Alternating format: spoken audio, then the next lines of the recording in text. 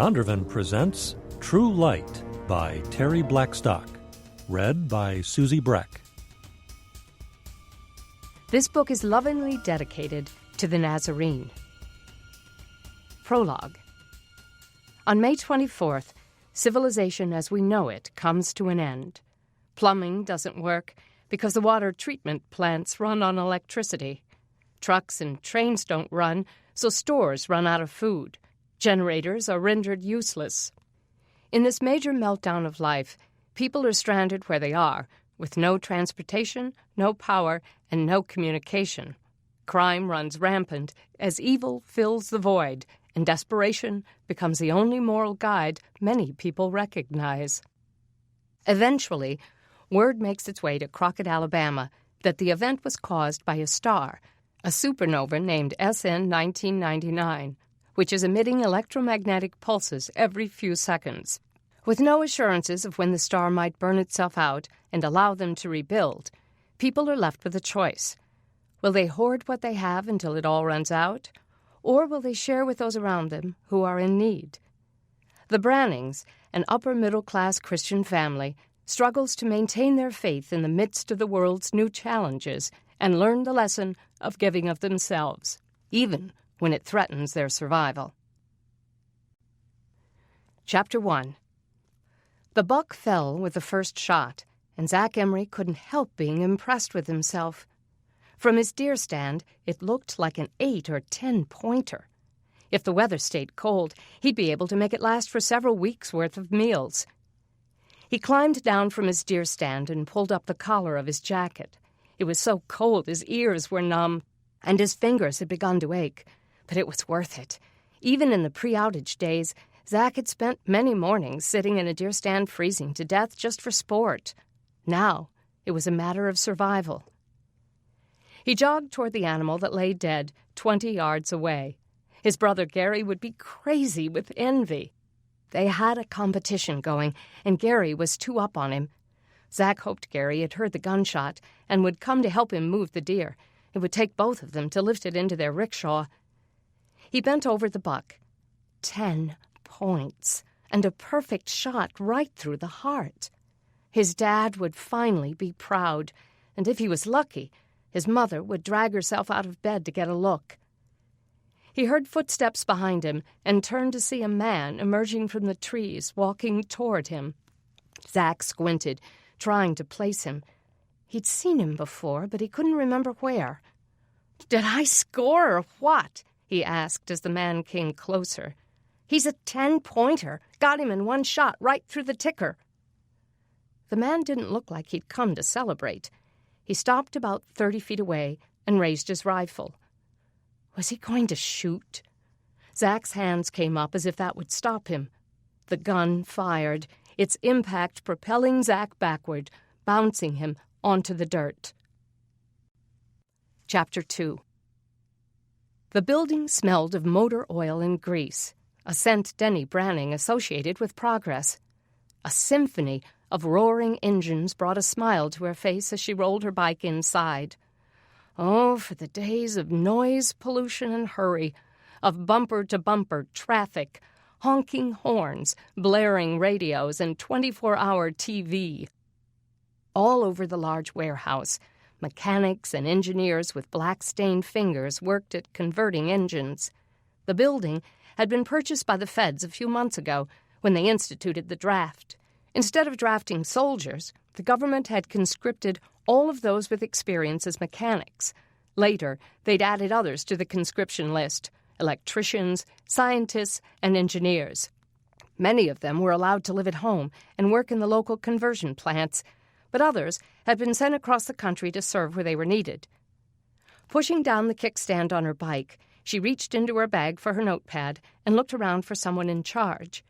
She saw Ned Emery from her neighborhood standing nearby with a clipboard, instructing a group of mechanics with a disassembled engine laid out in front of them.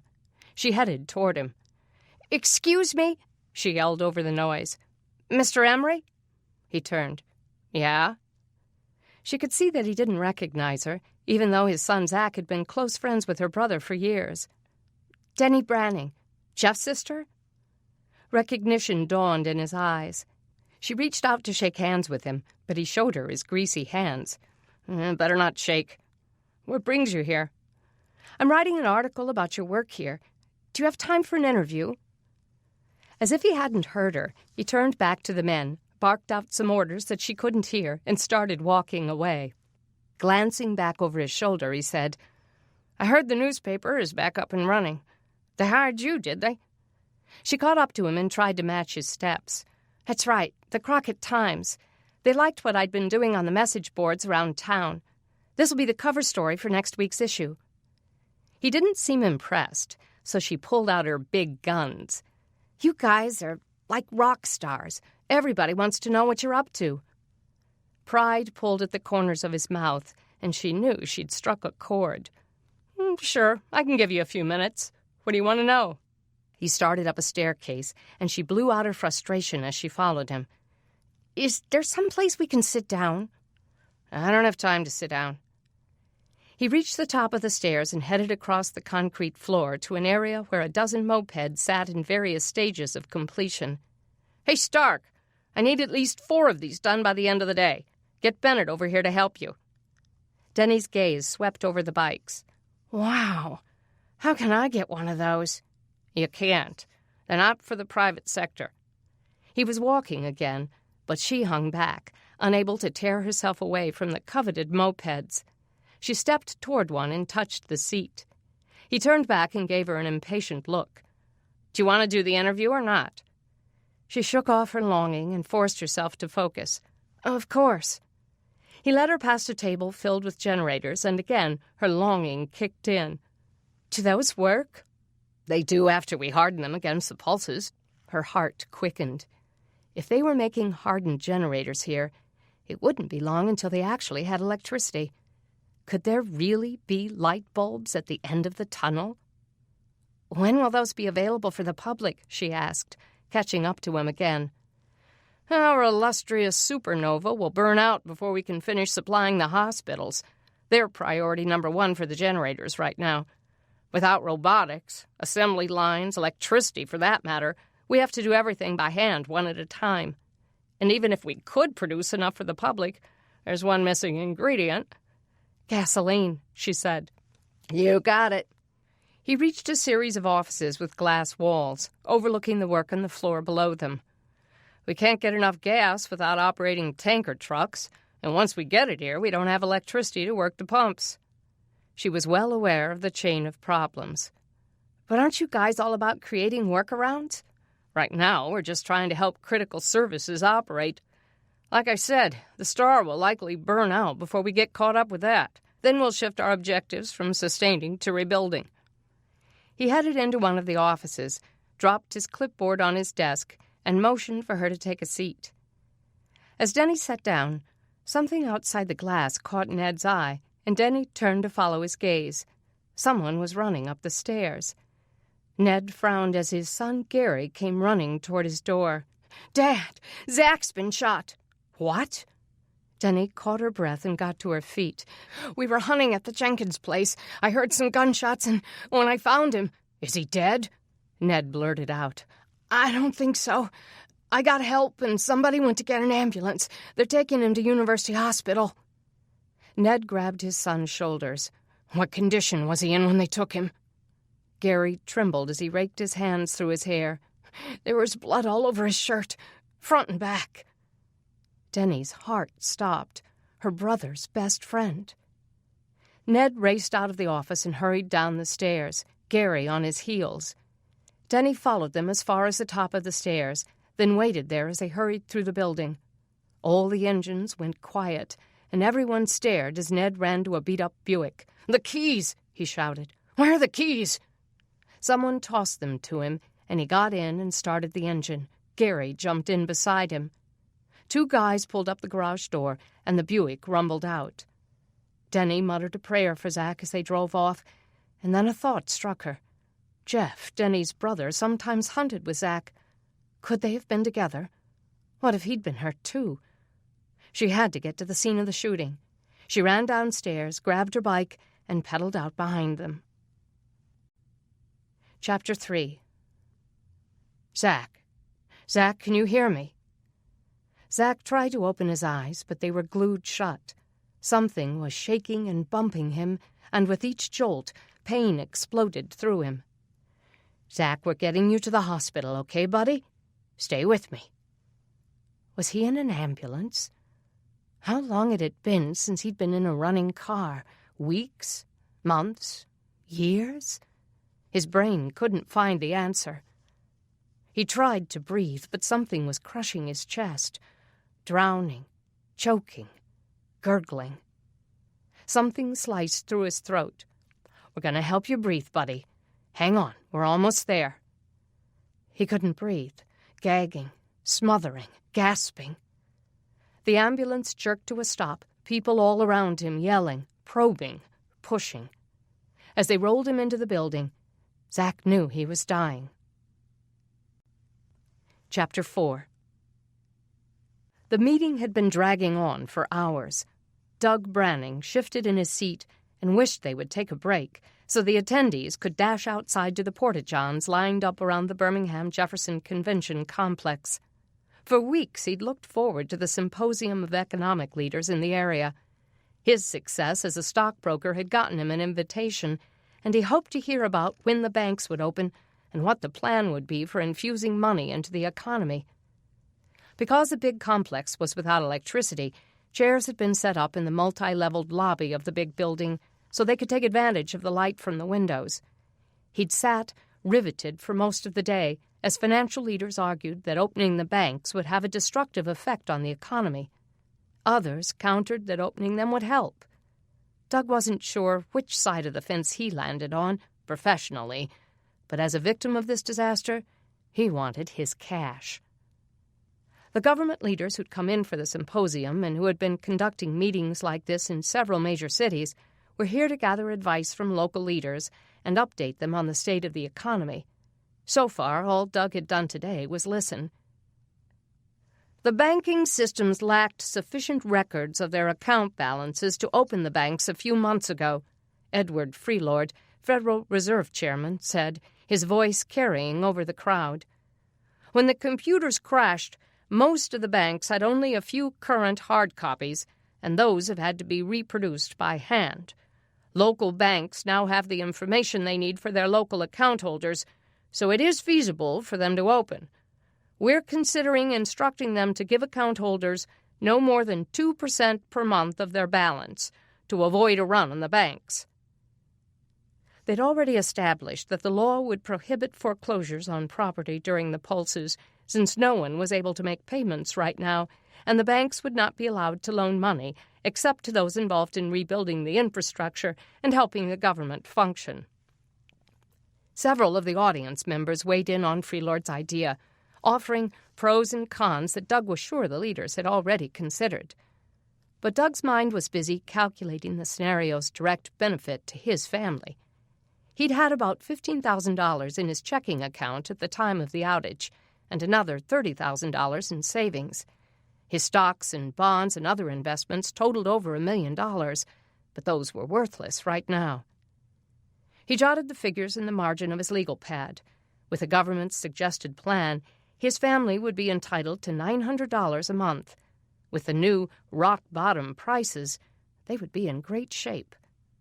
Once again, the world would be separated into the haves and have-nots, and his family would rise to the top.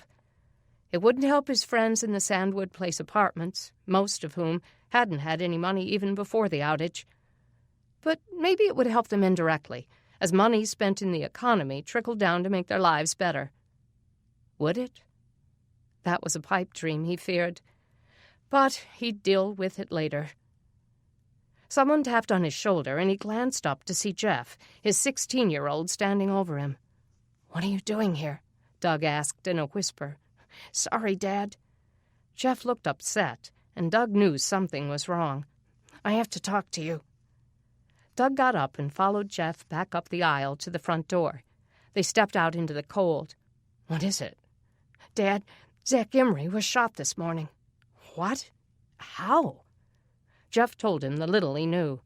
"You weren't with him?" "No, I was helping Mom set up at the swap meet. They said he was really bad, that he lost a lot of blood. Some people who were there when the ambulance came weren't even sure he was alive." His chin trembled, and he settled his misting eyes on Doug. "Dad, I want to go see if he's all right, but Mom told me to come by and get you first." "Of course," Doug said, glancing through the glass back up at the podium. "You don't have to leave," Jeff said. "I can go by myself. It's just that Mom thinks I'm a kid who can't be alone in the city." "I can leave now. Don't worry about it." "But what if you miss something important, like when they're opening the banks?" Doug shook his head. "This is just a fact-finding mission. They haven't made any decisions yet." They headed to the bike rack and unchained their bicycles. Getting onto his bike and pumping out into the street, Doug couldn't imagine what Zach's parents were going through. He looked over at Jeff as they rode. The boy's gaze was fixed on the road, but Doug could see the pain behind his eyes. Zach was one of Jeff's closest friends. He prayed as they rode, but his prayers were selfish. As much as he wanted Zach to be alive when they got to the hospital, he wanted even more to protect his son from the pain of sudden and unjustified loss. Only God could control that now. Chapter 5. The clouds were threatening snow by the time Denny found a hunter who could lead her to Zach's deer stand. They tromped through the barren trees to the place where Zach had been found. The sheriff's department had cordoned off the area, keeping everyone 100 feet away. Denny joined the crowd standing at the yellow tape. In the distance, she could make out 2 broad, dark stains on the ground. Her heart jolted. Was all of that Zach's blood, or had someone else been shot too? Deputy Jones, who was usually more open with her than the others in the department, was keeping the crowd back. She pushed her way to him. "Gordon, what happened?" He gave her a cursory glance. "Kid got shot." "I know that." She started to respond sarcastically, but stopped herself in time, not wanting to anger him. "But was it an accident?" "Doesn't look like one to me," he said. "Then someone shot Zach on purpose?" The deputy squinted as he turned to her. "Is this on or off the record?" He knew her too well. "Depends." "If it's on the record, all I can tell you is that an investigation is underway." Again, sarcasm sprang to mind. "Now there's a scoop." But she squelched it. "Come on, Gordon, you can give me more than that." "Off the record?" "Okay, we can start with that." He hesitated, glanced at the sheriff who was kneeling at the blood spots. He stepped closer to her. "I don't know." "Come on," she said in a low voice. "He's one of my brother's best friends. I want to know what happened." Jones turned back to her. "See that second blood spot?" Denny nodded.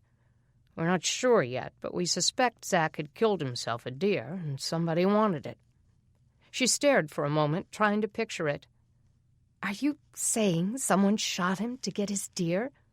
"I'm not saying it for sure, just that we suspect it. Off the record, until the sheriff confirms it." She looked at the sheriff, talking quietly to one of his detectives. If only she could talk to him. "Denny!" She turned. It was Brian, another of her brother's friends, looking shaken as he made his way to her. "Jeff told me what happened. Do you know who did it yet?" She breathed relief that her brother was safe. "No, I can't get any information." "What did Jeff say?" "Just that Zach had been shot and taken to the hospital. He was headed to town to see how he was." Denny turned back to the crime scene, hoping she could catch the sheriff's eye. Scarborough was usually pretty upfront with her, since her reporting was always fair and accurate and sometimes helped move the case along. She hoped he would talk to her soon, so she could go from off the record to on the record and confirm the reason for the shooting. "Local boy shot for deer" would make an eye-catching headline. The reality of it made her sick. Chapter 6. Beth Branning had learned to live in fear of the next terrible thing. First, there had been the outage, then the total shock to civilization. No more Facebook or IMs, no more That's So Raven episodes. But life had gone from bad to horrible when she'd discovered her teacher and her husband murdered, and Beth had grown up from 12 to about 180 when her sister was kidnapped by the same killer. When Denny had come home alive, the world still wasn't safe. The next terrible thing had begun. Beth's family had found 4 abandoned kids and wound up with another maniac after them. Now Beth felt as if there were killers everywhere she looked, in crowds, on the streets, in the homes in her neighborhood. Now, even in the woods where her dad and brothers hunted. "Beth, are you all right?" She looked up at Mrs. Carroll, who taught all 8 of the Oak Hollow junior high schoolers in her kitchen each afternoon. "Ma'am?" I said, "Are you okay?" "Yes, ma'am, I'm fine." "You can go home if you want. I don't think you're focusing." "She's just trying to get out of working," Jordan Miller said. "It's not like Zach Emery's her best friend." Beth ignored the class loudmouth and looked at Cole Hampton, who'd told her about Zach. "Are you sure he wasn't dead?"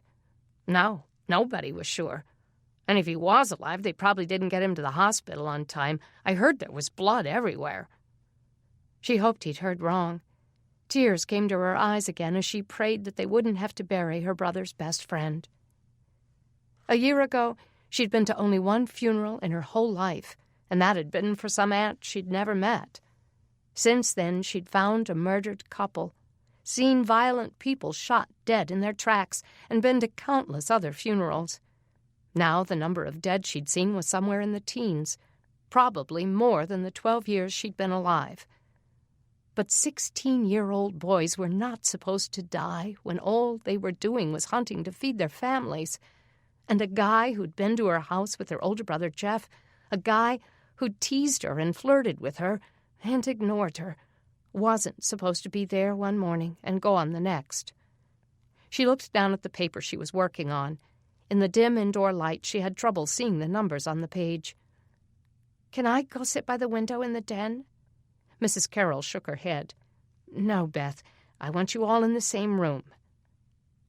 It had been nice when the little neighborhood home schools had first started up back in September. Since May 24th of last year, they'd worked themselves to death trying to survive. Some of the poor people starved to death. Many people got sick with viruses or infections they couldn't fight off, since medications were hard to come by. Those who did survive were almost as likely to get gunned down by someone who wanted what they'd worked for.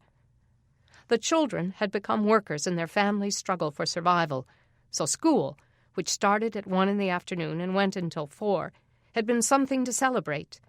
3 hours doing math and history were way better than scaling fish or skinning the animals her dad and brothers killed. They had enough of that to do in the mornings. In the afternoons, it felt good to settle into the routine of learning. When the pulses eventually ended and the real schools were open again, most of the Crockett kids would be way behind, but not the ones in Oak Hollow. But today, Beth didn't want to be here. She couldn't concentrate. Tears came to her eyes again. Maybe she should take Mrs. Carroll up on her offer to go home. She could find out if they'd caught the shooter and whether her family had any word on Zach's condition. After all, if he could just wake up, he could tell them who had shot him. By now, Denny may have found out something as she snooped around for the Crockett Times. Beth grabbed her backpack from under her folding chair and started to load her books in. "I changed my mind." Her teacher looked up from her stool at the kitchen bar. Beth hated to disturb her. As teachers went, she was a little scattered, and she wasn't used to dealing with kids this age. She'd taught 2nd grade before the outage, but they already had enough elementary school teachers in the neighborhood, so she'd taken this group. She had a nervous tic that continuously jerked her lip up at the corner, and a mild personality that invited the worst kids in the class to walk all over her. She hoped Mrs. Carroll didn't think Beth was taking advantage. "Changed your mind about what, honey?" "I think I will go home." "What a drama queen." Jordan wiped his paper where he'd erased a hole in it and set his jaw on his fist. "She didn't hardly even know that guy." "I did, too. He was my brother's best friend." "Was not. Your parents wouldn't even let Jeff hang out with him." She wished she had a sock to shove into his mouth. "That was before. Jeff's allowed to hang out with him now." "Stop it, Jordan," Mrs. Carroll said. "Don't be so cruel. Beth, it's fine if you go home. Just bundle up. It's cold." Beth blinked back tears of indignation and pulled her coat on. It was just a lightweight denim jacket. After all, it never stayed cold in Birmingham for long. But today it was in the 20s, and people who knew clouds were saying it was going to snow. She'd worn several layers of clothes under her jacket, but even with the corduroy lining zipped in, it still wasn't quite enough. She hoped someone at home had kept some logs on the fire. Jordan made a face at her as she packed up her book bag. The idiot acted like he was in 4th grade instead of 7th. He gave all of them a bad name. He didn't know anything about her brother or his friends. It was true that her parents hadn't approved of Zach, but over the last several months, Jeff had become so responsible, helping protect the family and making good decisions, that they'd given him a little more slack with the Emrys. He still wasn't allowed to go to their house at night. Ever since he'd been caught sneaking out to party with Zach and his brother a few months ago, right after the pulses began, he'd been forbidden to go there after dark. But he was allowed to hang out with him during the day and early evening. She pictured Zach going out in the 28-degree cold that morning, watching his breath fog in the icy air. She imagined him walking through the woods to his deer stand with his rifle, climbing into the tree, waiting there in the chill for a deer to come along. One thing had become clear to her over the last 8 months. Since the pulses, there didn't have to be a good reason for killing. As she turned off Mrs. Carroll's street, she saw Mark Green in his driveway, holding a dead bobcat by its back legs. He opened the door to his mother's stranded caravan and leaned inside. "Hey, Mark," she called. He turned and grinned at her. "Hey, Sparky. Where'd you come from?" "School." Mark was the only one who ever called her Sparky. He'd made up the name because he said she'd sparkled on the stage when she'd played Mary in the neighborhood Christmas play, which she had also written and directed. She came up his driveway and looked into the van. Several slabs of meat hung upside down from hooks in the roof. Mark hung the bobcat up. "Did Mrs. Carroll let you guys out early because it's going to snow?" "No, she let me go because I wasn't feeling well." She shivered. "Mark, what are you doing?" He grinned in that way he had. "Check out my new meat locker." "A van? No offense, but that's crazy." "Why? It's below freezing out. When I trap animals, I need somewhere to put them, and in the van I can close them in and keep other animals out." She made a disgusted face. "What are you going to do when it gets warm again? It'll be all gross." He shrugged. "Stop using it. Your mom will never want to drive this again." "Let's be honest," he said, closing the door. "This van's engine is fried. It's not like it's going anywhere unless it's chained to a tow truck." "But Dad says the body will still be good, and the engine and electronics can be replaced." "By the time you do that, it'd be just as easy to replace the whole van. But don't criticize. I'm feeding your family tonight. I killed a deer this morning, too." She was glad he was a friend of her family. They never went hungry when Mark was hunting. In fact, most of the people who knew Mark were better for it. Mark had figured out how to make solar ovens out of ruined refrigerators, and the Brannings were just one of many families who were now able to cook so much easier. Beth's mother had been a bread-baking maniac lately and was helping the family by selling the loaves. "So, have you got any new inventions?" she asked. He walked her back to his garage. "I'm no inventor. These aren't my ideas." "But you're the only one who knows how to pull them off." She looked at the things he was working on in his garage. There were 2 sliding glass doors from a shower leaning against the wall. Each had a crack. "What's this going to be?" "I'm working on a solar water heater. I got these doors from Sam Tobias, who has that bathroom renovating company. He let me have them free because they're cracked. I had to promise that if I made it work, I'd give the first one to him." His flat-screen television sat on the floor. "What are you doing with that? Are you going to use the sun to make the TV work?" He laughed. "Nope, can't do that. But I'm going to use the TV screen for some of my solar projects. You ever heard of a Fresnel lens?" She giggled. "What do you think?" "The screen is a sheet of clear plastic, and its surface has tiny little grooves in it. If I use it in the sun, that'll have the effect of magnification, so you'll be able to concentrate the heat where you want to create energy." "But you have to tear up your nice TV to do it?" "No way my mom would agree to that." Why not? They're fried, too. They're absolutely worthless, even when the power comes back on. If we can use them for something else, especially something that'll heat or cool our houses, then why not do it? She let out a heavy sigh. I guess so.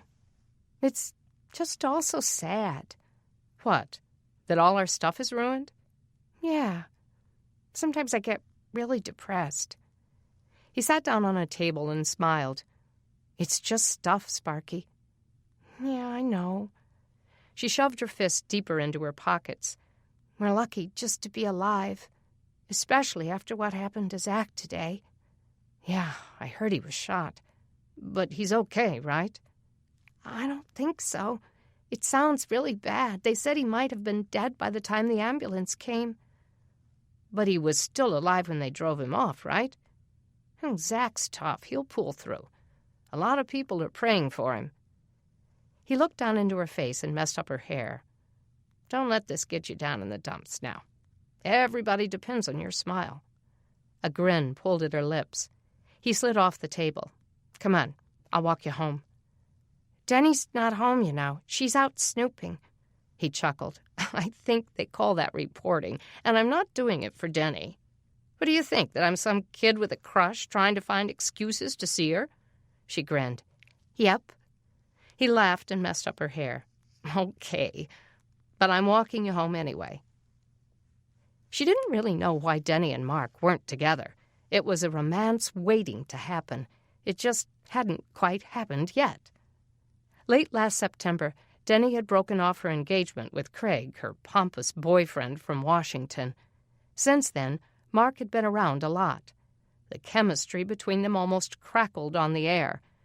Whether it was just plain busyness or something deeper, something had kept them apart so far. For the life of her, Beth didn't understand it. If she were older, she would have snapped Mark up and made sure everyone knew he was hers. And if Denny didn't do something soon, Beth might do it anyway. She was almost a teenager, after all, and Mark was only 22. But she'd rather have him as a brother-in-law. They walked quietly for a moment, and as they reached her street, she glanced up at her tall friend. Mark, do you think Zach got up this morning with some kind of premonition about dying? He looked down at her. I don't know. I mean, was there a dream last night to warn him? Or did he look in the mirror and just know? She knew Mark couldn't answer that. I mean, sometimes you hear about teenagers dying, and you find out later they blogged about it, or wrote a poem or a song, or they talked to their friends about death just the day before. Beth, he's not going to die. But what if he does? Do you think he knew? Mark sighed. Maybe you should ask Jeff. He's the one Zach would have talked to. She looked at her feet. I doubt he'll talk about it. Mark set his hand on her shoulder. Why does it matter, Beth? What difference would it make? She thought about that. I guess it would make me feel better. Like maybe I won't wind up dead all of a sudden. That God would give me warning before somebody came along and shot me. He stopped walking and touched her chin, pulling her face up. You're not afraid of death, are you? I don't think so. I mean, not the heaven part of death. But I don't much want to be gunned down like Zach was. Don't worry, you won't be. Well, it's not a stupid fear, she said. We've had people break into our house before, and Dad's been shot once. I didn't say it was stupid, but you have a lot of protectors, Sparky, and God has watched over you all this time. Remember the verses your dad had the church learn a few months ago? The Lord is my light and my salvation. Whom shall I fear? Beth finished the verse. The Lord is the defense of my life. Whom shall I dread? Psalm 27:1. It's true, Beth. Then why wasn't he watching over Zach? She had him there. We don't know that he wasn't, but living in fear is no kind of life. We have to trust God. That doesn't mean bad things won't happen, but we know he's in charge. She wished she could believe him. She almost did. Mark always told the truth, and he seemed to her almost as wise as her father. Slowly he started walking again, and she followed, quietly letting his assurances sink in. "Tell me something, Sparky. When have you felt closest to God?" She thought for a moment. "When Danny was missing. When little Sarah was in trouble, I prayed more then." So could it be that good could come out of suffering? That God uses it to build things into us, things we might need? "Yeah," she said. "I guess he does." "So just because some evil person shot Zach or your dad or kidnapped people we care about, they don't mean that God has lost control. He's allowed it for reasons we don't know, and he's still watching over us, guarding us, protecting us. He loves us, Beth. We have to trust that about him." She knew that was true, but still her fears remained. "I wish we could control God with our prayers." He chuckled. "Thank goodness we can't. I've prayed for some pretty stupid things. But our prayers can influence him. He listens to them." She thought of the time she'd prayed for Jordan Miller to flunk an English test. She'd almost flunked it herself. She sure hoped God took her more seriously when she prayed for Zach. They got to her house, and Mark hung back on the sidewalk. "Lock the door, Beth," he said. "And when Danny gets home, tell her to come see me. I want to know what she found out about Zach." "Okay. Thanks for walking me home." She went into the house and locked the door behind her. The fire had almost died out. The house was almost as cold inside as outside. She stirred the embers in the fireplace and put the last 2 logs on the fire, then went outside to get more. In the backyard, the cold air slapped her in the face again, making her wish she had stayed inside. Even so, she crossed the yard to the chicken coop. Since her family had gotten the chickens, she'd considered them her pets. Beth's dad had ordered them as little chicks after the first FEMA disbursement. She'd taken care of them herself when they'd kept them in a box inside the house to keep them from getting plucked up by a ravenous hawk or other predator. The Brannings had learned a lot about raising chickens since then. They'd had to remodel their original chicken coop so the chickens had room to roam and feed on the ground. The yard was mostly dirt now that winter was here, but they maintained a patch of grass at the back of the yard, surrounded the coop with chicken wire, and covered it to keep out birds of prey. Since they'd used the fencing boards to build the coop, there was nothing to keep dogs out of their yard. The Brannings had to keep a close eye on their flock. Beth supposed that was how it was with human killers, too. If someone wanted to do evil, a fence wouldn't keep them out.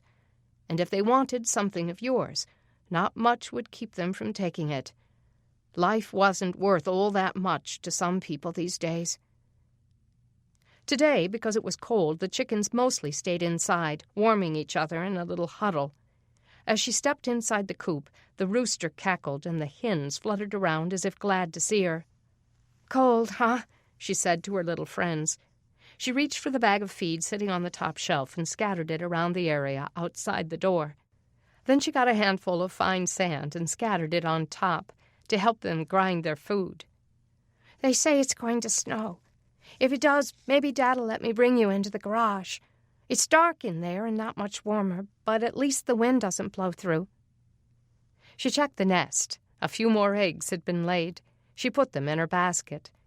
The eggs their chickens produced made it possible for the Brannings to eat, even when her father's and brother's hunting didn't pay off.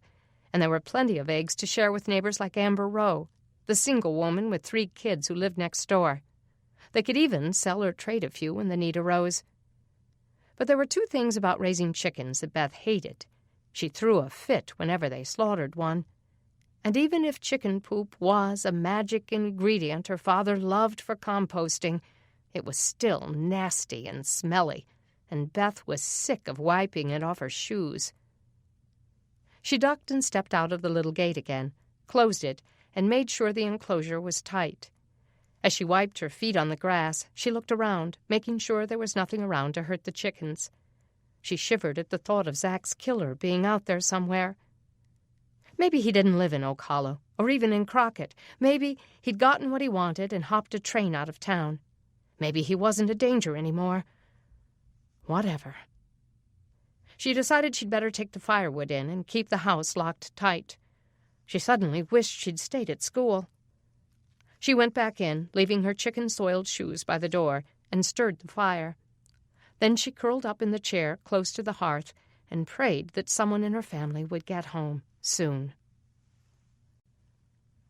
Chapter 7. Doug and Jeff locked up their bikes and went into University Hospital. Dim light bulbs shone from the ceiling in the lobby. "Hey, Dad, look. They've got electricity." "Yeah. The conversion plants have hardened enough generators to get the hospitals operational. Otherwise, a lot more people would die." They pushed through the people crowded into the waiting room, in various stages of illness or injury. They saw a nurse in purple scrubs. Doug headed toward her. "Ma'am, we're looking for a shooting victim who was brought in a little while ago. Where would they have taken him?" The woman looked tired and overworked. "The surgical ICU is up on the 4th floor."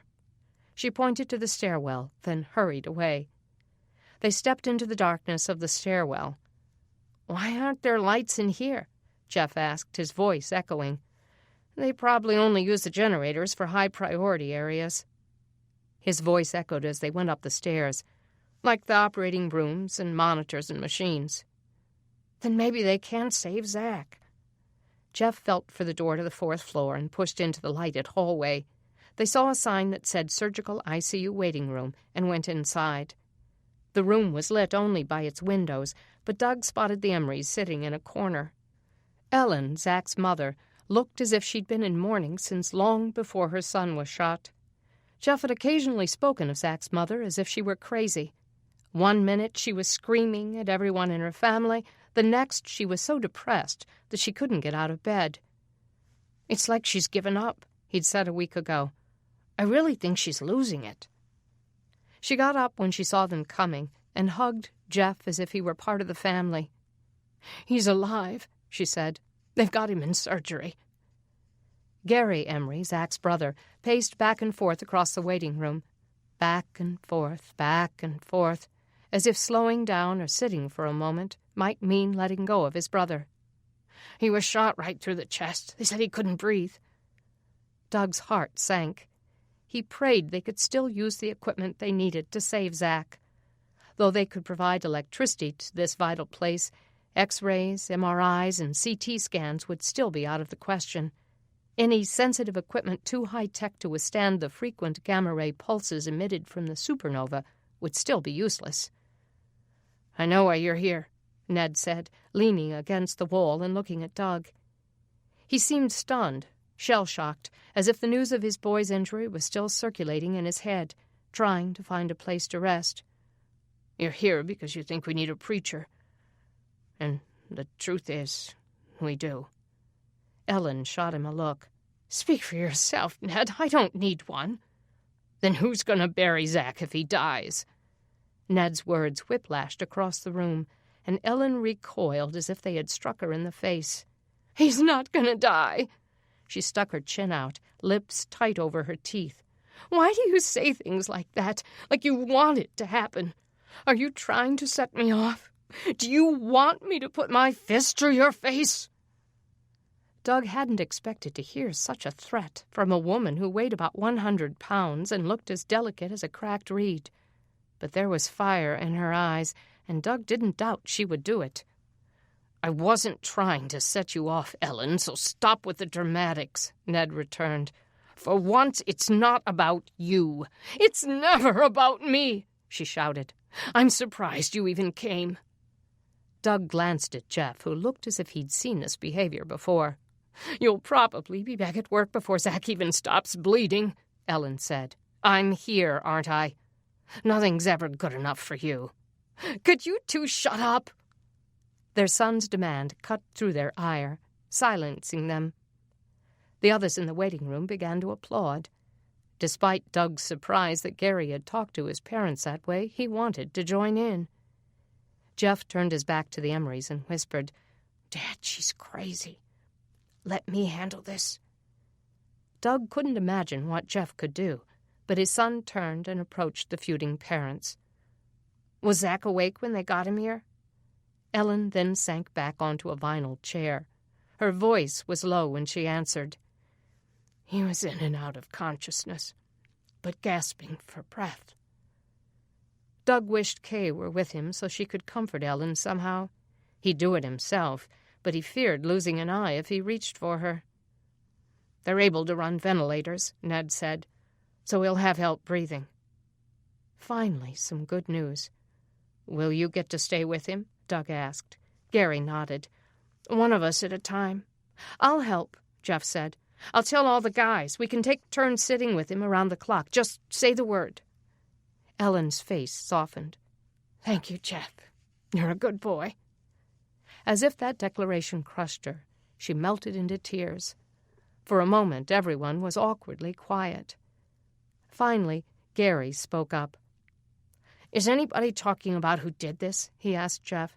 "Surely somebody knows. Somebody saw something." "I haven't heard any rumors," Jeff said, "but we came almost as soon as we heard." "It shouldn't be that hard to figure out," Doug said. "Whoever it was came home with a deer." "What?" Ned asked. "What do you mean?" Doug realized they hadn't been told much yet. He wondered if he should wait and let the sheriff deliver the news. But Jeff spoke up. "I heard Zach had just shot a deer, and whoever shot him took it." Ellen gasped, and Ned spun around to Gary. "Did you know this?" Gary's nostrils flared, and his eyes flashed. "No, Dad. I ran for help as soon as I saw him laying there. There was no deer. They must have already taken it." "My son was shot for deer meat?" Ellen shrieked, turning to her son. "How long did it take you to get to him?" Gary looked sick. "I had one in my sights myself, so I waited a few minutes. I figured he'd shot one, but I didn't think it was an emergency. I would have gone if I knew he was shot." Gary's voice broke, and he turned away, hiding tears. Jeff slid his hands into his pockets and looked at the floor.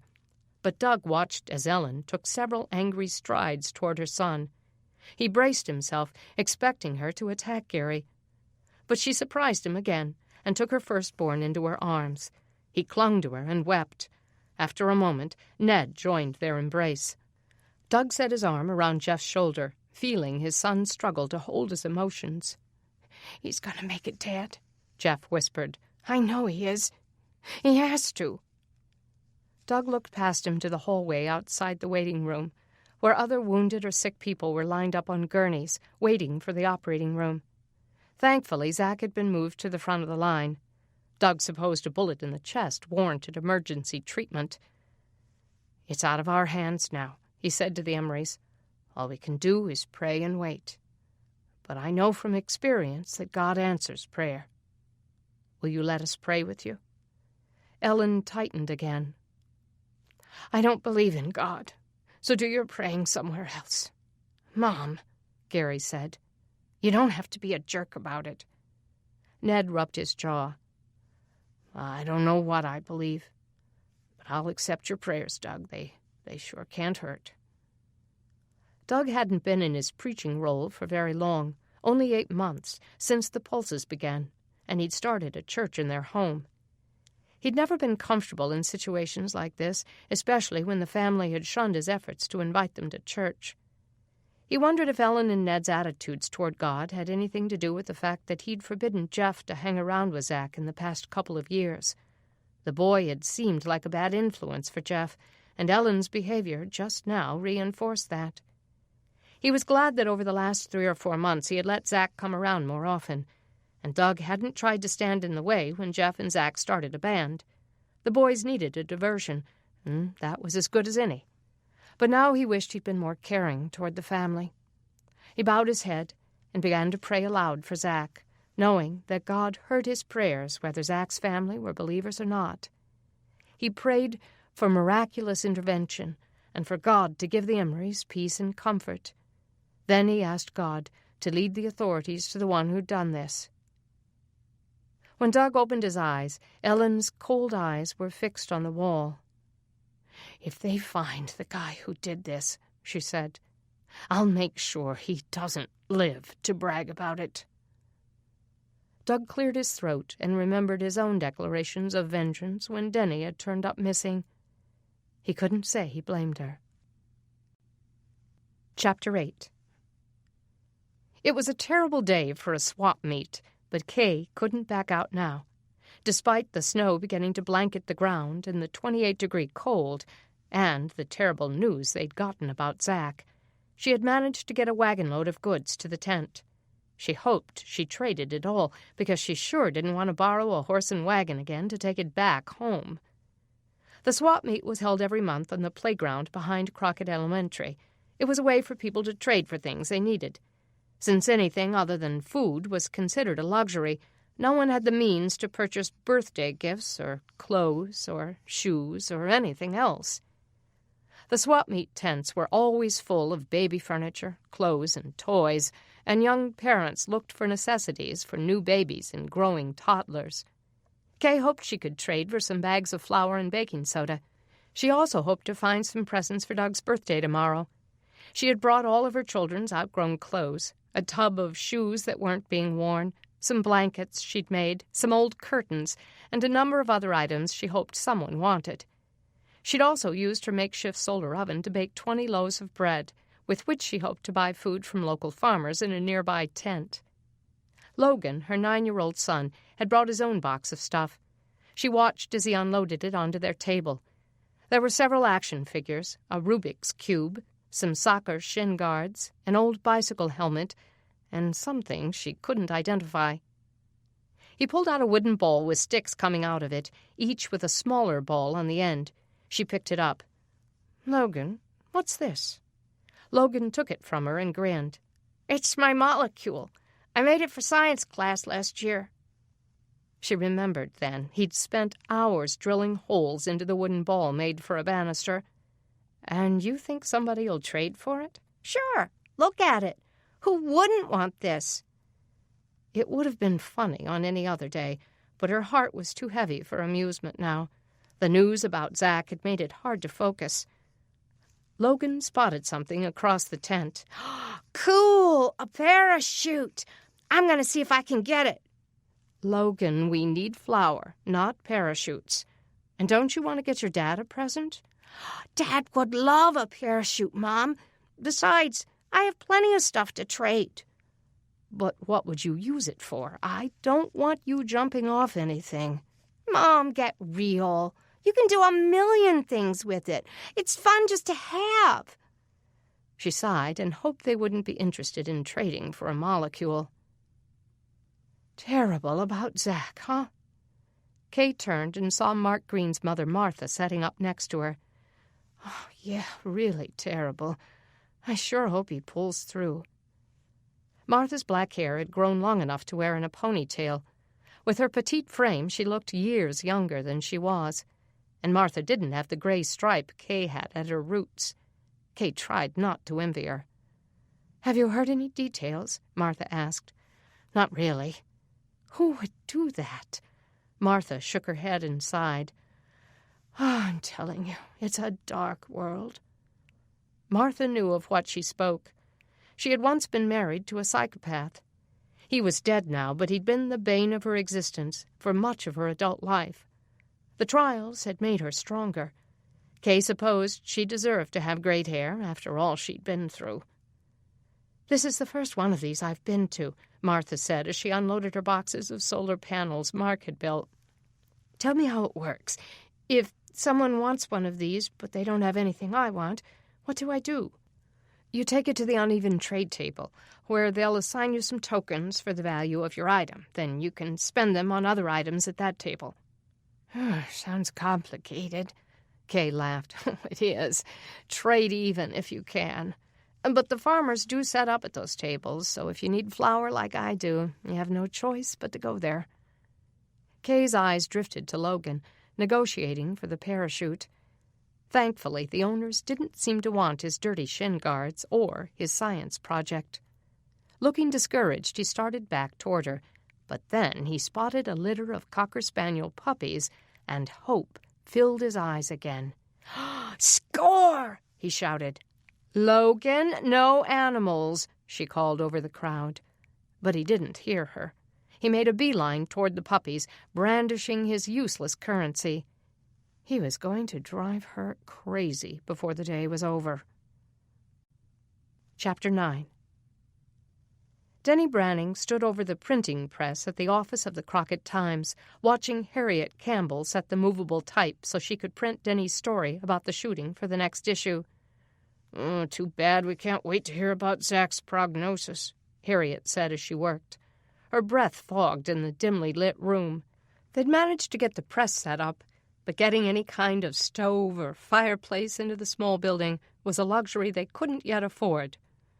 "Wish we could get the paper out every day instead of just once a week," Denny said. "Well, with your updates on the message boards around town, we can keep the people informed." Months ago, when Denny had first decided to be the self-proclaimed journalist for her little community, she'd started the Crockett Community Journal, a big name for such a small undertaking. Since she didn't have the benefit of computers and Xerox machines, she'd had to handwrite her stories and stick them up on the literal message boards posted in neighborhoods all over town. Those boards, which were covered with notes, for sale signs, and other scribbled communications, had become the area's source for all their news. Then, back in November, Harriet Campbell had shown up at Denny's door and asked if she'd like a job. Harriet had bought an old-time printing press that didn't rely on electricity, and she was ready to get the Crockett Times up and running again. She'd been impressed by Denny's news items on the message boards and decided she'd be an asset to her little newspaper. Denny had jumped at the chance. She had dissolved her little journal and merged forces with the Crockett Times. This was something she could actually use on a resume someday, and the printed paper, which could be delivered to homes around town, looked much more professional than what she could produce with a manual typewriter and carbon paper. But it was time-consuming, setting each letter by hand. Fortunately, Harriet's husband and children helped, so that Denny was able to be a field reporter most of the time. "I just went by the sheriff's department on the way home from the site of the shooting," Denny told her, "and people are already starting to show up, naming men who brought deer home this morning." Harriet looked up at her. "Can I include them in the article?" "No, better not," Denny said. "Only one is guilty, and I don't want to smear anyone's reputation if they didn't do anything wrong." She shoved her hands into her pockets and started for the door. "But I'm going now to interview some of them, and I'll let you know as soon as my brother and Dad get back with news of Zach's condition." She pushed out the door into the cold and looked around at the snow already blanketing the street. She'd always loved snow before, but she dreaded it now. This area didn't have snow every year, so why did they have to have it this year? With no heat, people would die. Not everyone had a fireplace, and many hadn't been able to purchase stoves to help keep their homes warm. She worried about the people in the apartments around town. Many of the residents had died of typhoid, dysentery, and other diseases from the backed-up sewage. Others had left the apartments and migrated to places where living was a little easier, near lakes or farmland. Those who remained were trying to work together to survive. But living without air conditioning in summer was a lot easier than living without heat in freezing weather. At least the government had used some of their working and revamped car engines to haul tanker trucks full of water to areas where there weren't any wells. This had lowered the mortality rate among the apartment dwellers. Though the tankers were never replaced as soon as the water ran out, still, it had helped the quality of life for so many. News from up north told of thousands dying this winter.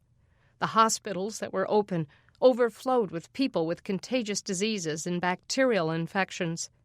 Denny hoped her Dad and Jeff weren't exposed to anything while they were checking on Zach, and that Zach wouldn't develop a staph infection, something that had emerged as a killer of many after serious wounds.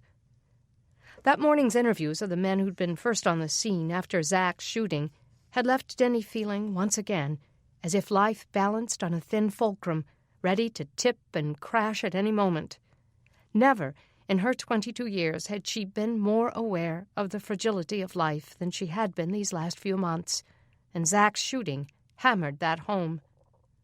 Sheriff Scarborough had given her little in the way of comments for the paper, but his suggestion to ask people if they'd seen anyone coming home with a deer this morning had been a good one. She'd had Harriet print up a sheet to put on the message boards around town earlier today. The top half gave the news of Zach's shooting, and the known circumstances. Below that, she'd written, "Can you help find Zach Emery's shooter? If you know of anyone who came home with a deer this morning, February 4th, report it to the sheriff immediately." It hadn't taken long for people to start talking, and before she'd gotten the paper tacked up on all of the boards, she'd started getting names. But there was one name on the list that she'd rather not see. Mark Green. She stopped her bike and wrapped her scarf more firmly around her face to keep the bitter wind from chapping her skin. She doubted that Mark knew he was on the list of possible suspects. The idea of his having anything to do with shooting Zach was so preposterous that she couldn't even consider it. Yet the neighbors would. His dead father had been sinister and violent, and no one would forget that. The mere hint that he might be responsible would send the neighborhood into a panic. Pedaling into Oak Hollow, she bypassed her own house and went straight to his. She found him in his garage, surrounded by the inventions he'd created in the last few months. "Hey, Mark. What are you doing?" "Hey." He looked happy to see her. That warm feeling she always got when she was near him swelled in her heart as she parked her bike. "Any word on Zach?" he asked. "No, not yet. I'm still gathering facts." She looked at the little box on which he was screwing a hinge. "What's this?" "I'm working on a birthday present for your dad." He showed her the box he'd built with a slat at the top. "What is it?" "A toolbox. I know he has one, but I thought maybe he could use another one." He opened the top. "I carved out this Bible verse inside." Denny bent over and saw the ornate inscription. "Do your best to present yourself to God as one approved, a workman who does not need to be ashamed." 2 Timothy 2:15. "He'll love it," she said. Mark was always thoughtful with her family members, but for some reason he held back when he was with Denny. She couldn't forget the kiss they'd shared last summer. Fireworks had gone off in her chest, and her heart had raced more in Mark's arms than it ever had in Craig's. Then Craig had shown up and messed up everything. She'd wound up breaking off her engagement once and for all, and had sensed afterward that Mark was giving her time to reconsider. And just when he'd finally seemed satisfied that she wasn't pining away for Craig, he'd found a letter she'd been writing to him. He had trouble believing that her letter, far from being a declaration of love for Craig, was simply answering Craig's pleas for her to take him back. But the letter had been unfinished, and what wasn't written had done more harm than what was. So Mark had backed off. Pride had kept her from groveling, but the chemistry remained, and his friendship had become something she cherished. He glanced at her face, and she knew he sensed that something was wrong. He set the toolbox down. "What's wrong, Denny?" She sighed. "Mark, I need to ask you something. Did you kill a deer this morning?" "Sure did. 8 points. Don't worry, I'm bringing your family some venison tonight." He clearly had no idea what was being said about him.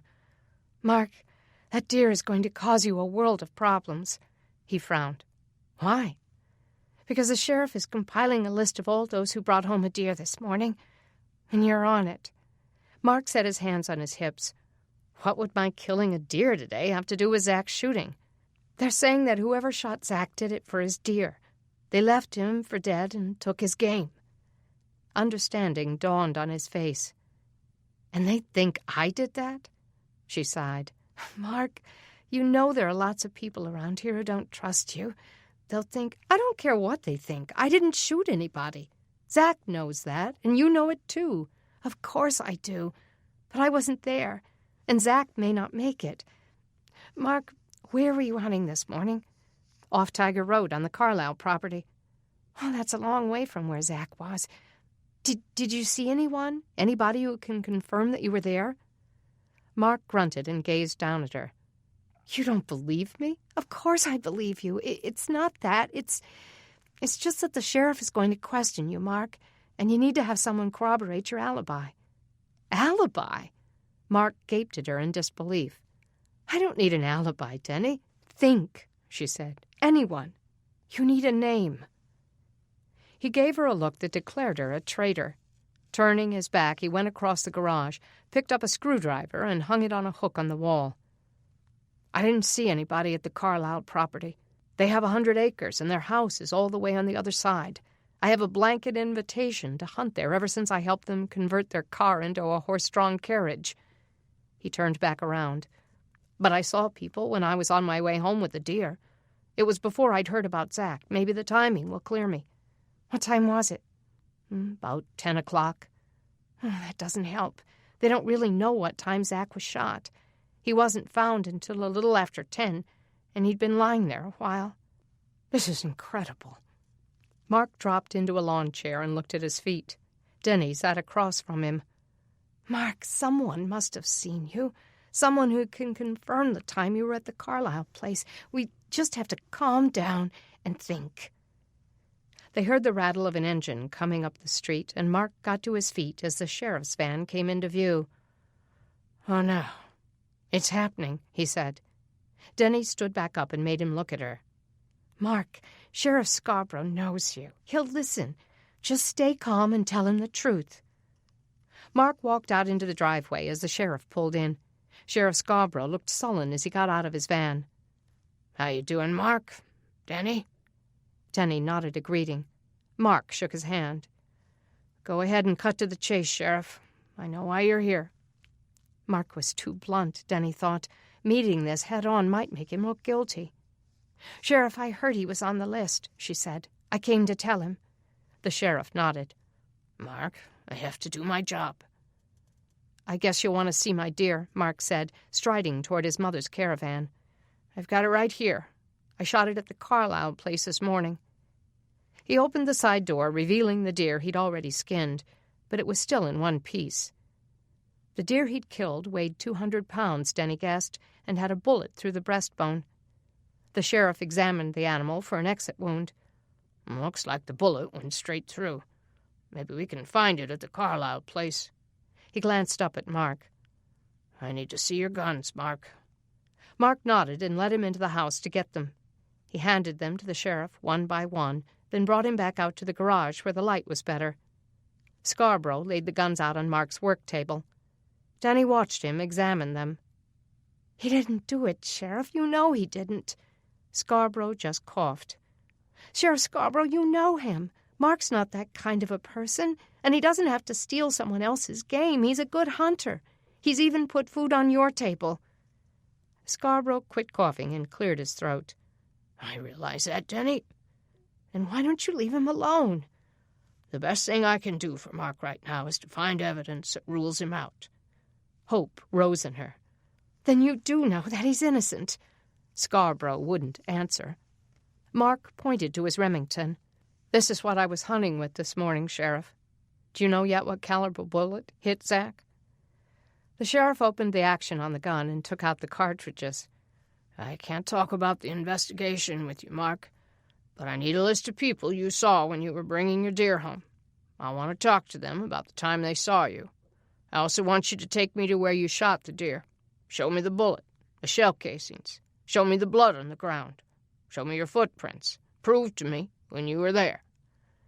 Mark brought his chin up and started toward the sheriff's van. Let's go right now. Can I come? Denny asked. Scarborough shook his head. No, Denny. I'd rather you didn't. Off the record, she said. Sheriff, trust me. I won't write anything about it. It's a criminal investigation, Denny. You can't come. Mark turned back to her. I'll come by your house when I get back. He walked them out, closed and locked the garage door. Denny hated being left behind. Do me a favor and tell my mom, he said as he got in the van. She's at the swap meet. I don't want her to hear this from someone else. I will. Mark, just think. Go over the whole morning in your mind. Someone must have seen you there. As the old rattletrap of a van pulled out of Mark's driveway, Denny watched as several neighbors came out to see. Lou Grantham crossed his yard and approached her. Did he arrest Mark? He asked her. No, of course they didn't. She got on her bike. He just asked him some questions. He did it, didn't he? Roland Gunn and his wife were crossing the street. They locking Mark up? I always knew that kid was no good. She wanted to run over him. No, you didn't. You thought he was good enough to help you build your greenhouse so you could grow food. And how many times have you eaten things he's provided for you? So he's a good actor. Mark is innocent, she yelled back. But no one was listening. They already had their minds made up. Chapter 10. Kay had just made a deal to trade a blanket she'd made out of old clothes for some leather gloves and a knitted scarf for Doug's birthday. She'd also spotted a parka in Beth's size, and now she waited for Logan to come back and man her table so she could go make a deal. She spotted him in front of a toy table, looking like he'd just hit the jackpot. She dreaded seeing what he had traded for. A few minutes later, he turned with his arms full of badminton equipment and ran back to her. Mom, look what I got Dad. You got him badminton equipment? Are you sure that's not for you? His face fell. Well, he can play it with me. But isn't it cool? So what did you trade for it? My molecule, he said. Told you I'd sell it. Something didn't sound right about the deal. She looked across the tent at the people who'd made the trade. Surely they weren't stupid. So let me get this straight. You told them that was your science project and that it was a molecule, and they traded you? He looked away and shrugged. Sort of. Why don't you explain sort of? Well, I kind of told him it was a pulsar, a supernova like SN 1999. No wonder. There was so much interest in the pulsar that was causing all these problems on Earth that it would stand to reason they'd make the trade. But it was still a lie. Logan, that molecule doesn't look anything like a pulsar, and you know it. You made that up. Do you know what a fraud is? He narrowed his eyes. No. How about a scam artist? I'm not a scam artist. I'm just a good negotiator. It's not called negotiation when you start off with a fraudulent product. She took the badminton set from him. Was this an even trade? Yes. Then you're going to take it back and tell them you lied. Mom, I can't do that. Oh, yes, you can. If they still want it after they know it's a molecule, fine.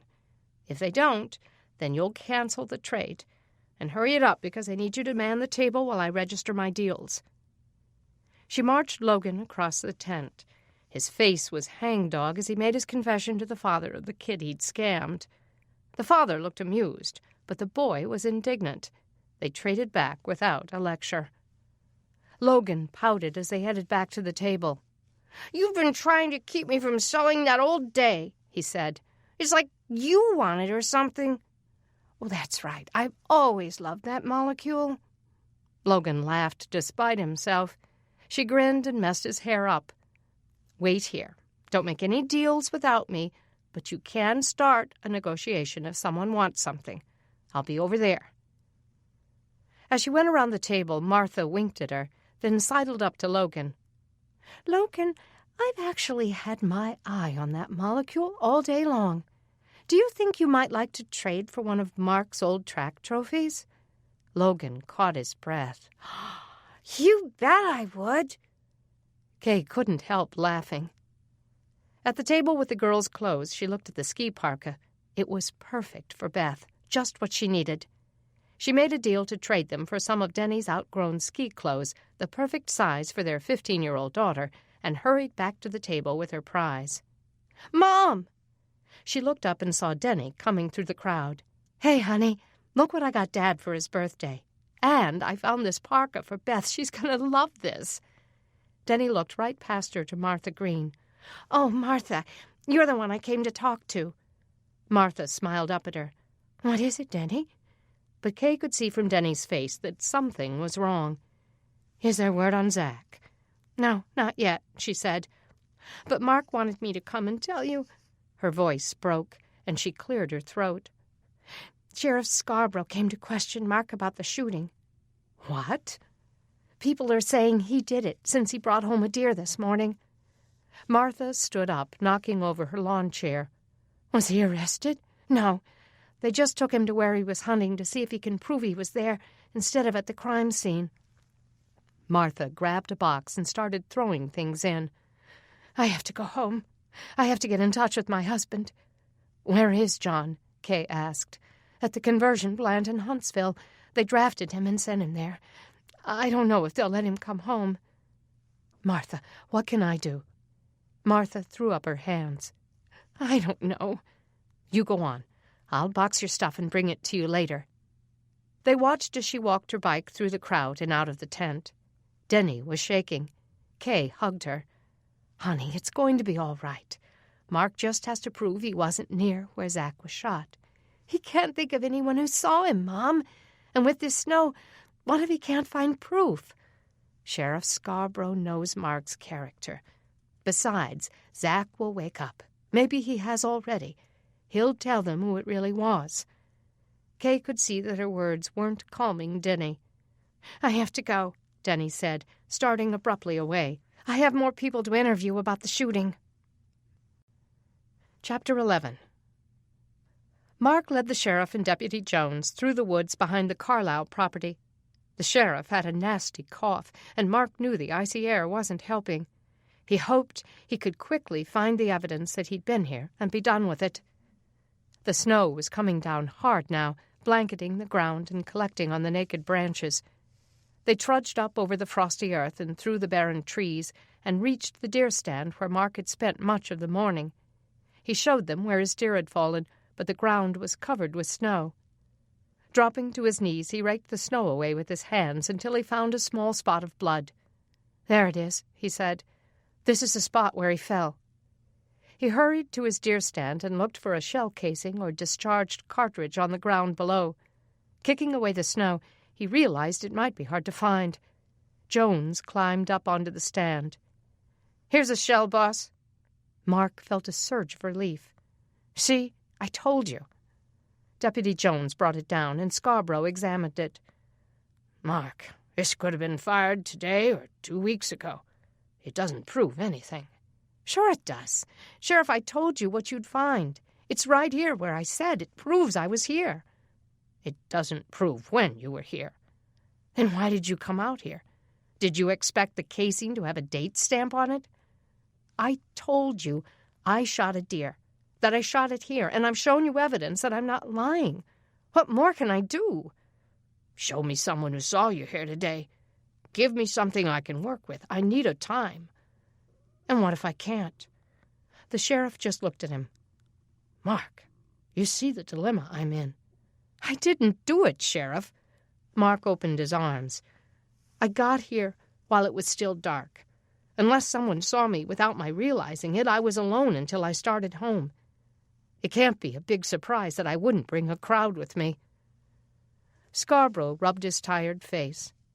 "Mark, witnesses who saw you bringing the deer home said you were carrying it in a bike trailer with car tires, like the one your dad designed." Mark nodded. "That's right. You've seen my bike trailer." "There were the same kind of tracks at the crime scene." "Sheriff, you can look at my tires, compare the tread, check to see if it's the same dirt. You know I'm not the only one with that kind of wagon. People around here have copied that design since my dad came up with it."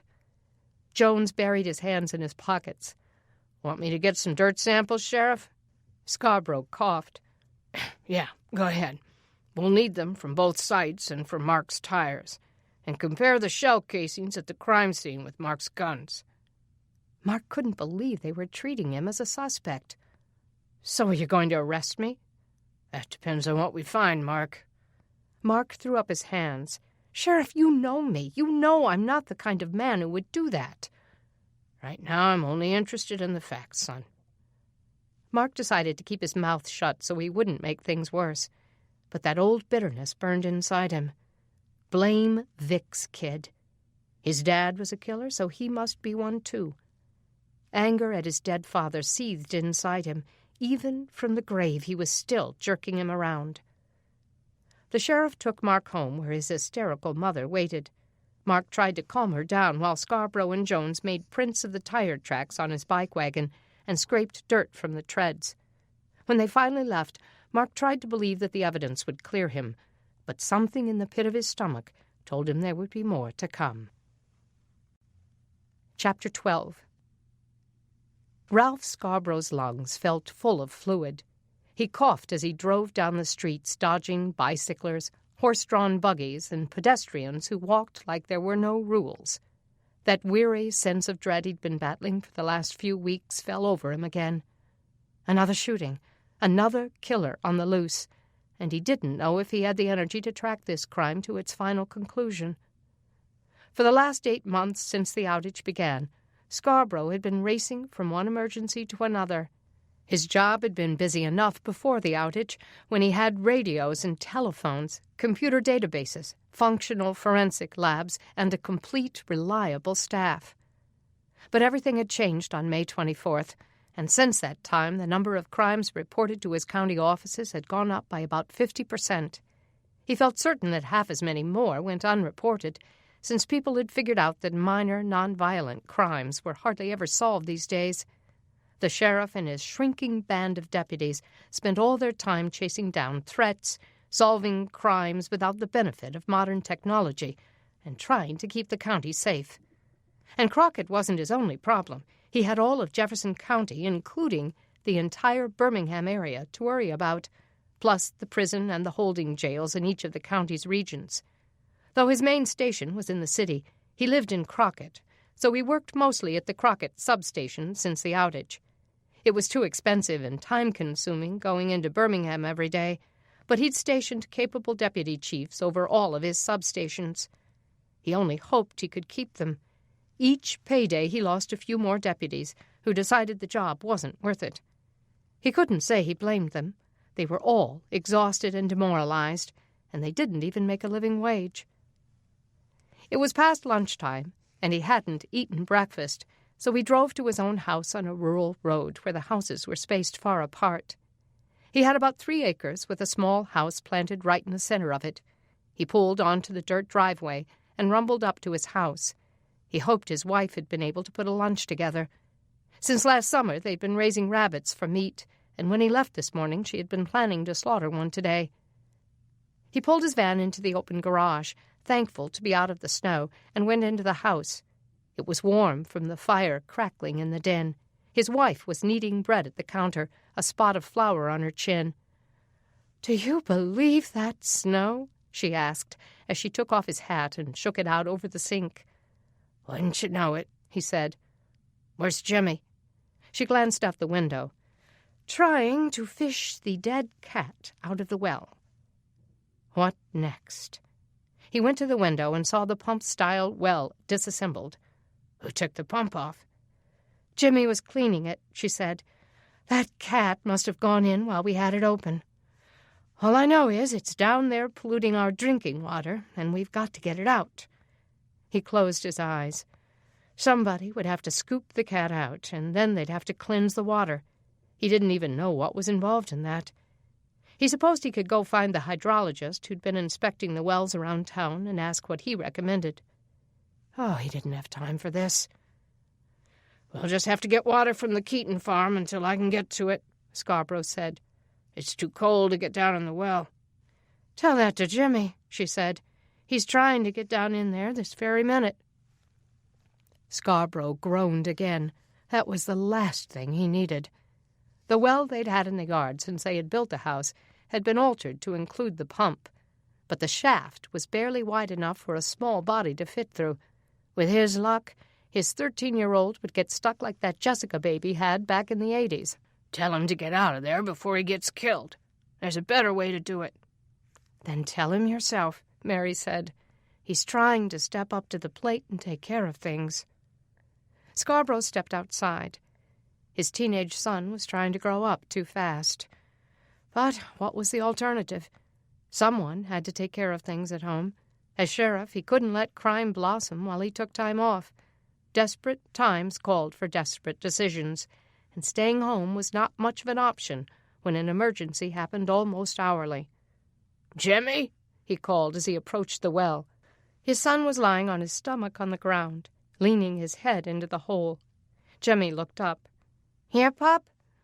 Good thing you're home. You can help me with this." "You can't go in there, Jimmy. Get out now."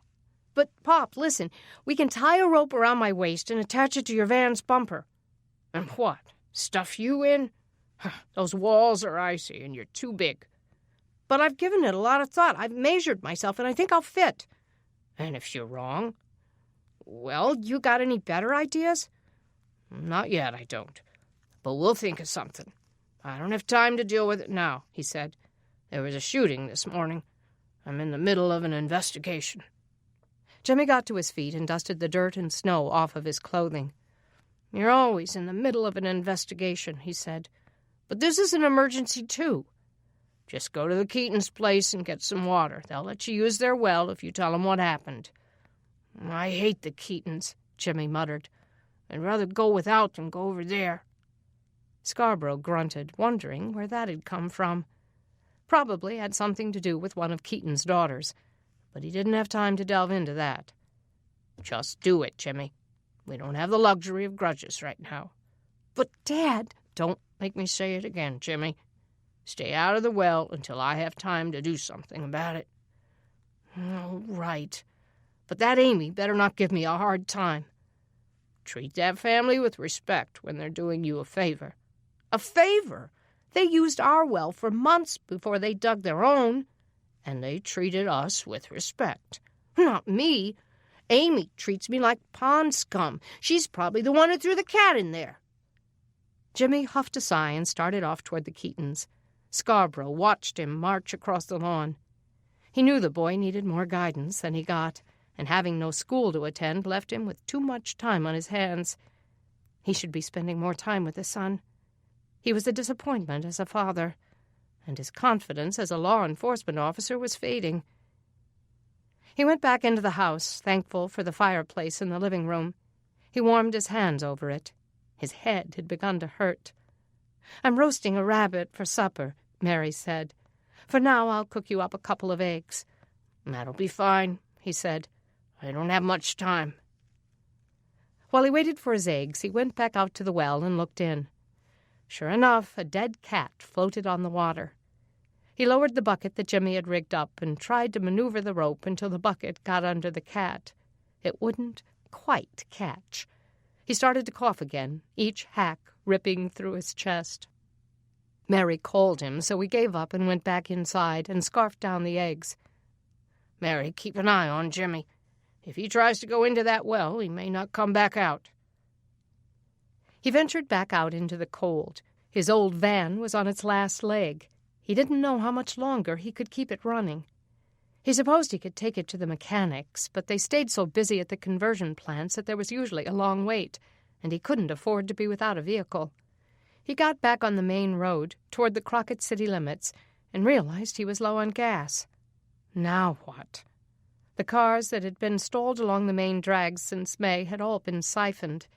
If he made it back to the sheriff's department, they had several gallons on reserve, unless anyone else had filled up their vehicles this morning.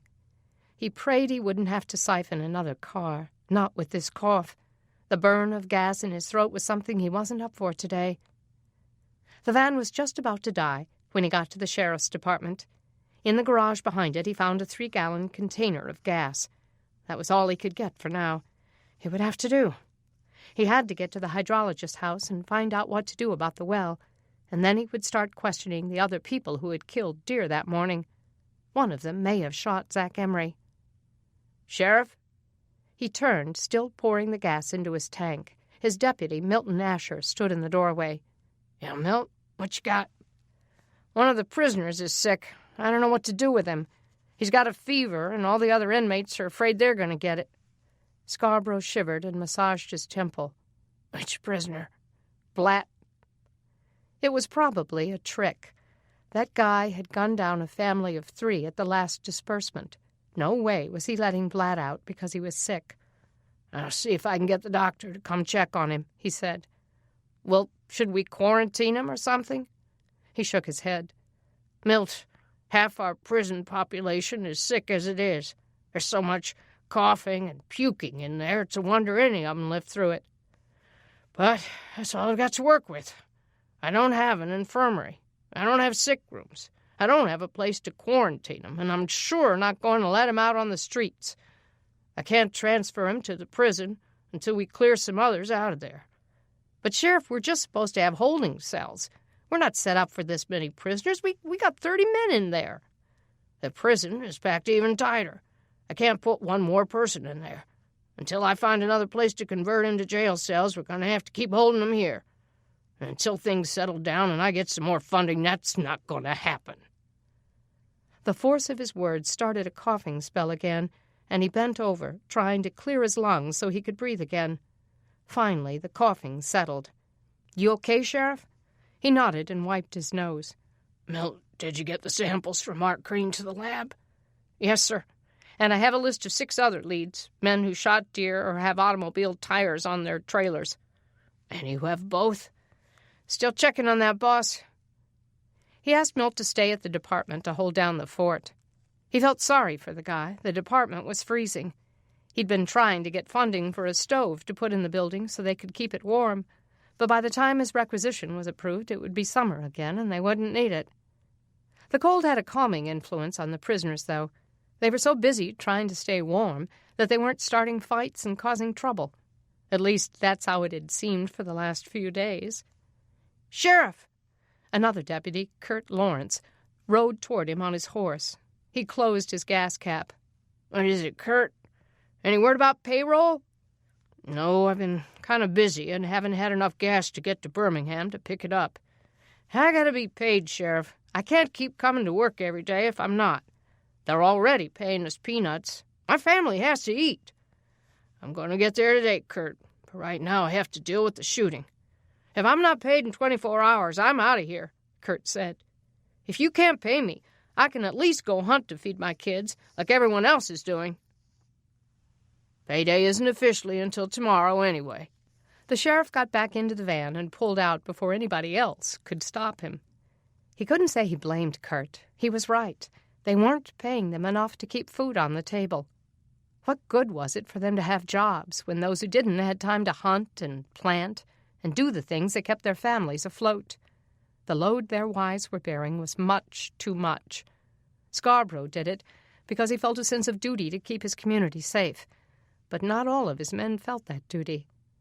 And his own calling was growing more faint with each passing day. Chapter 13. "Dad, I had you a great badminton set, but Mom made me give it back." From the sincerity on Logan's face, Denny would have believed that her little brother had had nothing but her dad's birthday on his mind for days. But her mother had told them about Logan's wild trading spree, so none of them was fooled. "I'm not much into badminton," Doug said, "but I sure would have liked a parachute." Logan gasped. "I almost got one." Everyone started laughing, and he realized he was being teased. Slamming his hand on the table, he said, "Man, you know you would have loved that. But no, Mom had to get flour, yeast, and baking soda." "Don't look now," Beth said, "but you happen to be eating what she made of it." For breakfast, Kay had given them each 2 slices of the bread she'd baked, and she'd put a birthday candle in Doug's. "Besides," Doug said, "I've had my eye on your molecule." Logan made a face. "Very funny." "The scarf and gloves were from all of us, honey," Kay said. "I hope they'll help keep you warm. Happy 48th birthday." Doug wrapped the scarf around his neck and pulled on the gloves. "Thanks, I can really use these." Someone knocked at the door, and Denny ran to answer it. Mark stood there with a wrapped present in his hand. "Hey, is your dad up yet?" She pulled him in. "Sure is. We were celebrating his birthday over breakfast." "I wanted to get here before everybody scattered." "Any word on Zach?" she asked as she let him in. "Nope. I hear he's still unconscious. I'm still the pariah of Oak Hollow." "Everybody's praying, Mark." "Yeah, but most of them are praying I'll be locked up." Denny knew that was true, but as he went into the kitchen, Mark's melancholy look gave way to a celebratory smile. "Happy birthday, Doug. You don't look a day over 60. After they finished breakfast, Denny announced that she was going to the hospital for an update on Zach. "It's too dangerous for you to go alone," Mark said. "I'll go with you." Mark's concern for Denny always fell on a soft place in her heart. "I'll take my dad's rifle," she said. You stay here and figure out how to clear yourself." "Zach is the only one who can clear me," Mark said. "Maybe he's awake by now and can tell them I didn't do it." She finally agreed to let him go with her, secretly glad that he'd be by her side. She felt safe with him. At 6'3" and 190 pounds, most of it pure muscle, he was a deterrent to anyone who might hurt her. Bundling up in gloves and scarves and several layers of clothes under their winter jackets, they set out in the snow and freezing wind, their faces chapping against the cold. Though her legs were much stronger than they'd been last May, the cold searing through her lungs and numbing her face made her wonder if she could make it. There were still another 15 miles to the hospital. Oh, how she longed for her Maxima, parked in the airport garage where she'd left it in Washington. "I'm not sure this is worth it, Mark. I'm freezing to death. They'll have to thaw me out and treat me for frostbite before I can climb the stairs." She wished he hadn't sold his horses and the little VW he'd converted into a horse-drawn wagon. It wouldn't have made the trip faster, but it would have been warmer. "You want to go back?" She considered it for a moment, but she couldn't stand leaving anything unfinished. "No, we have to see about Zach. Oh, man, I'd kill for a telephone." "You know, when the pulses stop, the telephones will probably be the first things back in service. And even if the star doesn't burn itself out, they might be able to get the phones working using an old-time operator and switchboard. The fiber optic lines were underground, so they weren't damaged." "Imagine reporting with phones," she said, "not having to brave the elements to get one story. Oh, it seems like a dream, looking back." "It'll all be restored before we know it. The pulses will end, and we can start rebuilding." She knew he was trying to get her mind off the miserable ride, and it worked. The thought of technology kicking back in made her pedal a little faster. By the time they reached the hospital, her lips were cracked and her lungs felt bruised by the icy wind. She hoped it was warm inside. They chained their bikes to icy bicycle bars, then went inside. She felt as if she should leave the scarf up over her face to block out germs wafting on the air. People who looked gravely ill lined up on gurneys in the lobby and down the halls, or sat on the floors waiting for treatment, their family members pacing back and forth, looking for a doctor or nurse who could help. The building was cold, but the crowd warmed it slightly, and Denny was thankful to be out of the wind. Mark decided to wait in the lobby to keep from upsetting Zach's family in case they'd heard the rumors that he'd been involved. Denny started up the stairs, but halfway up she saw Ellen Emery descending. "Mrs. Emery?" she asked, hoping there wouldn't be a repeat of what her dad had experienced yesterday. He had warned Denny to speak softly and not make any sudden moves. This woman had a hair trigger, he had said. Ellen's face slowly showed recognition, but she didn't slow down. "Yeah, I'm Denny Branning, Jeff's sister." "I know." Ellen kept walking and pushed through the door into the first-floor lobby. Denny hoped she didn't spot Mark standing beside the door. "Is there any change in Zach?" "No, he's still unconscious. I'm just going out for some air. Oh, this place smells terrible. It's making me sick. I don't know how anybody can get well here. If Zach were awake, he'd be fighting to get out. A lot of people are praying for him. We're so hoping—" Denny saw Ellen's gaze connect with Mark, and her words trailed off. Slowly, Ellen's teeth came together in a tight clench. "Uh-oh, here we go." "What are you doing here?" Ellen shouted. Mark stiffened. "I just came with Denny." "To do what?" Ellen roared. "To finish what you started?" A vein in Mark's temple began to swell. "Mrs. Emery, I didn't have anything to do with—" "Get out of here!" Ellen cried. "Security! Someone call security!" Mark started to back out of the building, but rage shot through Denny, and she stepped in front of the crazed woman. "Look, I know you're upset, but it won't do any good to accuse Mark. You don't want them to arrest him just to lock somebody up. You want them to find the person who really did it. And I'm telling you, it wasn't Mark." "You go with him," Ellen bit out. "And don't you come back here." All eyes in the waiting room watched them, frightened, as if they were armed killers. Denny decided the best response was to make a quiet exit. "All right, she said quietly. "We're going." "They should lock you up, Mark Green," Ellen shouted as he and Denny went out the door. "They should put you in jail with the other criminals and show you what it's like to suffer." Mark was familiar with suffering, Denny knew, but it wouldn't help to tell Zach's mother. The wind assaulted them as they hurried back to their bikes. Some key part of Ellen's brain must have snapped with the news of Zach's shooting, Denny decided. She'd always had a reputation for being volatile and angry, but right now she seemed beyond that. "She's crazy, Mark," Denny said as he unlocked their chains. "I can't believe she did that in front of all those people." Mark's face was pink, but he didn't look angry. "Her son is struggling for his life, Denny. She has every right to be upset, especially when she thinks I did it. But she's wrong. She slandered you in public." Mark got up. "I appreciate your indignation, Denny, but this isn't about me. God knows I didn't do it. And when Zach wakes up—" "What if he doesn't, Mark?" He was quiet for a moment, his breath clouding in front of him. "We'll deal with that then." She wished she could be more like him. "Mark, aren't you scared?" Her voice shook with the question. "Yes." She hated that pain in his eyes. It wasn't fair. Ellen Emery had no right to say what she'd said, even if her son was dying. They were quiet as they pedaled home, and Denny's mind buzzed, compiling a list of people she could talk to help clear Mark's name. Time was running out. The people of Oak Hollow would take matters into their own hands if they thought the law wasn't handling it. Innocent or not, that could cost Mark his life. Chapter 14. Zach heard voices, muffled and garbled, like the teacher's voice in Charlie Brown. Wah, wah, wah, wah, wah. His chest was on fire, and his throat was tight around some object in his mouth. He opened his eyes.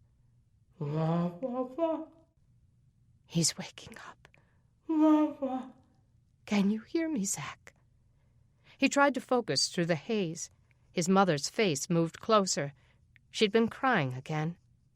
At least she was out of bed. He tried to whisper Mama, but that thing in his mouth choked him. Something was clamped to his face. Hey, buddy, you're in the hospital. You're going to be okay. It was Jeff standing over him, looking worried. Zach, you were shot. His dad now. Wake up, son. He clawed at the thing on his face, pulled it away, gagged. His chest felt shredded, lungs ripped apart. Fire. Help. Honey, you can't breathe on your own. His mother sounded sane. He must be dreaming. Leave the mask alone. The tube in your throat is helping you breathe. He swung his arms, pushing her back, fighting. His father wrestled him, and they were all pulling him down, fighting him, shoving the tube deeper, smothering him, until he slept again. Chapter 15. Sheriff Scarborough's throat hurt. His head felt as if it had been slammed with a sledgehammer, and he couldn't stop coughing. He must have the flu, but he had to keep going. His staff needed payroll, and somehow he had to get to Birmingham to pick it up. Thankfully, his old van did have heat, but it was almost out of gas again. The 3 gallons he'd put in earlier had already been used up. Though he was thankful for the working van, it was a 1964 gas guzzler and gulped fuel almost as fast as he could put it in. Now he had to figure out where to get more. If he could make it 20 more miles, he'd be able to pump it from the state police's filling station, where an early 20th century gas pump had been installed. It operated much like a hand water pump. It pumped fuel into a glass globe, then discharged it directly out of a nickel-plated spigot. State engineers had copied the design from the exhibit at their local agricultural museum and were trying to reproduce it across the state. But getting gas to the pumps was another thing altogether. Mechanics were working on converting fuel trucks, but without electricity, oil refineries were still shut down. Half the time, if he did make it to the pumps, he found them empty. But today he knew he'd run out long before he reached it. No, he would have to find gas some other way, and quickly. He pulled into a parking lot in front of a manufacturing plant, hoping to find an abandoned vehicle that still contained some fuel. Most of the cars that had stalled on the roads on May 24th had been towed away by now. The government had cleared the roads to make it easier for their own vehicles, as well as horse-drawn carriages, wagons, and bicycles to get through. But the cars that weren't blocking the roads had been left where they were, so many of the parking lots were still full. Getting his gas can, he laid down on the snow-covered pavement and slid under a Lincoln Town car. Pulling the knife out of his pocket, he stabbed the fuel tank and quickly slid out of the way. Only a trickle came dribbling out, but he caught it in his container. Either the car had been low on gasoline when the pulses hit, or it had already been siphoned empty. He slid under the next car, a Chevy Malibu, and stabbed the tank. A healthy flow streamed out, and he knew he'd hit pay dirt. Lying on his back, trying not to breathe too deeply because he would cough if he did, he waited, shivering in the icy wind sweeping under the car until the stream of gasoline filled up the 3-gallon container. Then he slid out, got another can, and pushed it under the flow, trying to waste as little as possible. By the time the fuel tank finished trickling, he had about 8 gallons. When someone had first suggested stabbing a hole in the tanks to drain them, he'd balked at the idea. He wouldn't do it if he thought he could siphon the fuel out. But the fact was, these cars were never again going to run. Not without a lot of work. All modern internal combustion engines, which relied so heavily on electronics, had been fatally damaged. And what the pulsar's gamma rays hadn't destroyed, vandals had.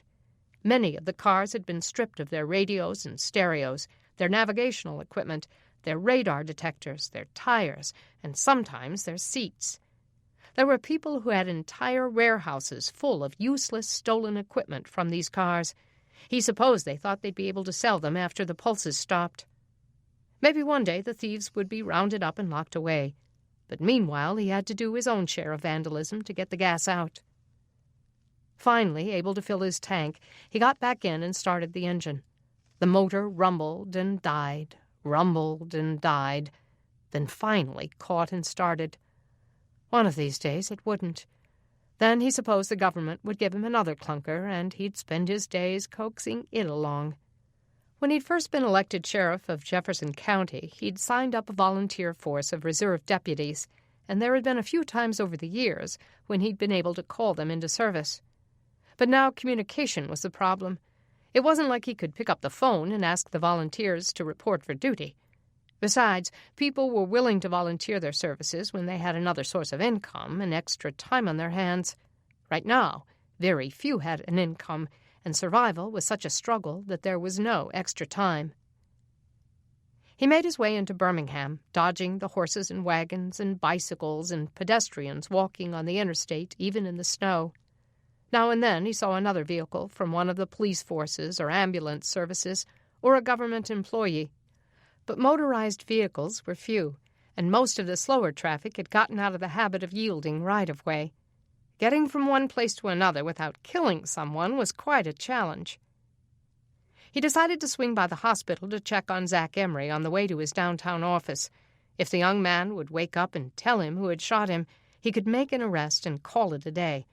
Plus, he would love to take the heat off Mark Green. The ground seemed to tip as he got out of the van, and he closed his eyes, fighting the sudden rush of vertigo. He touched the hood to steady himself. The snow was coming down harder, and bitter wind blew through his coat. He shivered and shoved his hands into his pockets. Trudging through the powder, he made his way through the emergency entrance. A coughing fit overcame him as he got inside, but no one noticed. The lobby was full of moaning, bleeding, injured patients. Doctors in scrubs went from patient to patient, assessing their condition. He hesitated at the door and tried to cough his lungs clear. A nurse hurried toward him. "Afternoon, Sheriff. Respiratory infections go down that hall and to the right." He sucked in a searing breath. "I'm not here for me." "You sure? You should get that checked." "It's probably just an allergy." She snickered. "Yeah, there's a lot of ragweed growing up through that snow."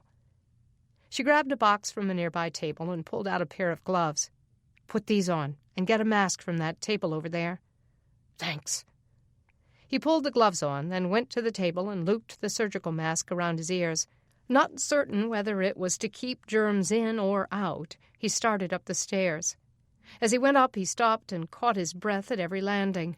Stopping on the 3rd floor, he leaned against the wall. He'd never had a cold do such a number on him.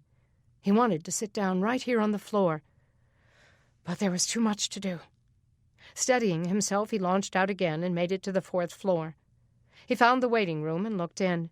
The Emorys weren't there, but he saw Jeff Branning and his friend Brian sitting on the windowsill. They saw him as he came in and shot toward him. "Sheriff, Zach woke up." Scarborough would have celebrated if he could have worked up a smile. "He did?" "Yeah, came to long enough to wrestle the ventilator off, but they finally settled him back down." "Did he talk?"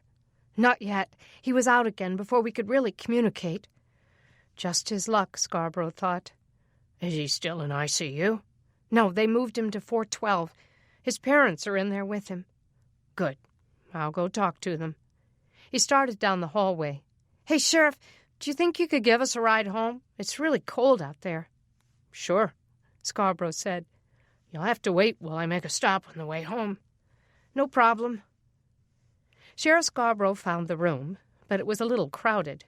They'd moved Zach into a small room with a roommate, and his parents and brother had squeezed in and were standing over his bed, among the family members of the other patient. A nurse swept in past him. "Okay, this crowd has to go. 2 visitors at a time. That's it." Scarborough waited outside as Zach's parents came into the hall. They, too, were wearing masks. "I heard the good news," he told Ned and Ellen. Ned's face looked much less tense than it had yesterday. Ellen's eyes were swollen from crying, but she was smiling now. "He's still in critical condition, and he can't breathe on his own, but the doctors think he'll survive."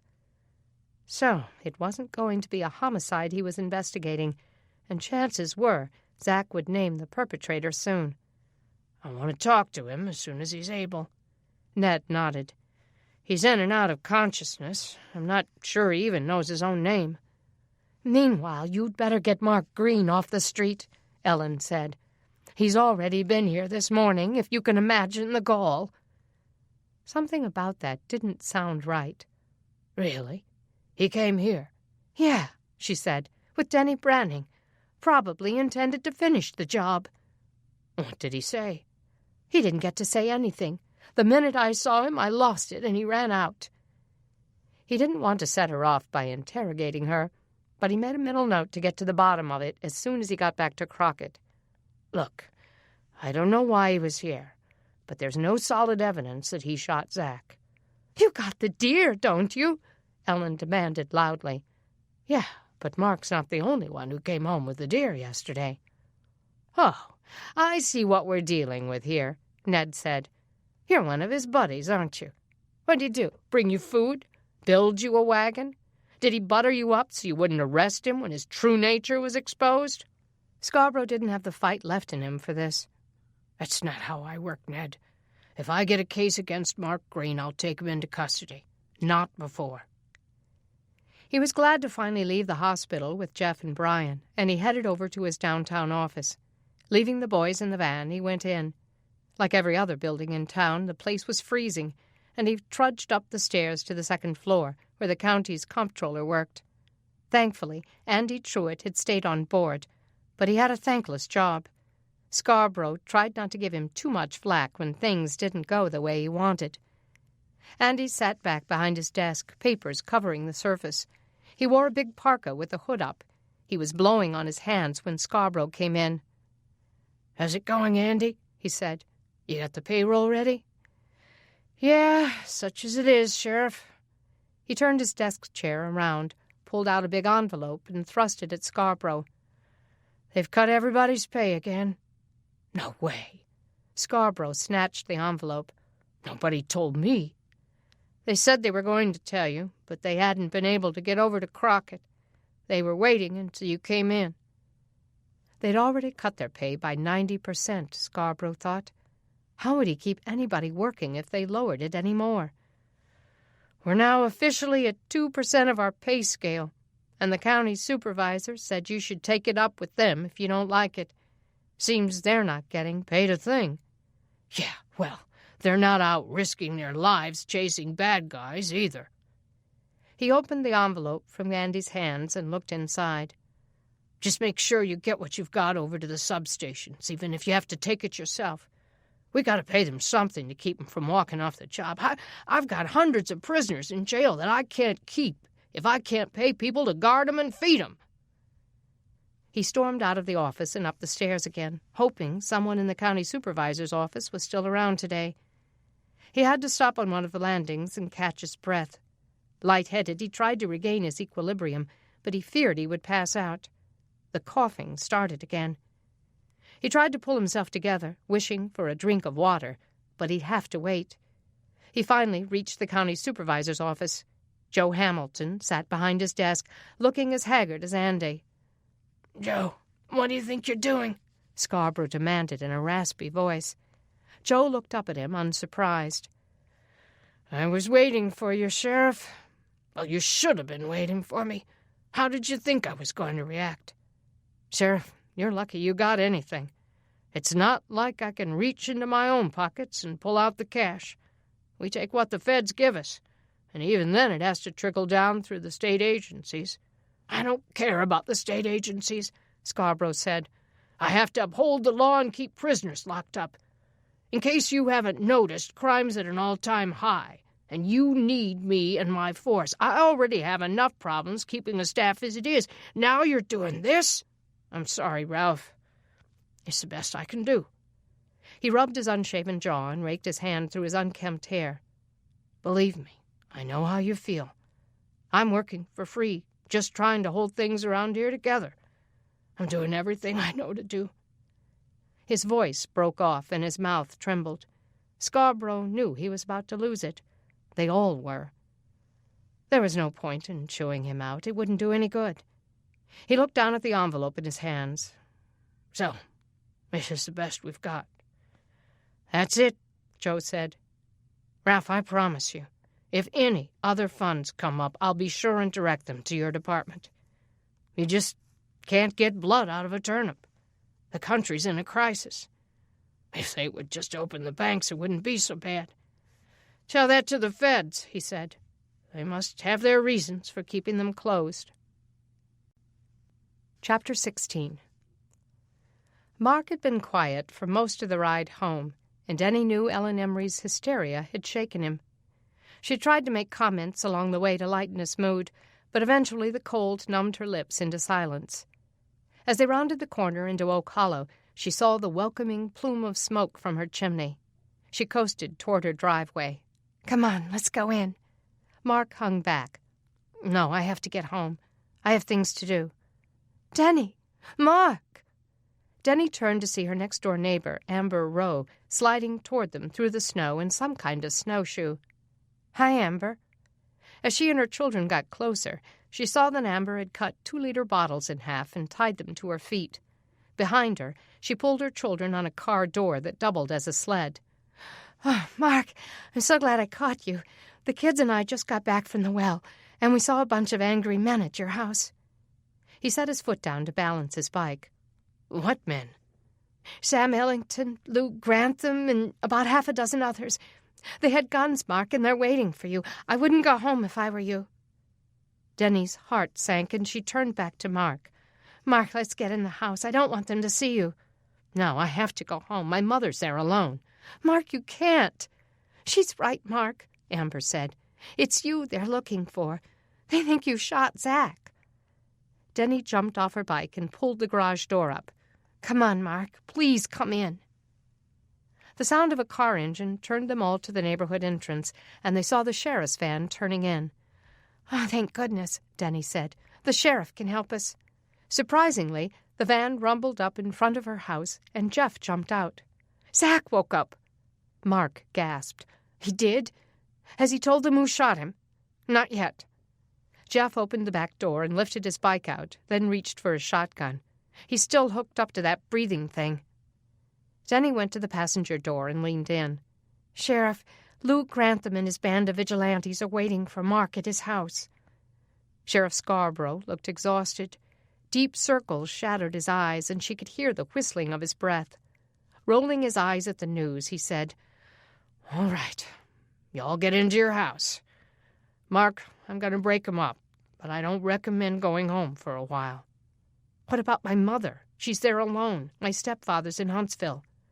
"She'll be all right," he said. "Maybe the good news about Zach will calm him down a little."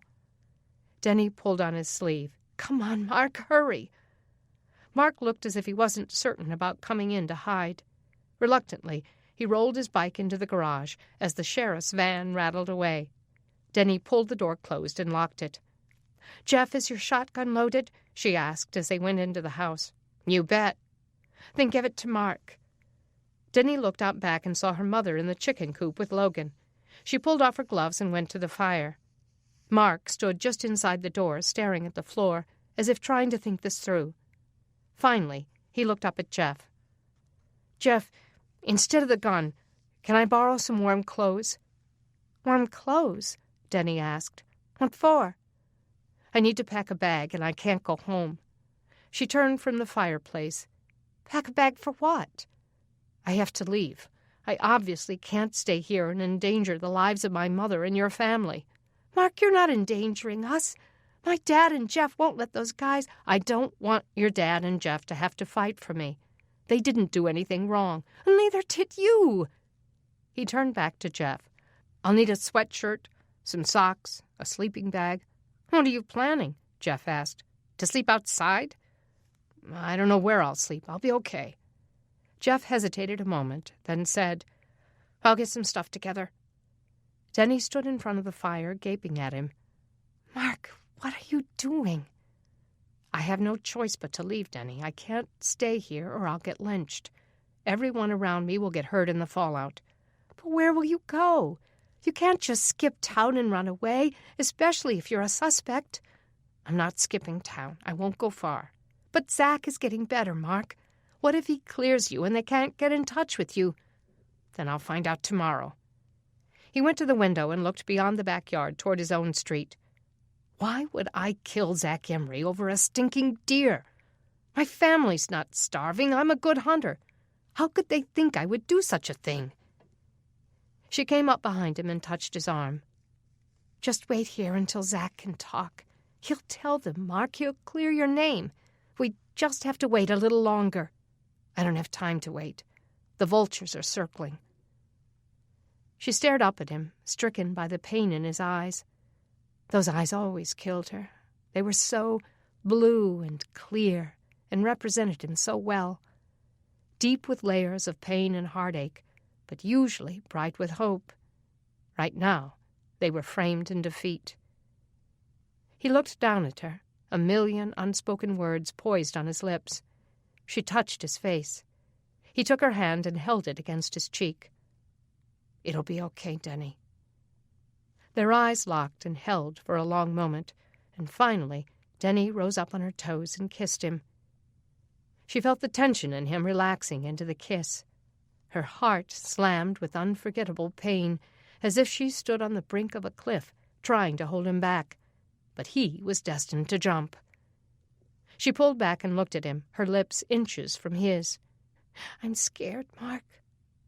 "Don't be." He stroked her hair back and swept her face with his gaze. For a moment she thought he might change his mind and stay. Then someone banged on her front door. She swung around. "They're here," Mark said. "I told you." Jeff ran down the stairs. "The sleeping bag's in the attic, and there's no time for me to get it, but there's warm stuff in here." He thrust his duffel bag at Mark. "Go out the back while I hold them off at the door." Denny couldn't believe this was happening. They banged again, an angry pounding, as if they were about to kick the door in. She realized fleeing was his only option. "Go," she whispered. "Hurry." Mark bolted out the back door. Denny watched as he raced through the yards and disappeared from her sight. Chapter 17. The snow was thick on the ground by the time Scarborough ran the men off Mark Green's doorstep and calmed his mother down. He hoped the men would heed his warnings and leave Mark alone, but he feared they had only dispersed until he left the neighborhood. Back at the station, he found all of his deputies, on and off duty, waiting for him. "Did you get it, Sheriff?" Gordon Jones asked him. He tossed him the envelope. "Hot dog!" Jones shouted. "Come and get it, everybody!" Scarborough wished he could disappear as they tore into the package. The cash was separated into smaller envelopes, and Jones pulled them out. "Anderson, Asher, Black." Anderson tore into his envelope, and his face fell. "Hey, this is even less than last time." "Bit glad you got anything at all," Scarborough muttered. The others opened their envelopes and looked at him like they'd been betrayed. "Sheriff, what's going on?" Asher yelled. "You said they were going to pay us." Jones knocked a framed picture off his desk. "I can't feed my family with this. You got us in here working like dogs, and this is the thanks we get? Look, I fought for us, but you can't squeeze quarters out of a banana tree. I'm in the same boat you're in. I don't like it, but it's all we got." The deputies looked ready to revolt when he heard the front door open. 2 teenage boys came in. The deputies kept grumbling, and Scarborough called, "Can I help you?" The men grew quiet. "Yes, sir. We have some information about Zach Emery's shooting." He nodded toward his office, and the kids followed him in. His desk was piled high with paperwork he hadn't had time to get to. He sank into his chair and fought the urge to cough again. "Take a seat and give me your names," he said as he searched for something to write on. "Randy Kraft, Blake Mahaffey." He found a fresh page on his notepad and wrote the names down. "So what have you got?" Randy sat straighter and looked at the legal pad that held his name. "We were hunting yesterday out around the Jenkins place." His eyebrows shot up. "Did you witness the shooting?" "No, not that. But we did see someone who claims he wasn't there." "Yeah? Who?" "Mark Green." Scarborough's heart plunged, and he set his pen down. "Are you sure?" "Yes, Sheriff. We saw him about an hour before the shooting. He was there with that bike trailer of his with the big car tires." Scarborough couldn't hold back the cough any longer. He gave in to it, trying to get a clear breath again. Finally, he said, "Did you talk to him?" "No, sir. We were in a deer stand, and we saw him hiding his trailer in the trees. I don't think he saw us." "And you're absolutely positive it was him?"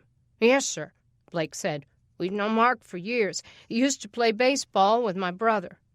"We didn't think it was important until we heard that he claimed he wasn't there," Randy said. Blake nodded. "We aren't saying he shot Zach, just that he lied about where he was. And if he lied about that, then he may have lied about other things." Scarborough leaned forward. "Tell me something. Did you happen to tell anybody this before me?" The boys exchanged looks. "Yes, sir. We told our dads." He clasped his hands in front of him. "And they didn't by any chance go tell some of the men in Oak Hollow, did they?" Blake shrugged. "They were pretty hot about it. I wouldn't be surprised."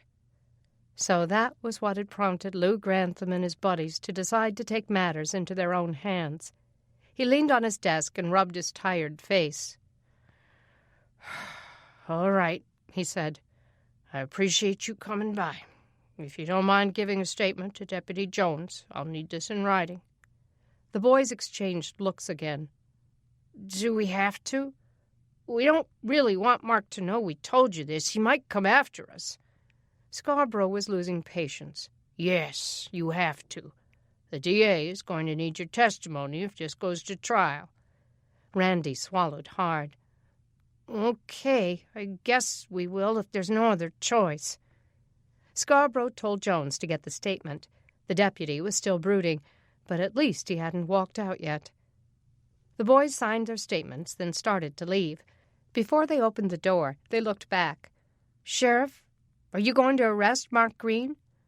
"I can't discuss an ongoing investigation," he said, "but thank you for coming forward." He watched the boys go out, then stood for a moment, staring through the window.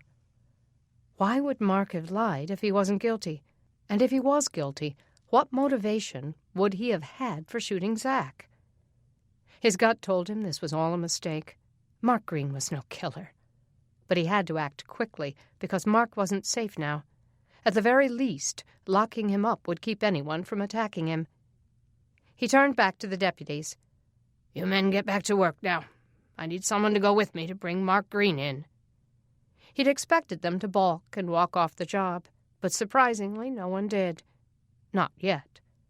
Thankful that disaster seemed averted, at least for now, he headed back out into the cold. Chapter 18. "Where is he?" Lou Grantham's voice bellowed through the Brannings' open doorway. Denny tried to look innocent. "Where's who?" "Mark Green. He was seen coming here with you." They started to push into the house, and Denny couldn't hold them back. But her mother tried. "Hold on here. You will not come busting into my house." The sound of Jeff chambering around on his shotgun stopped them. Keeping his gun aimed at the ceiling, Jeff walked in front of them. "Mark is not here, so back off. Put that gun down, son. We don't have a quarrel with you. But harboring a criminal is against the law." "Mark is not a criminal," Denny cried. "Why are you doing this?"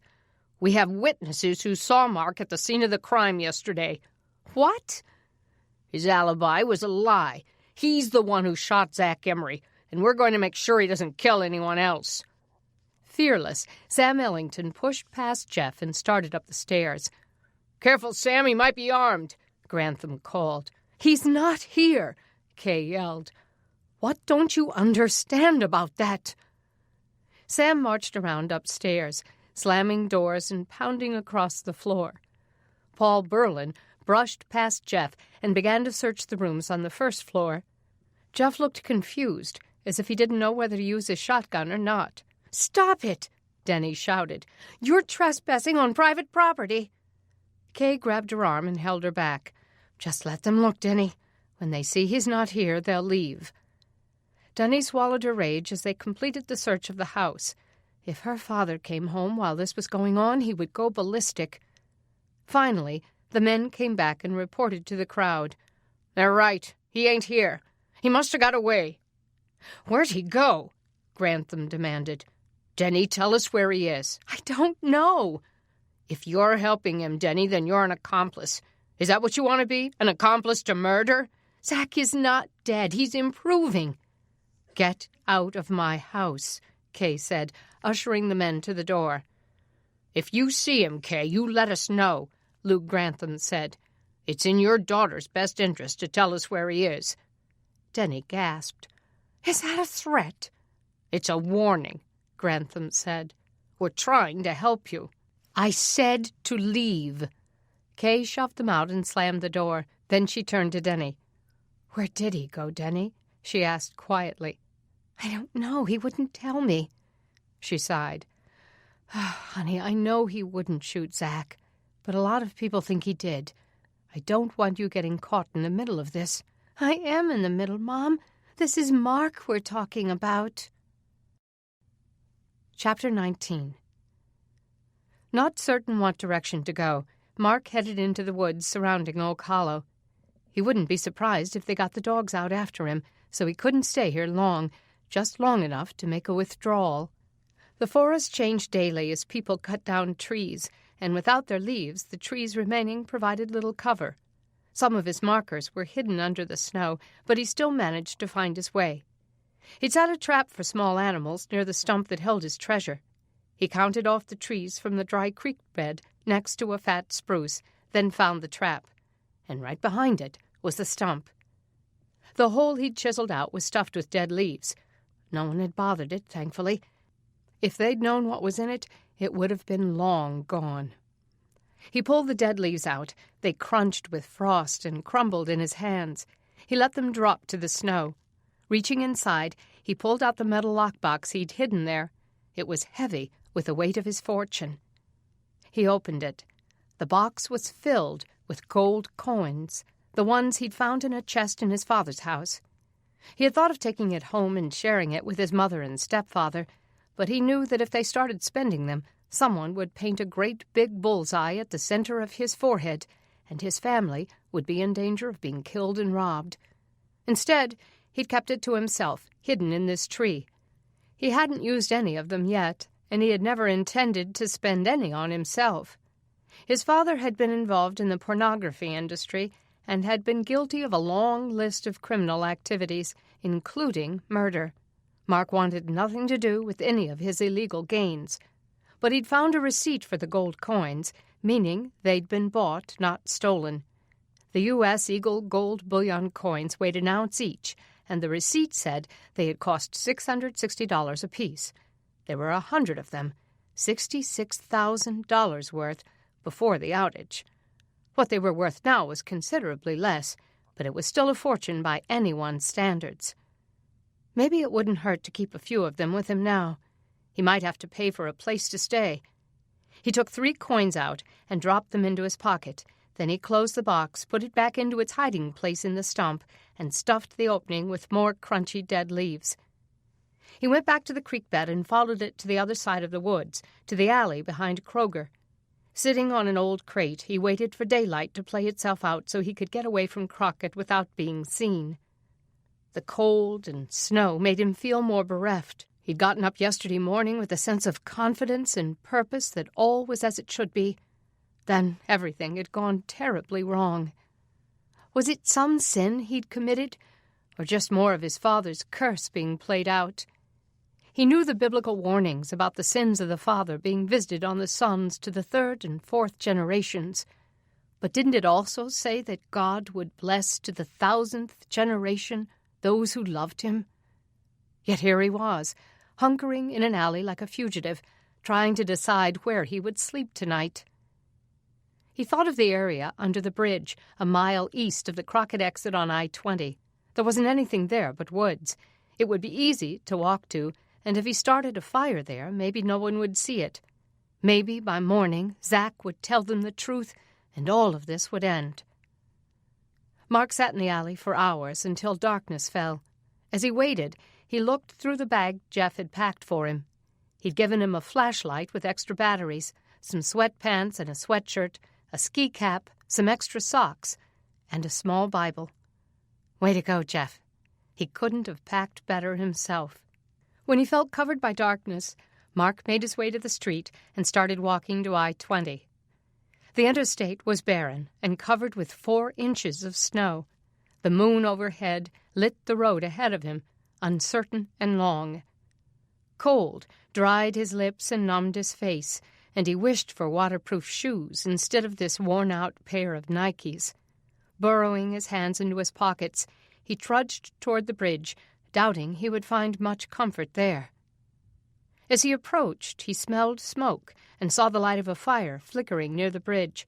He slid down the grass embankment before he got to the bridge and walked under it. And then he saw it, a community of tents spread out among the trees and under the bridge. Who lived here? Carefully, he approached the fire. People sat around it, a woman, some children, a man, and on the other side of the flames more people, skin and bones people with dirty, unshaven faces, filthy skin, rotting teeth. Their clothes were not warm enough to brave this cold, and yet this seemed to be their home. No one seemed to notice him as he walked up to the fire. He got the feeling that transients came and went from this place, strangers sharing a patch of earth, never knowing each other's names.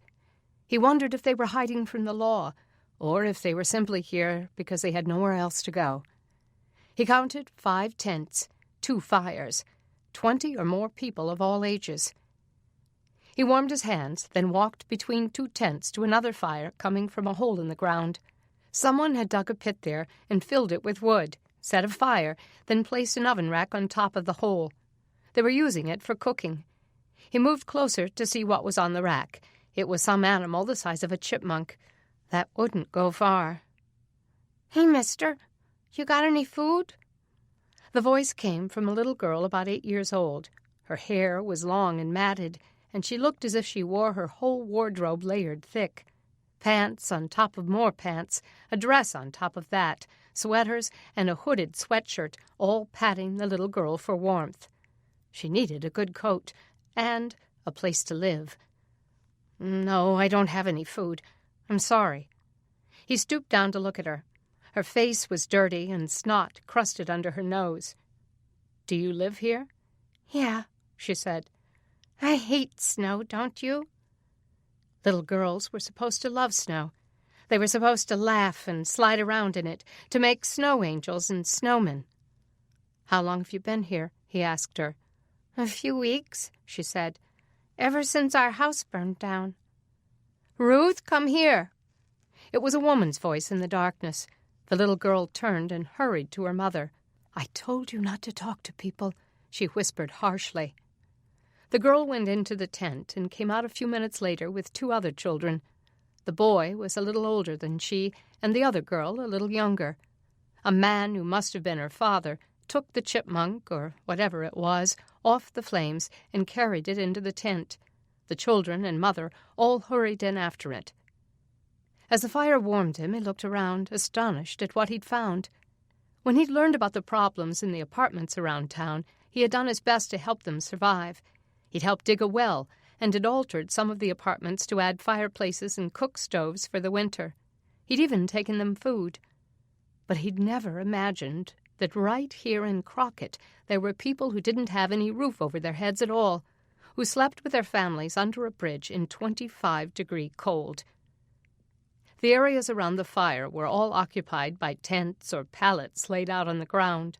Debris sat around all of their areas, discarded items and broken possessions.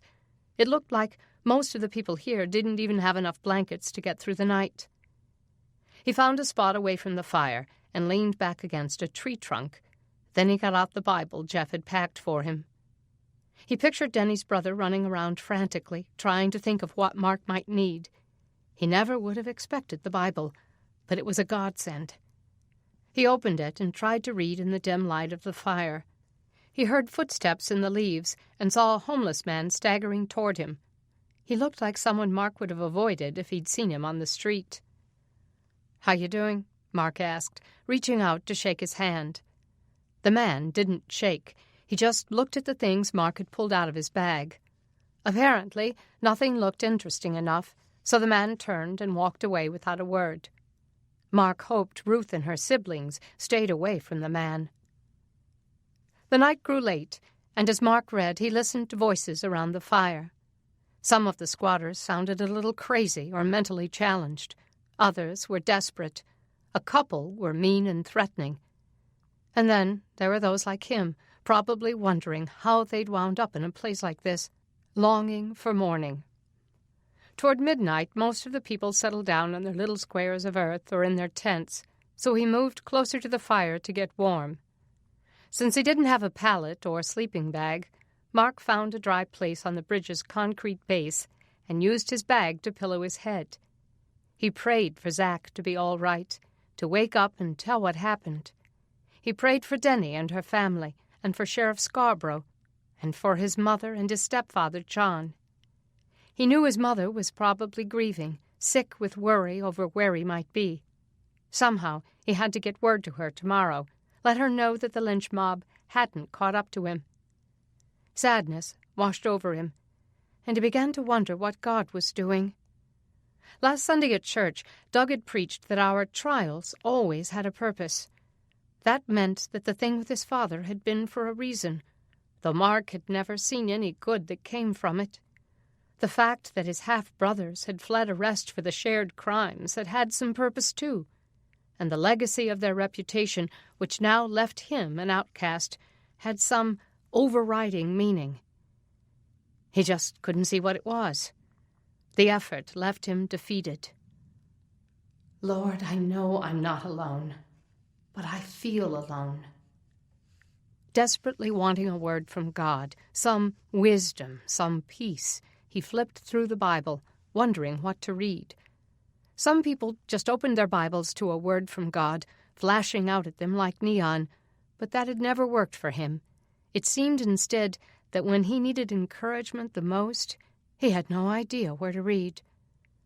But he'd been doing a read-through for the past few months, and he was up to Isaiah. He opened the Bible again, and using the flashlight now, he turned to the passage where he'd left off, Isaiah 43. The Lord was talking to Israel, but as Mark read, the words began to take on life, profound and personal. "When you pass through the waters, I will be with you, and through the rivers they will not overflow you. When you walk through the fire, you will not be scorched, nor will the flame burn you. For I am the Lord your God, the Holy One of Israel, your Savior. I have given Egypt as your ransom, Cush and Seba in your place. Since you are precious in my sight, since you are honored and I love you, I will give other men in your place and other peoples in exchange for your life. God was paying attention. None of this had escaped his notice. He had not abandoned Mark as the neighbors had, and Mark had nothing to fear. You are precious in my sight. You are honored, and I love you. He kept reading until his defeat turned to devotion, and as he lay under the bridge watching an occasional lonely man feed the fire from a woodpile they had cut, he felt blessed again. Sleep came in snatches, dipping into dreams that mingled with the cold of reality. When the first lights of morning broke, he gathered his stuff and hurried back to Oak Hollow. Hoping his neighbors would sleep a little longer, he sneaked into his yard and to the van that held all his family's meat. Pulling out the bobcat and some of the venison he'd stored there, he loaded his bike trailer and headed back to the bridge. Little Ruth was already up when he got back to the campground. Her father had an axe and was chopping wood for the fire. Mark pulled his bike trailer among the tents and began unloading the meat. "I brought you some breakfast," he told her parents. "There ought to be enough for everybody." Others came out of their tents, and those on the ground began to stir. They eyed the meat with hungry eyes. Ruth's father got the pit stove lit and began to cook. As hungry as Mark was, he ate only a little. Then he sat by the fire, savoring the smell of roasted game, watching as the homeless filled their bellies. After they'd cleaned the bones and tossed them into the fire, Ruth approached him again. "Thanks, mister," she said. "You're welcome." Grief overcame him that this child had to live in a place like this. He reached into his pocket and pulled out the 3 coins. "Here," he whispered. "Give these to your dad. Maybe he can use them to get your family into an apartment or something." She took the coins, her eyes widening with the beauty of them. "Wow," she said. "Pretty quarters." He grinned. "They're worth a lot more than quarters." She brought her curious gaze up to him. "Are you rich?" He thought of evading the question, but compared to them, he was. "Yeah, I guess I am." "Then why were you sleeping outside?" He smiled. "It's a long story." "Ruth, come here. I told you." Ruth hesitated, looking up at him. "You should listen to your mom," he said. "People around here could be dangerous. You really shouldn't talk to strangers." "You're not a stranger. You brung us food and money." "It's not money, exactly. Just give it to your mom and dad, okay? Don't tell anybody else." "Ruth!" Her mother was getting angry. "I'll see you later, Ruth," he said. "I have to go." He started to walk his bike back out of the woods. Before he had gotten far, he looked back and saw Ruth showing the coins to her mother. The woman looked up at him, her mouth open in astonishment. He hoped it would make a difference. Chapter 20. Zach hung on the edge of consciousness, embedded in a cloud. Sounds, words, footsteps, the hum of a machine. His mother's crying floated through the haze, registering in fragments in his brain, but he couldn't find his way out. He tried to open his eyes or to reach out to his mother to tell her to stop crying, but he couldn't move his hands or his eyelids. She was always crying, lying in bed in a dark room, staring at the walls and wishing for brighter days. He never could make her smile. Voices slammed against each other over his head. Dad, condescending, Mama raising her voice, a nurse asking them both to leave. "Yes, Mama. Cry somewhere else." Silence, then a crash some distance away. Had his mother turned something over? "Calm down, Mama. Calm down." The clouds thinned, and he managed to slit his eyes open. Tubes tangled over him, Something on his face, in his throat. Someone beside his bed, bent over. The hum silenced. He tried to focus on the man rising up, looking down at him. Blurred, unfocused. "Doc, you gotta help me." Whose voice? It came from across the room. Clouds closed in again. Eyes shut. Swimming through the fog, trying to reach the surface. "Sorry, I'm not a doctor. I'm just visiting Zach." It was the man above him, strange, unfamiliar. He couldn't breathe. Forced his eyes open. "Think I'll get one, man." The panicked voice came from the bed next to him. "My IV's come loose." Zach couldn't catch his breath. Panic tightened his chest. "Help!" Man walking around his bed, too fast, too blurry. "Help! Can't breathe." Gasping. "Hey, he can't breathe. Listen to him." "I'll go get a doctor. Tell him to hurry. That guy's ventilator is off." Sucking air through a straw. "Help me." "I'm going. If anyone asks you, tell them Mark Green stopped by." "I don't care who you are. Call him a doctor." "Help! Somebody help!" Chapter 21. The last thing Sheriff Scarborough wanted to do was arrest Mark Green. But the Emorys' claim that Mark had been in Zach's room and unplugged his ventilator gave him little choice. Thankfully, the event had shown them that Zach was able to breathe on his own, though he'd struggled at first. They'd been able to take the tube out of his throat, and Scarborough hoped he'd be talking soon. But the exhaustion from the struggle had plunged him back into sleep. "So you didn't see him?" he asked Ellen and Ned softly, as they stood over Zach's bed. "No, we had stepped outside. Something crashed down the hall. Some drunk guy was yelling. We went to see what was happening." Charles Hoyt, the man in the bed next to Zach, looked exhausted. Yesterday, he'd had stomach surgery for a stab wound. "I saw the guy," Hoyt said. "Right after the nurse left the room, he came in here real quiet. I was trying to sleep, didn't even hear him come in. When I woke up, he was standing over Zach's bed, and the ventilator was off." "What did he look like?" Scarborough asked. "What do you mean, what did he look like?" Ellen asked. "He looked like Mark Green." "Guy must have been crazy," Charles said. "Walked over and introduced himself." Scarborough couldn't make it add up.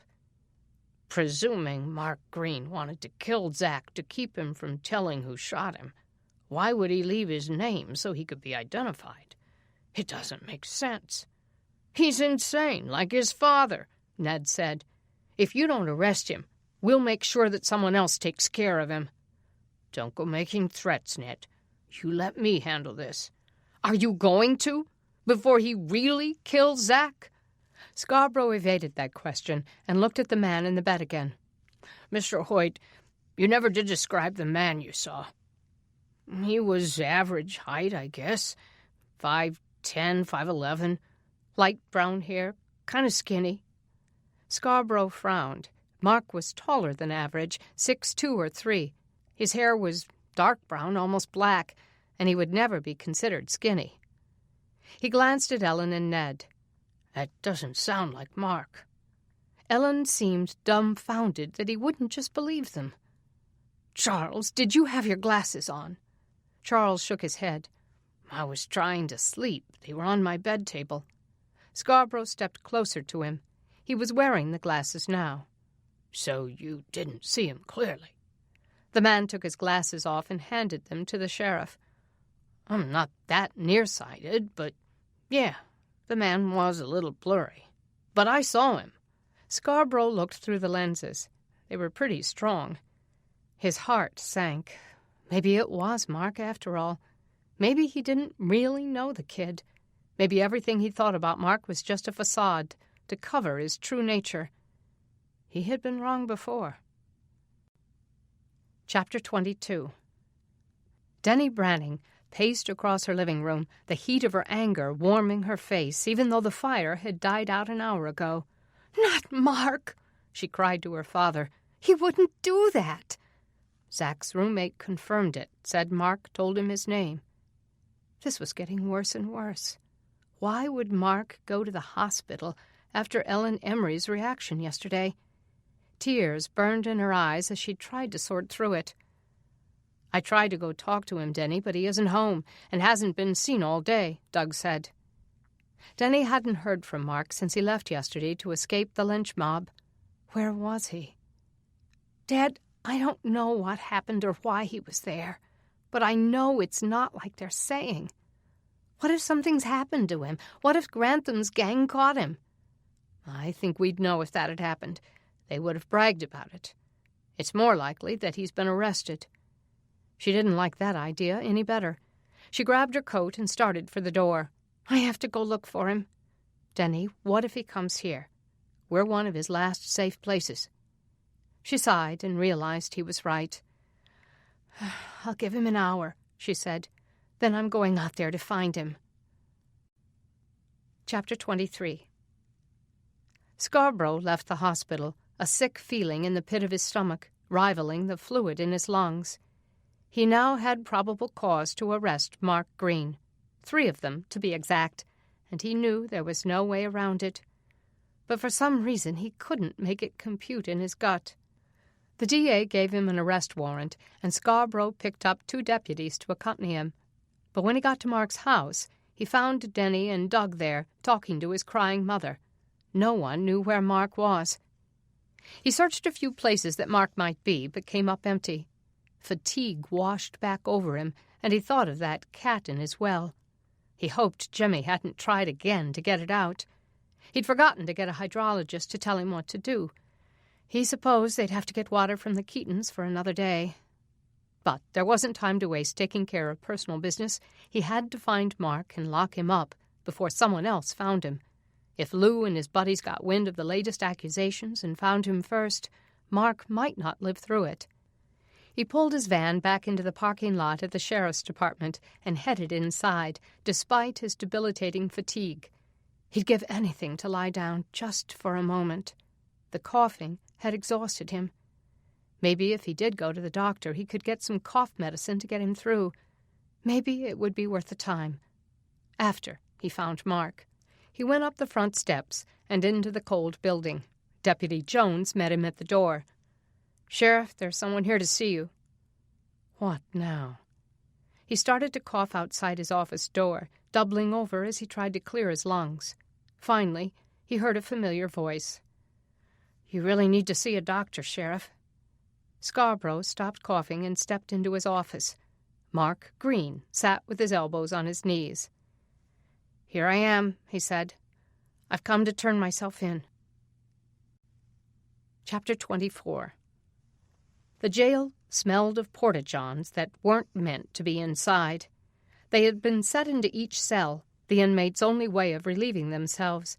The nauseating stench hit Mark the moment he stepped into the dark room, and he fought back the urge to gag. The only light came from slits of windows at the tops of the walls, not big enough for anyone to crawl through, and not low enough to illuminate the faces of those crammed into the cells. The inmates were like shadows, moving aggressively through a dream, but their voices layered upon each other in a deafening sound, obscenities, accusations, threats echoing off the concrete walls. The muscles in Mark's neck, shoulders, and arms were on full alert, rigid with dread. Men yelled demands through the bars. Scarborough walked Mark down the center of the room, just out of their reach. The holding cells in Crockett were not meant to be long-term, nor were they meant to hold more than a few prisoners at a time. Before the Pulses, those who were arraigned in the county court were transferred to the county prison or penal farm in Birmingham. But now the substations around the county housed their own inmates until places for them could be found. As they walked through, Mark wondered whether he'd been wise to turn himself in. He'd tried earlier to come back to Crockett, but as he'd approached one of the community wells for water, he'd seen his name on a message board. Wanted, Mark Green. Pulling his ski cap low over his face, he'd moved close enough to read of his alleged attempt to kill Zach yesterday. Someone was setting him up, and they meant business. He'd decided there was no point in running any more. Now, regret pulsed through him. The sheriff and his deputies didn't buy his innocence, and he had to admit that he looked guilty. The room was freezing, almost as cold as it was outside. Still, perspiration broke out over his lip and beaded on his temples. He tried not to make eye contact with any of the prisoners, but he could see that there were 5 cells, 2 on each side and 1 at the end of the room. Each had 3 bunk beds, 6 beds in all, but there were at least 10 men in each of the cells. Where did they all sleep?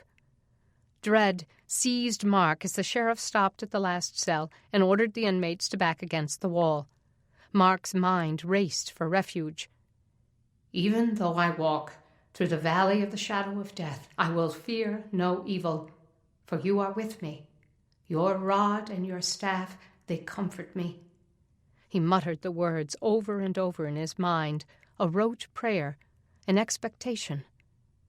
The sheriff stopped to cough before unlocking the door, and Mark took a moment to size up his cellmates. As far as height went, he could hold his own with them. At 6'3", he could meet most of them eye to eye. Only one loomed larger. 3 or 4 of them had bulked-up steroid builds and looked like pit bulls waiting to attack. 3 of them were small and frightened, beat up and abused. One had clearly lost a fight. He had a busted lip and a twisted, broken nose. And one lay in bed, curled up and shivering on a bottom bunk.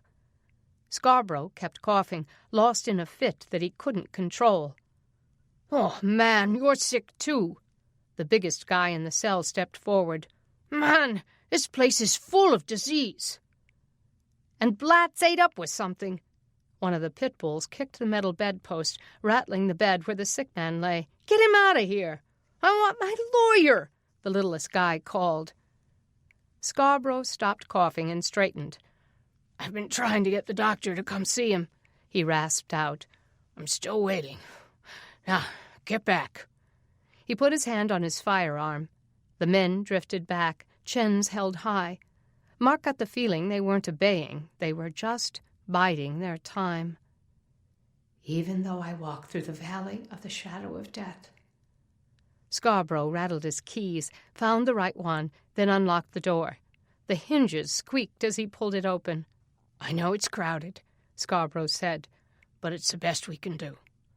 Go on in now." Mark pulled in a deep breath and stepped inside. Scarborough slammed the door behind him. The noise echoed throughout the room.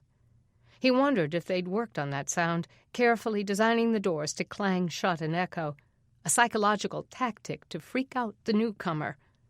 It worked. The men came away from the back wall and stepped menacingly toward Mark. He pulled his hands from his pockets and held them in fists at his sides. "You got family?" one of the smaller men asked. Mark looked into his eyes. The whites of his eyes were yellow, and he was missing his front row of teeth. "Yeah, I have family," he said. "Why?" "They close by?" Yellow Eyes asked. "Not too far." "Good. Then they can bring you food." "We provide 1 meal a day," Scarborough said through the bars. "That's all we can manage. We bring you water. A lot of the families bring more food up here to supplement. But get ready. You're going to have to fight for it if they do." The men spread out and went to their bunks, as if making sure that Mark didn't claim one of them. He slid his hands into his pockets and leaned back against a cold wall. "We'll bring in some mattresses when it gets dark," Scarborough said.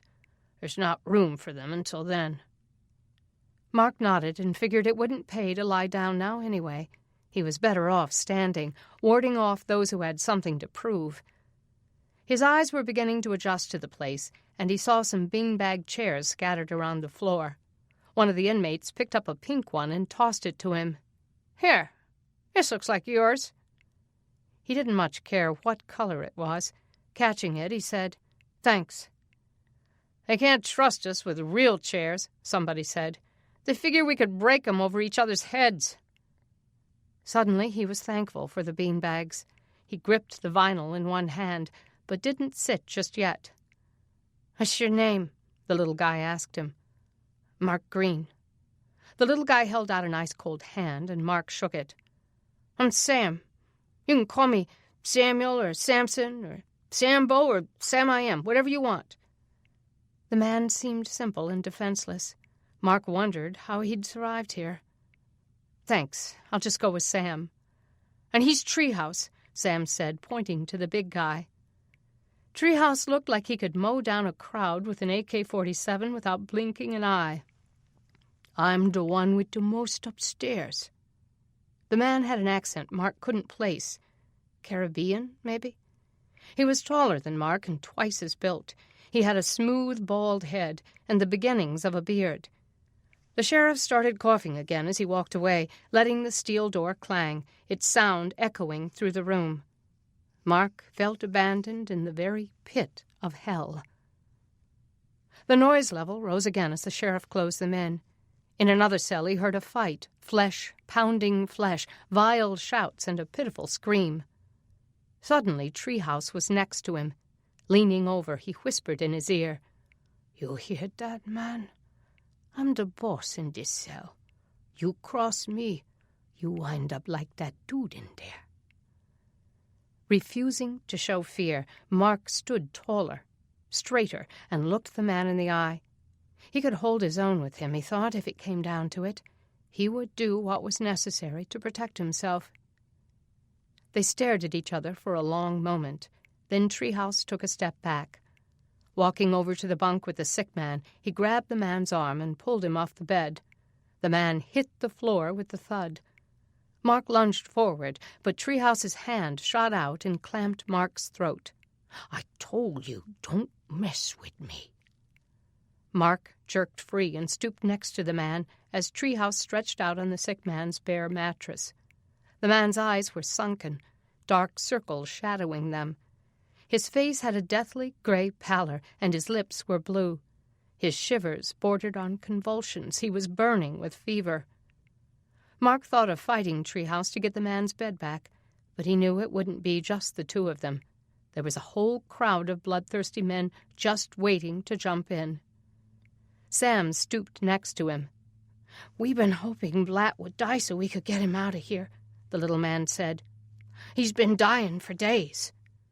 This man might not make it, even if the sheriff managed to get him to a hospital, but he would surely die if they kept him in here. Why hadn't Scarborough gotten him out? Mark looked at Treehouse as the big man got up from the coveted mattress. He stalked around like a bull looking for the gate. Mark sat down next to Blatt, guarding him with his presence. Maybe this was why he was here. Chapter 25. The sheriff made a production of getting Blatt out of the cell. Leading the paramedics in with a gurney, he had two deputies stand with guns drawn as the men lined up against the back wall. Then they brought the gurney into the cell, loaded Blatt onto it, and hurried him out. Mark hoped the man survived the trip to the hospital. Night had fallen hours before, turning the slits of windows above the cells to black. One of the deputies brought a lantern in and set it beside the door, far out of the reach of any of the prisoners. It gave off little light, only enough to keep those closest to it from tripping over each other. Mark's cellmates looked like shadows moving around the cell, getting ready for bed, fighting over the territory of the 6 beds. No attempt was made to disinfect Blatt's mattress, and Treehouse continued to claim it as his own. The upper bunk that Treehouse had occupied before was quickly taken by one of the other inmates. The sheriff brought in 5 small mattresses, thin enough to fit between the bars, and some threadbare blankets. Mark took one of each, found a spot, and tried to settle down for the night. He was thankful the sheriff had let him keep his jacket. The temperature seemed to have dropped another 20 degrees since nightfall. The cold seemed soul-deep. He turned his collar up and shifted, trying to get comfortable on the thin mattress. The concrete floor beneath him was even colder.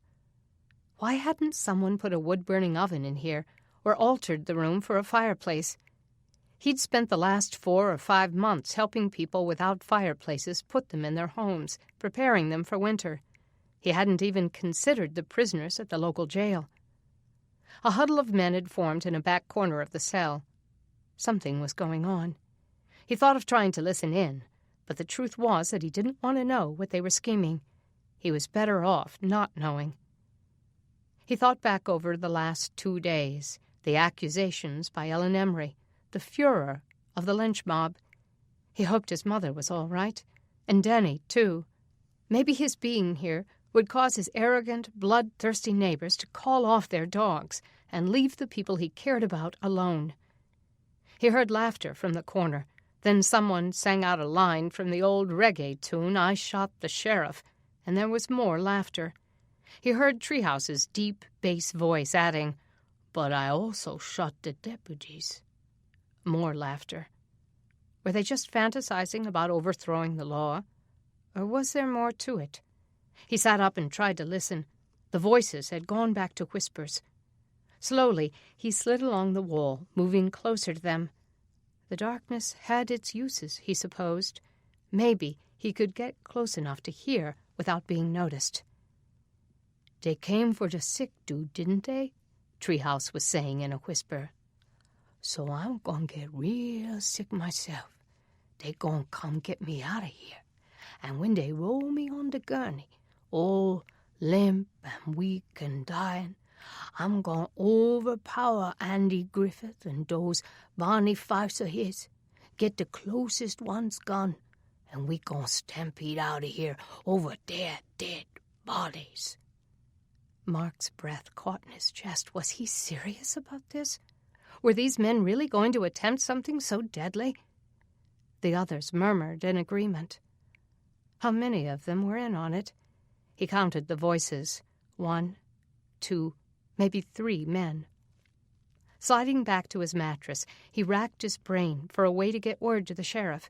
If they knew he knew, they'd attack him before he could open his mouth. What would they have to lose? The whispers seemed to stop, and the cell went quiet. He saw a shadow shift in the blackness. Suddenly, something was on top of him, knocking him back. His head hit the floor. A man's weight mashed down on him, suffocating, crushing. But Mark gritted his teeth and flipped him over until Mark was on top. "Get him, Treehouse!" one of the men shouted. Mark's victory was short-lived. The big man's hands came around Mark's throat, cutting off his circulation and his air. He intended to kill him. But Mark wouldn't die. His knee came up, knocking his tormentor off balance. He brought his fists up between the man's stiff arms, making him release his hold on Mark's throat. Suddenly, it wasn't just Treehouse, but at least 3 other inmates around him, holding him down while Treehouse got in his face, his perspiration dripping into Mark's eyes. "You listen to me, white boy. I'm in charge here. You got that?" Mark struggled and kicked against the hands holding him down. "I don't care who's in charge," he said through his teeth. "Be the general for all I care. The king, the stinking emperor. You keep your mouth shut about what you hear and stay out of my way. Maybe I won't have to kill you." "I'm not interested in anything I hear in this place," Mark said. "Oh, no? That's right. You above it all, aren't you, white boy?" There were 6 other white men in this cell alone, and he suspected a couple of them were holding him down. "You understand what I'm saying, or do I have to explain it a little more clear?" Mark struggled against the urge to spit in his face. If he did, he'd probably be dead before his skull cracked on the concrete, and that wouldn't do the sheriff any good. "I got it," he bit out. Treehouse let him go and got up, and the others backed away. Shivering with rage, Mark sat back down on his mattress, his back against the wall. He didn't want to wait to talk to the sheriff. He wanted to counterattack, knock out Treehouse's teeth, listen to bones snap. "Help me, Lord." He didn't know what to do with all this hate pulsing through him. Maybe he was more like Treehouse than he thought. Maybe he was even like his dad. Temptation ignited within him, its heat spreading through his veins. He could hear Treehouse moving to his left, talking to his friends, chuckling under his breath. He could reach him in 3 steps, have him on the floor face down before he took another breath. "The Lord is my light and my salvation. Whom shall I fear? The Lord is the defense of my life. Whom shall I dread?" The verse he'd quoted to Beth days ago poured through his mind, unbidden. its power trickling down through his heart, washing out the pride and arrogance that pulsated through him, spraying down the fires of fear and hatred. He wasn't like Treehouse, and the apple had fallen far from the tree. He'd wait quietly until he could get word to the sheriff. Somehow he would warn him. Despite his fatigue, Mark knew there wasn't going to be any sleep tonight. If he drifted off, someone might ambush him again. Or worse. "What are you doing, God? Why are you letting this happen?" The questions instantly shamed him. Why couldn't he be more stoic, like David, who'd written Psalm 56 when he was in a dark, cold cave somewhere, surrounded by his enemies? Or like Daniel, when they were throwing him into the lion's den? Why couldn't he be like Shadrach, Meshach, and Abednego when they'd been cast into the fiery furnace? "Our God whom we serve is able to deliver us, but even if he does not..." He thought of the 3 men standing in the flames meant to devour them.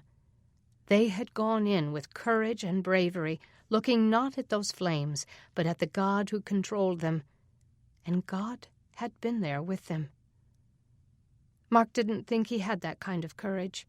He'd have been complaining that it was hot in the furnace, ignoring the fact that his hair wasn't singed and his clothes didn't even smell like smoke. But he would learn to be like them, if God could be patient with him. Something told him that God would be, that, in fact, the dissipation of his murderous anger just now had been an act of God. Eventually he sensed that the men in his cell had all gone to sleep, so he lay down again. But sleep would not come, and when the first rays of light began to seep into those windows at the tops of the concrete walls, he was thankful that morning had finally come. Chapter 26.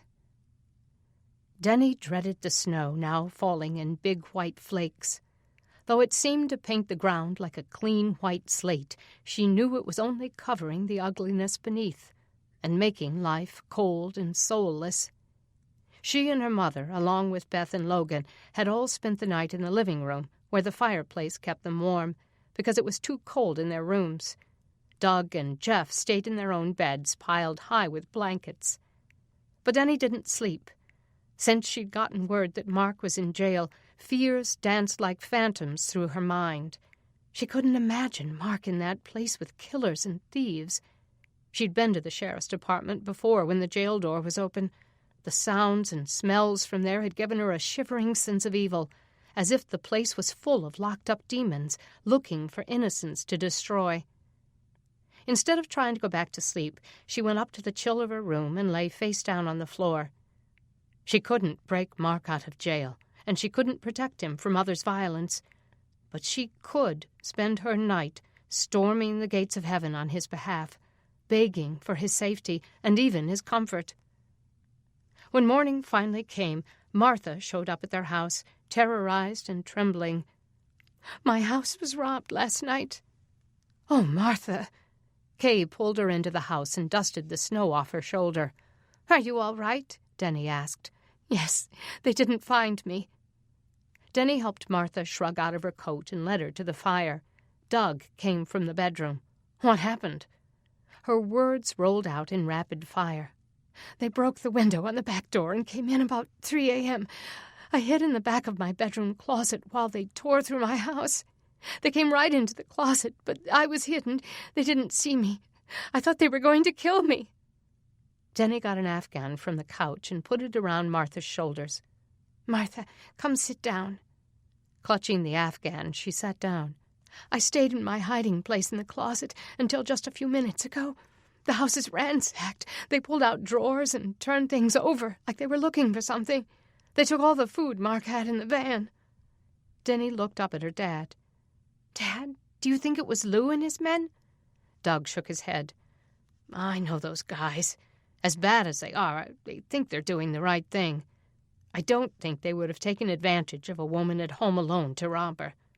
Have you told the sheriff, Martha?" Trembling, she wiped her wet cheeks. "No, I came straight here as soon as I had the courage to come out. But I have to go report the break-in and check on Mark. Whoever it was might have broken in looking for him. I'm afraid to go back there." "Well, you don't have to," Kay said. "You're staying here until Mark gets out." "Dad and I will go to the sheriff with you," Denny said. "We'll take some bread for Mark. Mom made 20 loaves in the solar oven yesterday." "He won't get any," Martha said. "I've heard they fight over every crumb." "Then we'll take all 20 loaves," Kay said. "Then he'll be sure to get some." But Logan gasped. "No way we're taking our bread to a bunch of prisoners. Mom, I spent my hard-earned stuff on that flour." Denny wanted to slap him. "Logan, it's Mark we're talking about. Besides, it's cruel for prisoners to have to starve, even the ones who are guilty." "But what are we going to do when we can't buy seeds or feed for the chickens and rabbits? Mom, you said we had to sell the bread." "Logan, that's enough," Kay said. "We thought we were baking them to sell, but clearly God had other plans." "I'll skip supper tonight," Beth said. "Mark can have mine." Martha smiled through her tears. "Thank you, Beth. You're sweet. But I know Mark would rather have you eat." Doug shook his head. "We have enough for ourselves, Martha. We'll take the loaves to the jail, and that's that. Mark's fed us so many times, it's the least we can do for him. Isn't it, Logan?" His withering look got Logan's attention. "Yes, sir." Chapter 27. Denny thought Sheriff Scarborough looked 3 breaths from collapsing when they found him in his office. His skin was gray and his eyes cavernous. He hadn't shaved in days, and his lips were cracked and scabbed. He took Martha's statement about the break-in, promising to come and investigate it further the moment he could get away. "I wouldn't recommend you go back home just yet," he told Martha. "We need to dust for prints and see if we can ID the prowlers. They were probably looking for Mark. No telling what they'd have done if they'd found you." Martha had a distant, vacant look in her eyes. "I need to get word to my husband." "Where is John?" Sheriff Scarborough asked. "In Huntsville, working at one of the conversion plants. He thought I'd be safe with Mark. No one ever dreamed that any of this would happen." Her voice broke, and she brought her hand to her throat. "How is he, Sheriff? How's Mark?" He leaned forward on his desk, rubbing his mouth. Not meeting their eyes, he muttered, "He's fine." Denny had the sense that he wasn't fine at all. "We want to see him," Doug said. Denny held up her bag of bread loaves. "We brought food. Can we give it to them?" His voice was so hoarse he almost couldn't speak. "Yeah, but don't start making trouble, getting the prisoners all riled up. It's all we can do to keep them calm, especially when they've been freezing their tails off all night." He glanced down at the sack in her hand. "Get ready. There'll be a fight for that food." "We tried to bring enough for everybody to get some."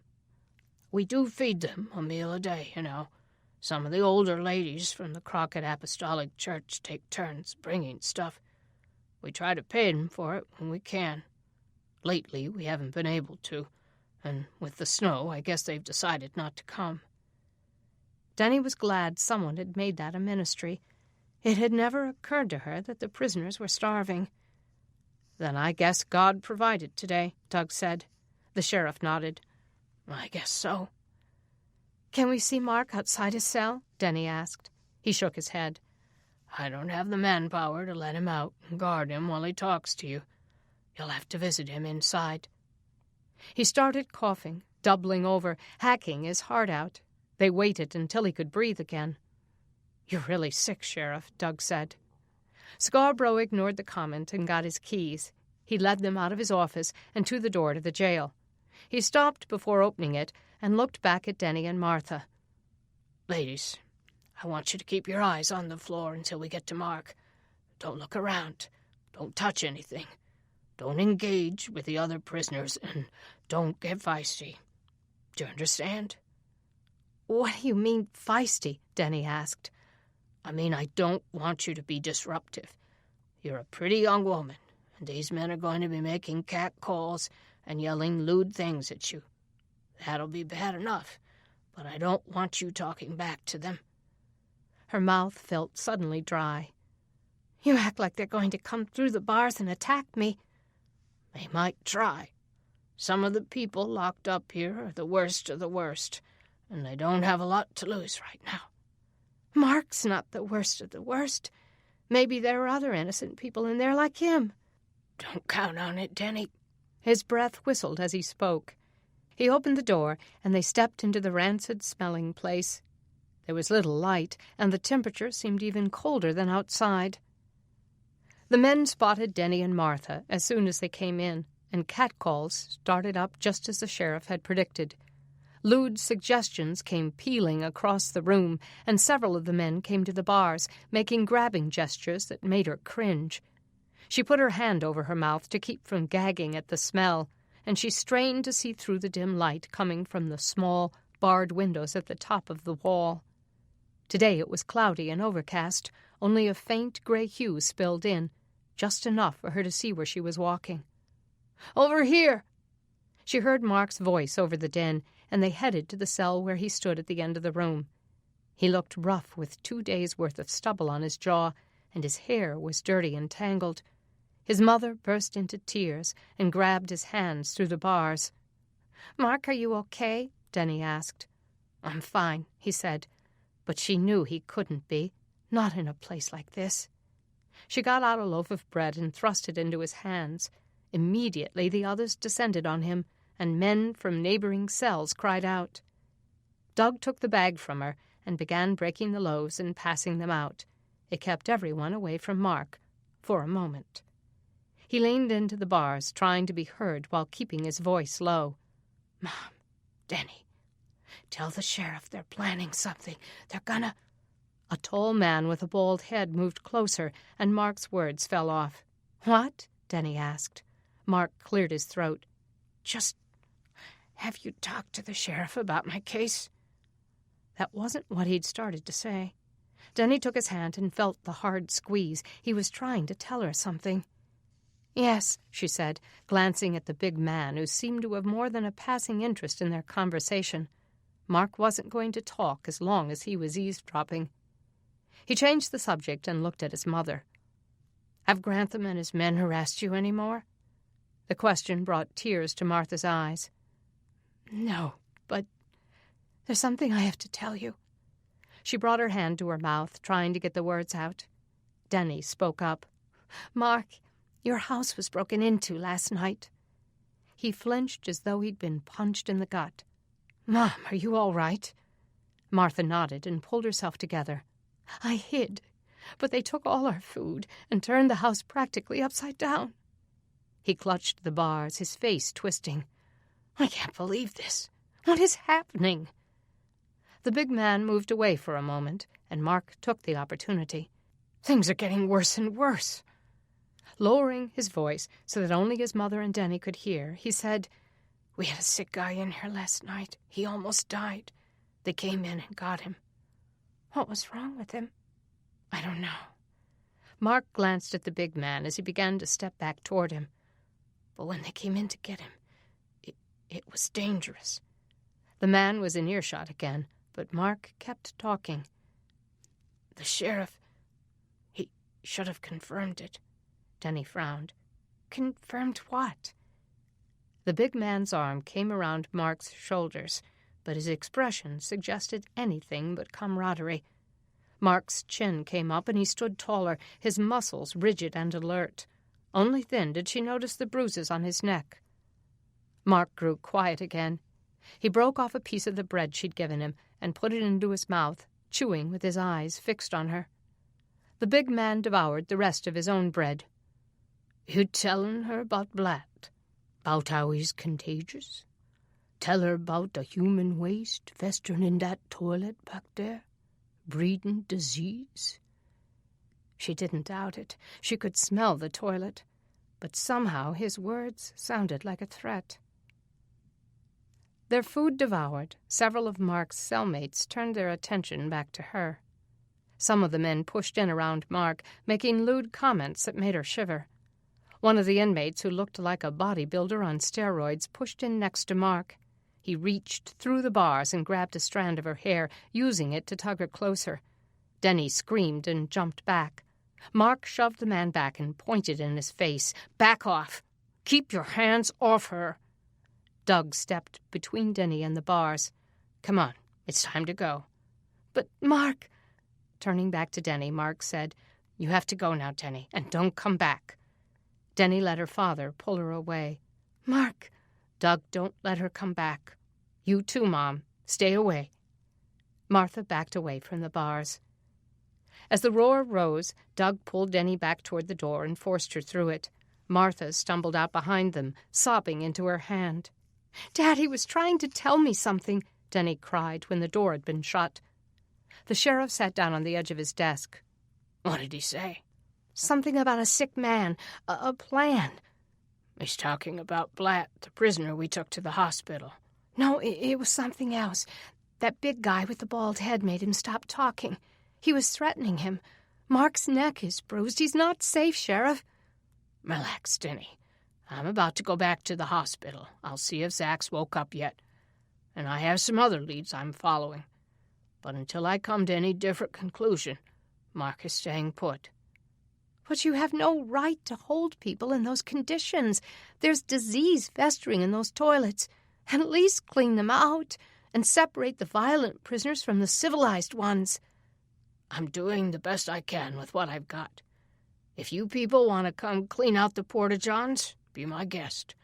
I'm down to a skeleton staff, and last I noticed, crime hadn't taken any commercial breaks."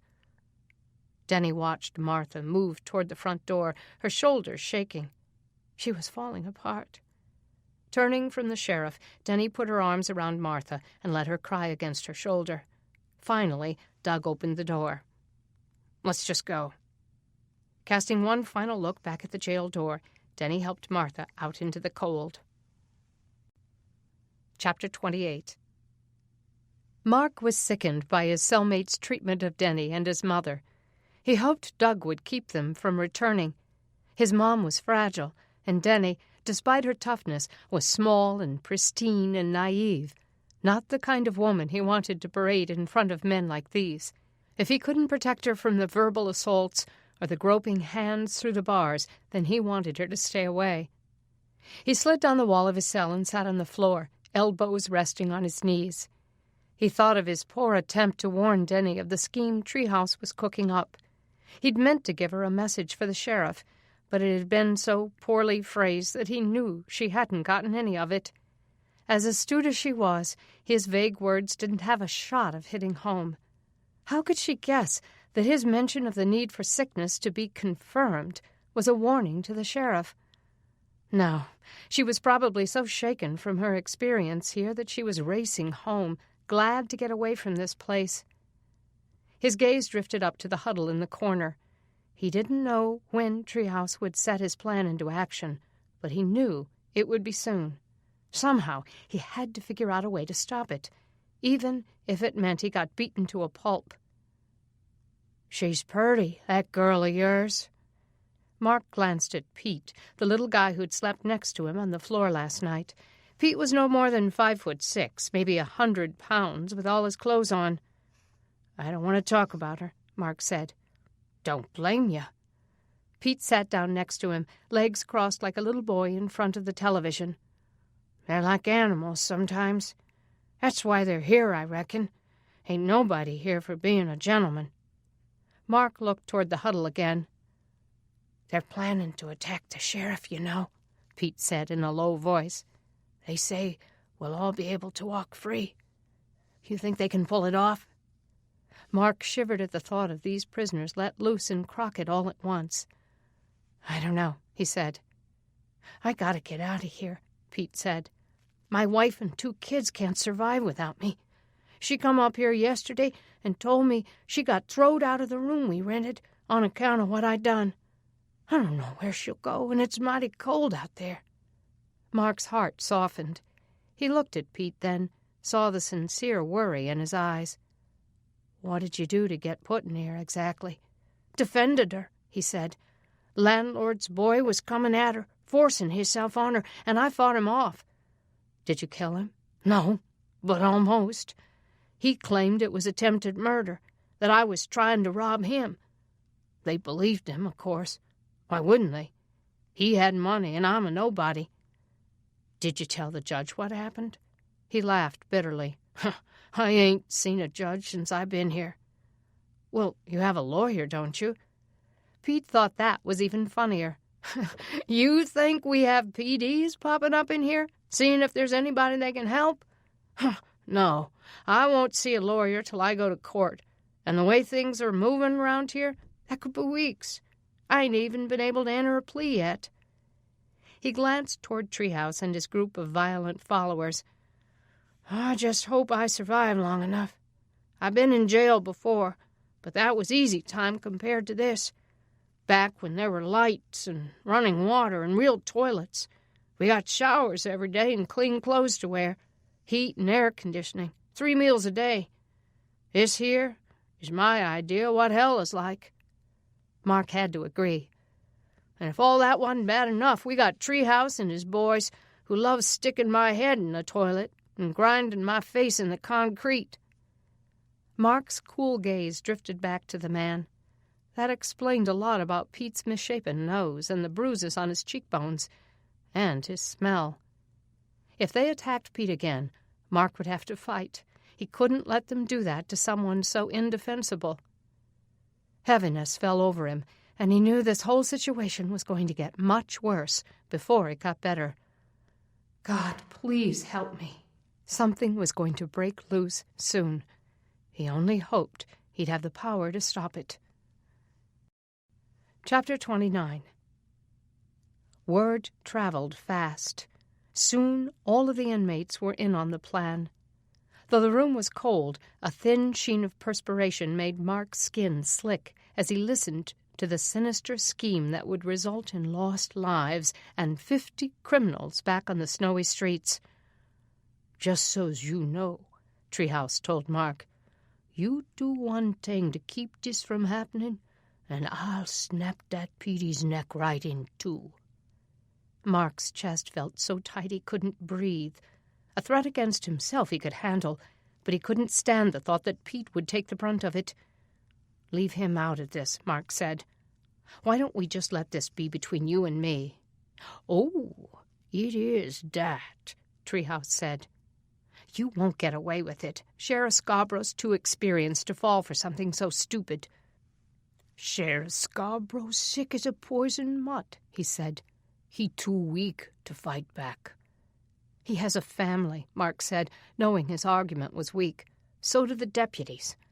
I don't know what you did to get put in here, but I don't think you want to add murder to your list of charges. Add murder? Treehouse laughed. I already got 3 life sentences breathing down my neck. You think I want to spend the rest of my life sitting in this cold, dark dump? I'm getting out, and I don't care who has to die. So don't get in my way. Mark had never felt more helpless. He glanced at Pete, going into the porta-john, and wondered if he knew he'd become a pawn in this game. Lord, I need your help. Over the next few hours, Treehouse lay on the bed, pretending to be sick. When Scarborough or one of the deputies would come in with cups of water for the inmates, Mark's cellmates all grew vocal about how sick he was and how they wanted him out. He got what Blatt had, they told the sheriff. You got an epidemic starting in here. You don't get him out, one of the men said. We'll kill him ourselves. Once, as Scarborough considered the problem, he called Mark to the bars. Just how sick is that man? He asked. Mark found it surprising that the sheriff trusted him to provide the truth while incarcerating him for attempted murder. He glanced back at Treehouse, saw his slitted eyes on him, just daring him to give the plan away. Gus, one of Treehouse's cohorts, inched up beside Pete, set his arm around his shoulders, and bent his forearm under his neck. Yes, he could snap it with one movement. Mark looked back at Scarborough, wishing he could telepathically relate to him what was happening. But he'd have to think of another way. I don't know, Sheriff. I'm not a doctor. He prayed that God would speak to the sheriff, tell him this was a setup. Surely Scarborough had dealt with enough prisoners to know when he was being conned. Get him out! One of the prisoners from another cell called, banging his tin cup on the bars.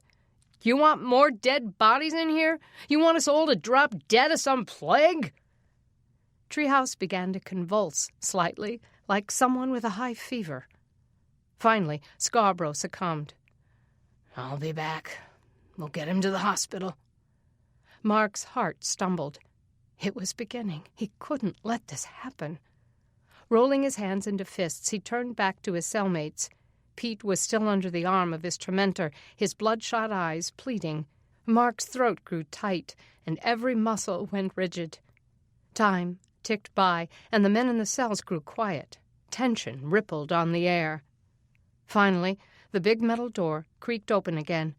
Scarborough and 2 deputies led in a couple of paramedics, George Mason and Will Truman, with a gurney. They drew their weapons as they came inside, just as they had when they removed Blatt. "All right, everybody back against the wall." Mark hesitated a moment, looking at Treehouse, who lay curled in a fetal position on the bed, putting on an Oscar-worthy performance of shivering and convulsing. "Go on, Mark. You too. Back against the wall." Mark slowly backed across the floor. He stood beside Pete, who was still in Gus's loose headlock. Scarborough pulled out his keys and started to unlock the door. Suddenly, Mark thought of something. "I'll bring him to you, Sheriff." Everyone froze. Treehouse's eyes opened and seared on him. Gus's arm tightened under Pete's neck. Mark's throat felt suddenly parched. He couldn't swallow, and his breathing seemed restricted as his heart pounded in his head. Slowly, he went toward the bed. "You might want to check Pete, too," he said. "He's getting a fever, I think." Scarborough's gaze shot to the little man. Gus's arm loosened. At least that situation was now on his radar. Treehouse kept shivering, but he bit out a whispered warning. "Don't do it, white boy. Tell him I'm too heavy." Mark ignored him. He bent down and pulled Treehouse up, slipped his shoulder under the man's armpit, and tried to lift him. Treehouse resisted, but Mark was strong, and he tried to force him to his feet. The man went limp and fell to the floor. "Just back up, Mark," Scarborough said. "We'll come in with the gurney." "No, I've got him." Determined, Mark bent, grabbed Treehouse under his arms, and dragged him across the concrete. He knew this was a lethal decision. He'd probably wind up dead because of it. "He's dragging a sick man," Gus shouted. "He's going to kill him." The others joined in, a mob roar of protests. "Let go of him, Mark." Scarborough's gun came up. "Mark, I told you to back against the wall." Mark let Treehouse go and gave the sheriff a pleading look. Something changed in Scarborough's eyes. He looked at the deputies. They got it, Mark thought. They knew he was trying to help them. He raised his hands and backed against the wall. Scarborough put the key into the lock. Anderson and Jones kept their guns trained on the prisoners against the wall. "Gus, let go of Pete and move to the corner over there," Scarborough said. "Anybody moves, we'll shoot. Got that?" Cold, hard eyes registered the warning. Mark held his breath as the door came open. Scarborough told the paramedics to wait. Then he came in slowly, rolling the gurney beside him. He went to the big man lying on the floor, felt his clammy skin. "Okay, men, come give me a hand." The deputies came in and bent to pick up Treehouse. Suddenly, Treehouse grabbed the gun in Scarborough's holster. Mark lunged forward, but the gun went off. Scarborough dropped with a thud. "Freeze!" Jones shouted, but Treehouse turned to the deputies and fired twice. Both men fell. The plan had worked. The cellmates rushed forward, trampling them, and crowded through the door. One of them grabbed the keys and guns from the bleeding men and unlocked the other cells. A stampede ensued as everyone rushed to escape. Mark fell beside the sheriff and checked his pulse. He was still alive. "Sheriff, hang on," he cried. "Somebody help!" Chapter 30. The 2 paramedics who had hit the floor rallied and made their way to the bleeding men. Mark held his breath as they worked on them, wishing he could help. Suddenly, Milton Asher, the deputy who'd been out on patrol, rushed inside, his gun trembling in both hands. "3 men down!" George Mason yelled. "The prisoners escaped!" As if Milt didn't know where to direct his terror, He turned the gun on Mark. "Get back, Green. Hands in the air." Mark got to his feet and raised his hands. "He's not the one," George said, checking the pulses of the 2 fallen deputies. "Anderson's dead," he said, moving to Jones. "Dear God, Jones is dead, too." Milt looked as if he'd been kicked in the stomach. "Scarborough's still with us," Will said. Mark's thoughts of the gun still held on him fled as he watched them intubate the sheriff, trying to open an airway. Scarborough's lower jaw was bloody and broken, and panic seized Mark. The bullet had ripped through his face. He held his own breath as they cut into the sheriff's trachea. "Pulse is weak," George cried, pumping on his chest.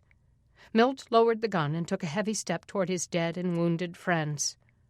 "Oh, my God." Mark let his hands fall and began to pray. "Hold yourself together, Milt," George cried. "Go get those prisoners before they kill more people." Milt gave him an astonished look. I can't." George checked Scarborough's pulse again. "He's stronger. Let's move him." Mark noticed Milt's faltering. "Deputy, you have to go. They haven't gotten far. You could overtake some of them." Milt backed toward the door. "No. I have a family." "Do it for your family," George cried. "You have an obligation to this community." "Not anymore. I'm all alone here.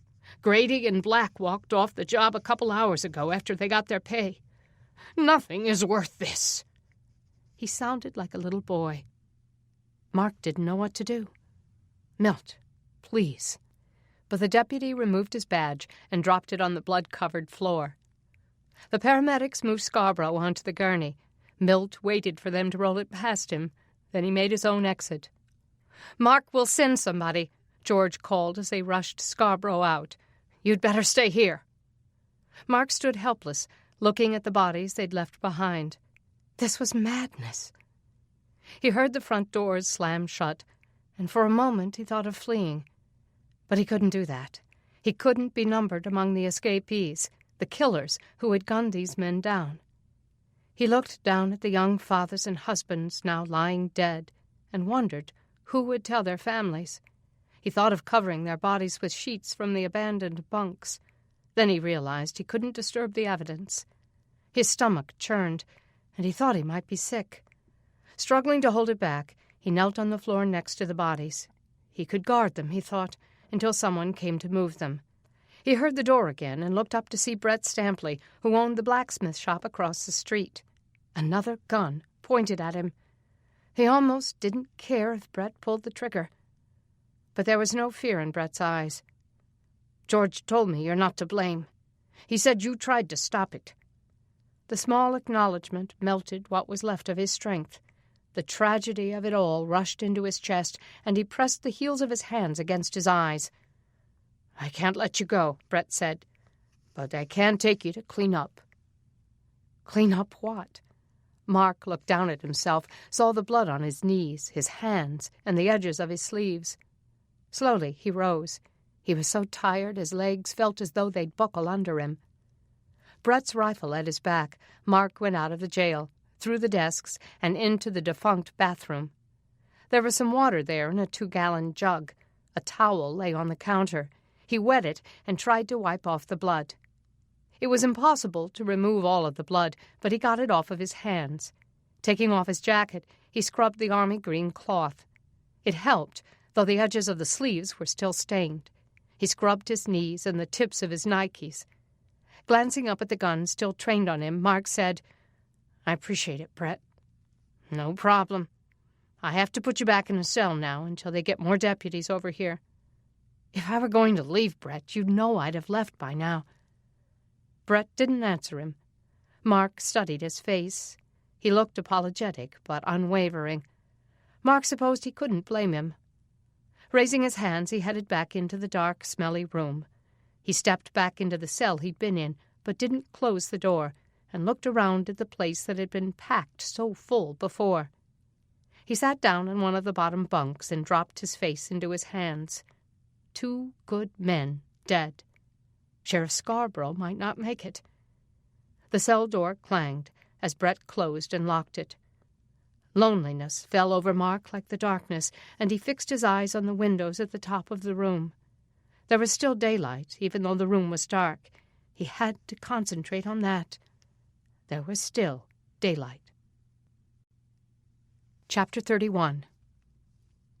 So where exactly was Mark standing when you saw him?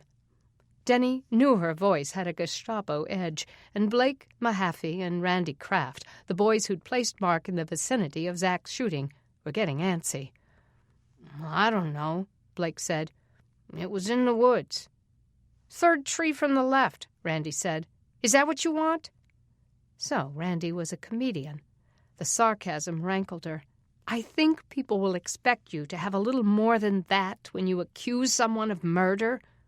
We never accused him of murder, Blake said. We just said we saw him. In a place where he wasn't, she pointed out. The two boys looked at each other, rolling their eyes. Get real, Randy said. You're not here as a reporter. You're here as Mark Green's girlfriend. Denny's chin came up. The Crockett Times assigned me this story. I'm just trying to verify what you told the sheriff. Face it, Denny. Your boyfriend is a liar. Fire rose to her face and her eyes flashed. She wanted to take a swing at the smart aleck, but she knew a physical response wouldn't get the result she wanted. Instead, she'd skewer them with words. Already today she'd collected a number of quotes from teens who had nothing good to say about these two boys. Randy's ex-girlfriend said she'd broken up with them for hitting her. Blake's 8th-grade science teacher claimed he had little familiarity with the truth. A group of Jeff's friends told her both boys had had a drug problem before the outage. The article she planned to write about them would amount to clear-cut character assassination, not her usual modus operandi.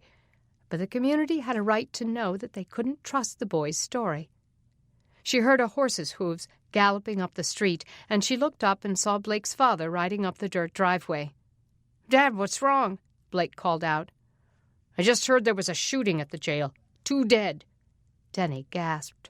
Prisoners escaped. I have to warn your mother. You boys need to get inside. He jumped off the horse and handed the reins to his son. 2 dead? Denny cried. Who? I don't know, but we have to stay armed. No one's safe. She pictured Mark, shot and bleeding.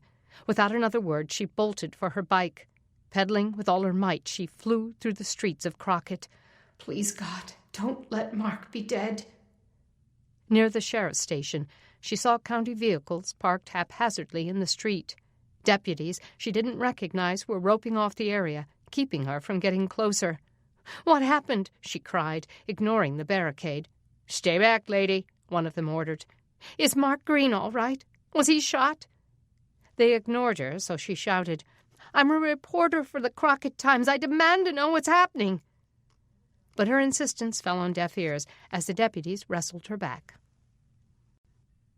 Chapter 32. Sirens heralded the arrival of Chief Deputy Wheaton from Birmingham. Mark sat up and waited, his eyes on the metal door that closed him in. Finally, the door opened, and 3 uniformed men came in. Mark got up and went to the bars.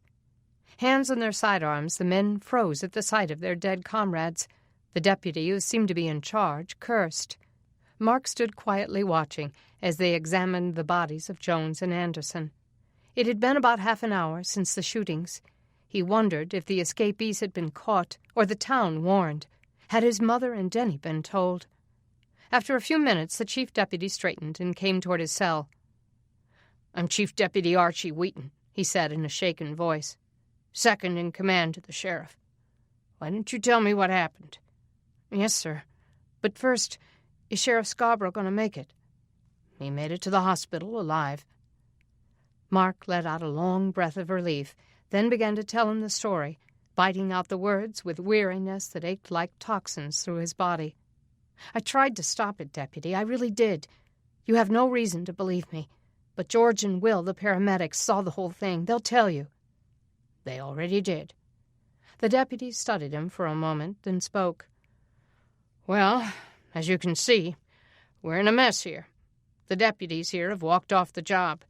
I've pulled men from the substations to search for the escaped prisoners, but I don't have the resources to keep you here. Mark, I'm going to let you go for now." Mark thought he'd heard wrong. "What?" "I'm letting you go. I don't have a staff here to guard you, and my gut tells me you're not like the ones who left. Judge Myers is outside, and he agreed to release you under your own recognizance, waiving bond. I hope we're not making a mistake." Mark's heart almost soared out of his chest. "You're not. You'll see. When Zach Emery is coherent again, he'll tell you I'm not the one who shot him." Wheaton didn't comment on that. "Just don't leave the county." He unlocked the cell door, and Mark walked through it. This time he appreciated the loud, echoing clang as it closed behind him. "I won't let you down, sir." His gaze strayed back to the bodies. "Is there anything I can do? Notify their families?" "No. We'll take care of it." He led Mark past the bodies and into the office area. He picked up a letter off of his desk and handed it to him. Mark took it and read the handwritten scrawl. "To whom it may concern, I, Judge Alfred Myers, have this day waived bond for Mark Green and released him under his own recognizance." The judge had signed and dated it. "This may not be any protection for you," Wheaton said, "but it's the best I can do right now." The doors opened and the medical examiner came in. Turning to the M.E., Wheaton pointed to the jail door. "Bodies are back here," he said in a raspy voice. Mark folded up the paper and shoved it into his pocket. "Green?" He looked back. "I'm going to have to call together a volunteer force. Otherwise, I'd have no way to replace these guys. Our staff is down all over the county, and even the state police are on a skeleton staff. If you know anybody who could help." "I'll tell Doug Branning and Brad Caldwell." "Who are they?" "They're good men who live in my neighborhood.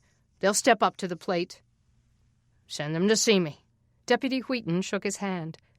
"You be careful, Mark." "You too, sir. I'll pray for you." Wheaton went to the locker where they kept the prisoner's personal effects, found Jeff's bag that Mark had brought here with him, and handed it to him. Zipping up his coat, Mark stepped out into the cold. Chapter 33. Mark hadn't expected the crowd that had gathered outside the sheriff's department, roped off and held back by a couple of deputies from other substations. Word had gotten around about the shootings, and people had gathered to demand answers. "Mark!" He saw Denny ducking under the crime scene tape and running toward him. He opened his arms, and she threw herself into him. Warmth and relief rushed into his chest, washing like a balm over his body. "Oh, Mark, you're all right. I thought you were dead." A roar arose from the crowd. Angry, condemning voices demanding that he go back inside. Deputy Wheaton heard the din and came out behind him. "Wait a minute, Mark. This could get ugly." "You ain't letting him go, are you?" someone shouted. "He was there when the sheriff was shot. You letting another prisoner run helter-skelter around this town? How many dead bodies do you want?" Wheaton raised his hands to the crowd.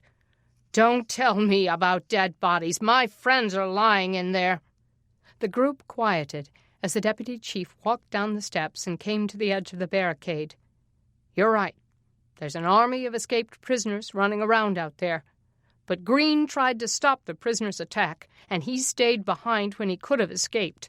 He's been a help today, not a threat to anyone. But he tried to kill Zach Emery."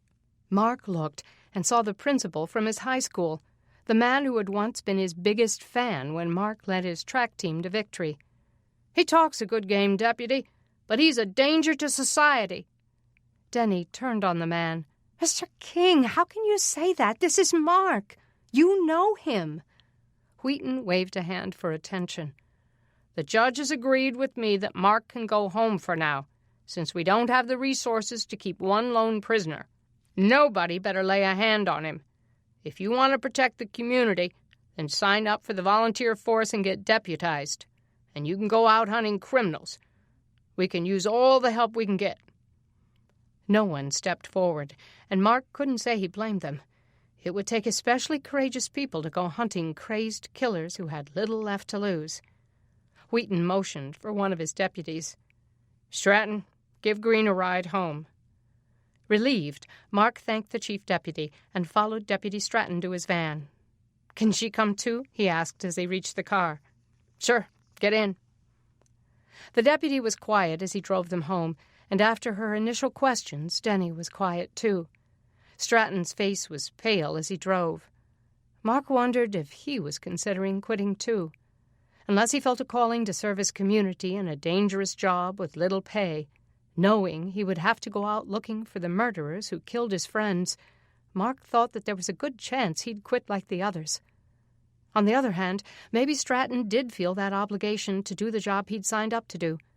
Maybe the ones who were left were men of particular courage. He prayed that was true. He held Denny's ice-cold hand, wondering if it was wise to let her be anywhere near him. "Any word on Zach?" he asked her. She shook her head. "I haven't been able to get an update." The car turned into Oak Hollow. Her hand tightened as she leaned forward. "Deputy Stratton, would you please take him to my house? 5th house on the right." "No," Mark said. "I need to go home. I need to change out of these clothes. Mark, your mother's at my house. You can wear something of my dad's or my brother's. But going home is not smart right now, and you know it." Stratton pulled up to the Brannings house and idled at the street. "What's it going to be?" Mark sighed. "I guess I'll get out here." He stepped out of the van, helped Denny out, then got her bike out of the back and set it on the sidewalk. He glanced toward the corner. Paul Berlin and his wife were walking their dog, and they'd stopped to stare. Paul was best friends with Lou Grantham and had probably been among those men who'd come after him. He saw the disbelief on the Berlins' faces as he and Denny thanked the deputy and started up the yard to the door. Mark hoped word would soon reach the neighborhood that he'd had nothing to do with the shooting of the sheriff and his men. But as he stepped into the Brannings house, he knew it wasn't over. Chapter 34. An urgent knocking shook the Brannings' front door a few minutes after Mark came in. Denny knew trouble was on their doorstep. "Here it comes," Mark said. "I'll get it." "No, Mark." His mother moved between him and the door. "Please, honey, you can hide. You can go out the back way again." Mark went around her. "I'm not running again, Mom, and I won't let them terrorize us." Denny turned to her mother. "Where's Dad?" "Next door talking to Brad," she said. "Beth and Logan go upstairs." "But, Mom," Logan whined. "Upstairs now." The two kids headed for the stairs. The banging came again. Mark reached the doorknob. Denny stopped him. "Mark, wait for Dad to come back." "I can't. They won't wait." He pulled Denny behind him and opened the front door, and Denny saw a group of men with baseball bats and guns, their faces seething in hatred. Lou Grantham stood at the front of the mob. Mark stepped out on the porch. "Looking for me?" Paul swung his bat. Mark caught it in his hand before it made contact, but someone else swung, hitting Mark in the stomach, doubling him over. Martha screamed as more bats and sticks came down on him, knocking him to his knees. Denny raced across the yard, screaming for her father. "Dad! Dad, help! They're beating Mark!" She threw herself at the Caldwell's door, banging with her fists. The door flew open, and Brad and her father burst out. "Please come!" she screamed. "They're killing him!" Brad ran back in for his rifle, then chambered around as he came out into the yard. He fired up into the sky, startling the men. It took one more wasted bullet before they backed off, leaving Mark in a heap on the ground. His forehead was bleeding, and his cheekbone was swelling. He crawled on the ground for a moment, trying to get up. Denny fell to his side. "Mark, are you all right? Mark?" He seemed dazed, unable to get up. Brad and Doug stepped in front of Mark. Brad's teeth gritted as he chambered another round. "Now, if I were you, I'd be backing toward the street, nice and easy." Paul spat into the grass. "Put the gun down, Brad. You're not in this." "Oh, yeah, I'm in it," Brad said. "See, I'm the attorney representing Mark in his conspiracy to commit murder case against you people. It's about time somebody filed charges." Denny kept her arms around Mark's shoulders as she looked up at the men. They all knew what Brad meant. Just a few months ago, Brad had been in Mark's place when the same group of vigilantes had tried to make an example of him.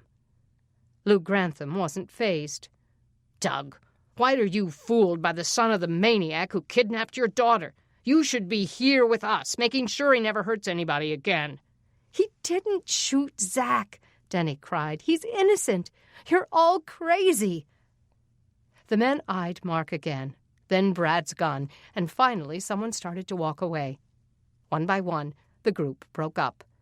Grantham was the last to leave. He pointed down at Mark's bleeding face. I'm warning you, boy.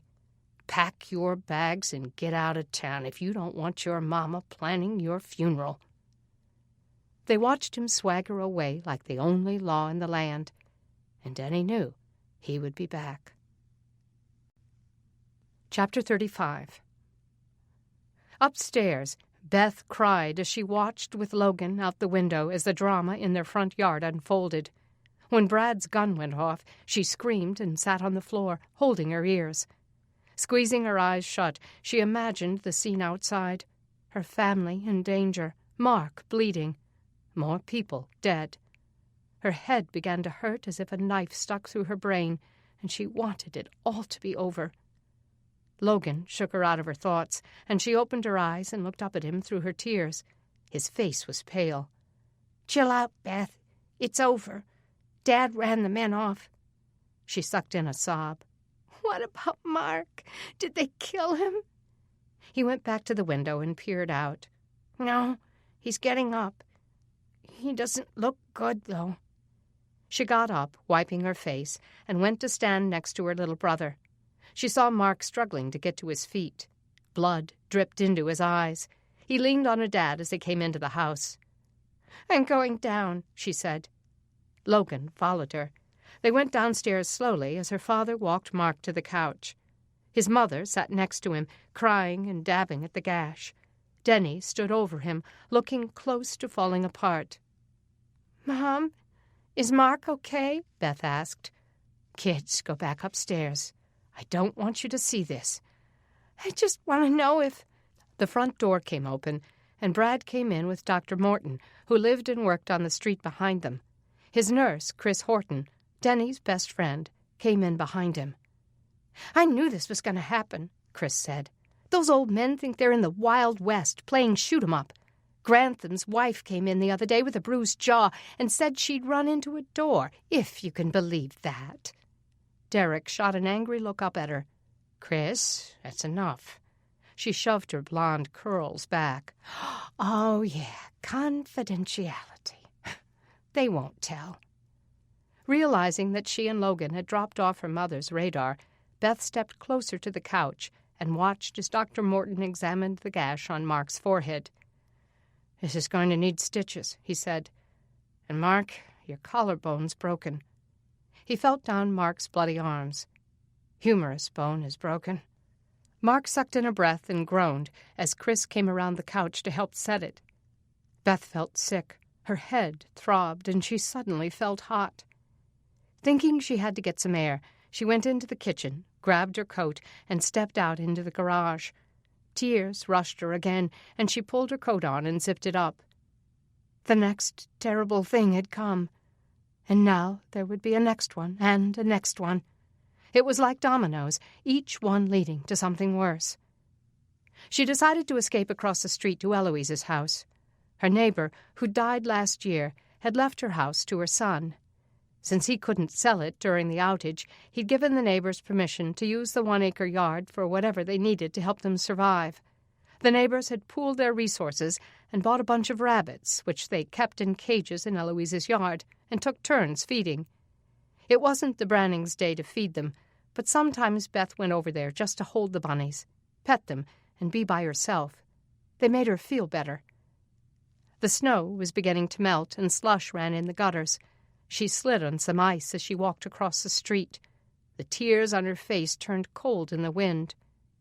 She made her way to Eloise's fence and opened the back gate. As she went in, her eyes scanned the yard for the cage with the youngest litter. But something was wrong. A few of the cages were gone, and several more were empty. She caught her breath and walked closer to the cages, making sure the little animals hadn't burrowed under something to get warmer. But they were gone. Only a dozen or so remained. Beth screamed and ran back across the street. Chapter 36. Despite the trauma of the shootings earlier that day, Denny found George Mason and Will Truman back in their ambulance, sitting in their usual spot on Keesler Street, waiting for the next emergency. They both stared into space as if shell-shocked. She knocked on George's window. He rolled it down. "Yeah?"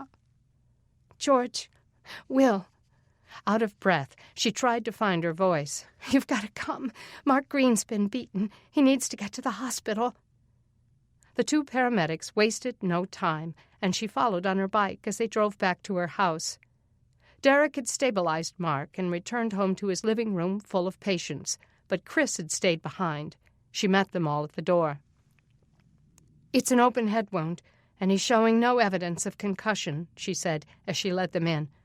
"And it's a wonder, because, frankly, I think they meant to kill him. If you ask me, we need to get our own vigilante gang and make sure those men don't attack anyone ever again." Martha moved away to give the paramedics room. George stooped down next to him, and Mark winced as he lifted the bandage that Derek had taped to his forehead. "Looks bad," he said.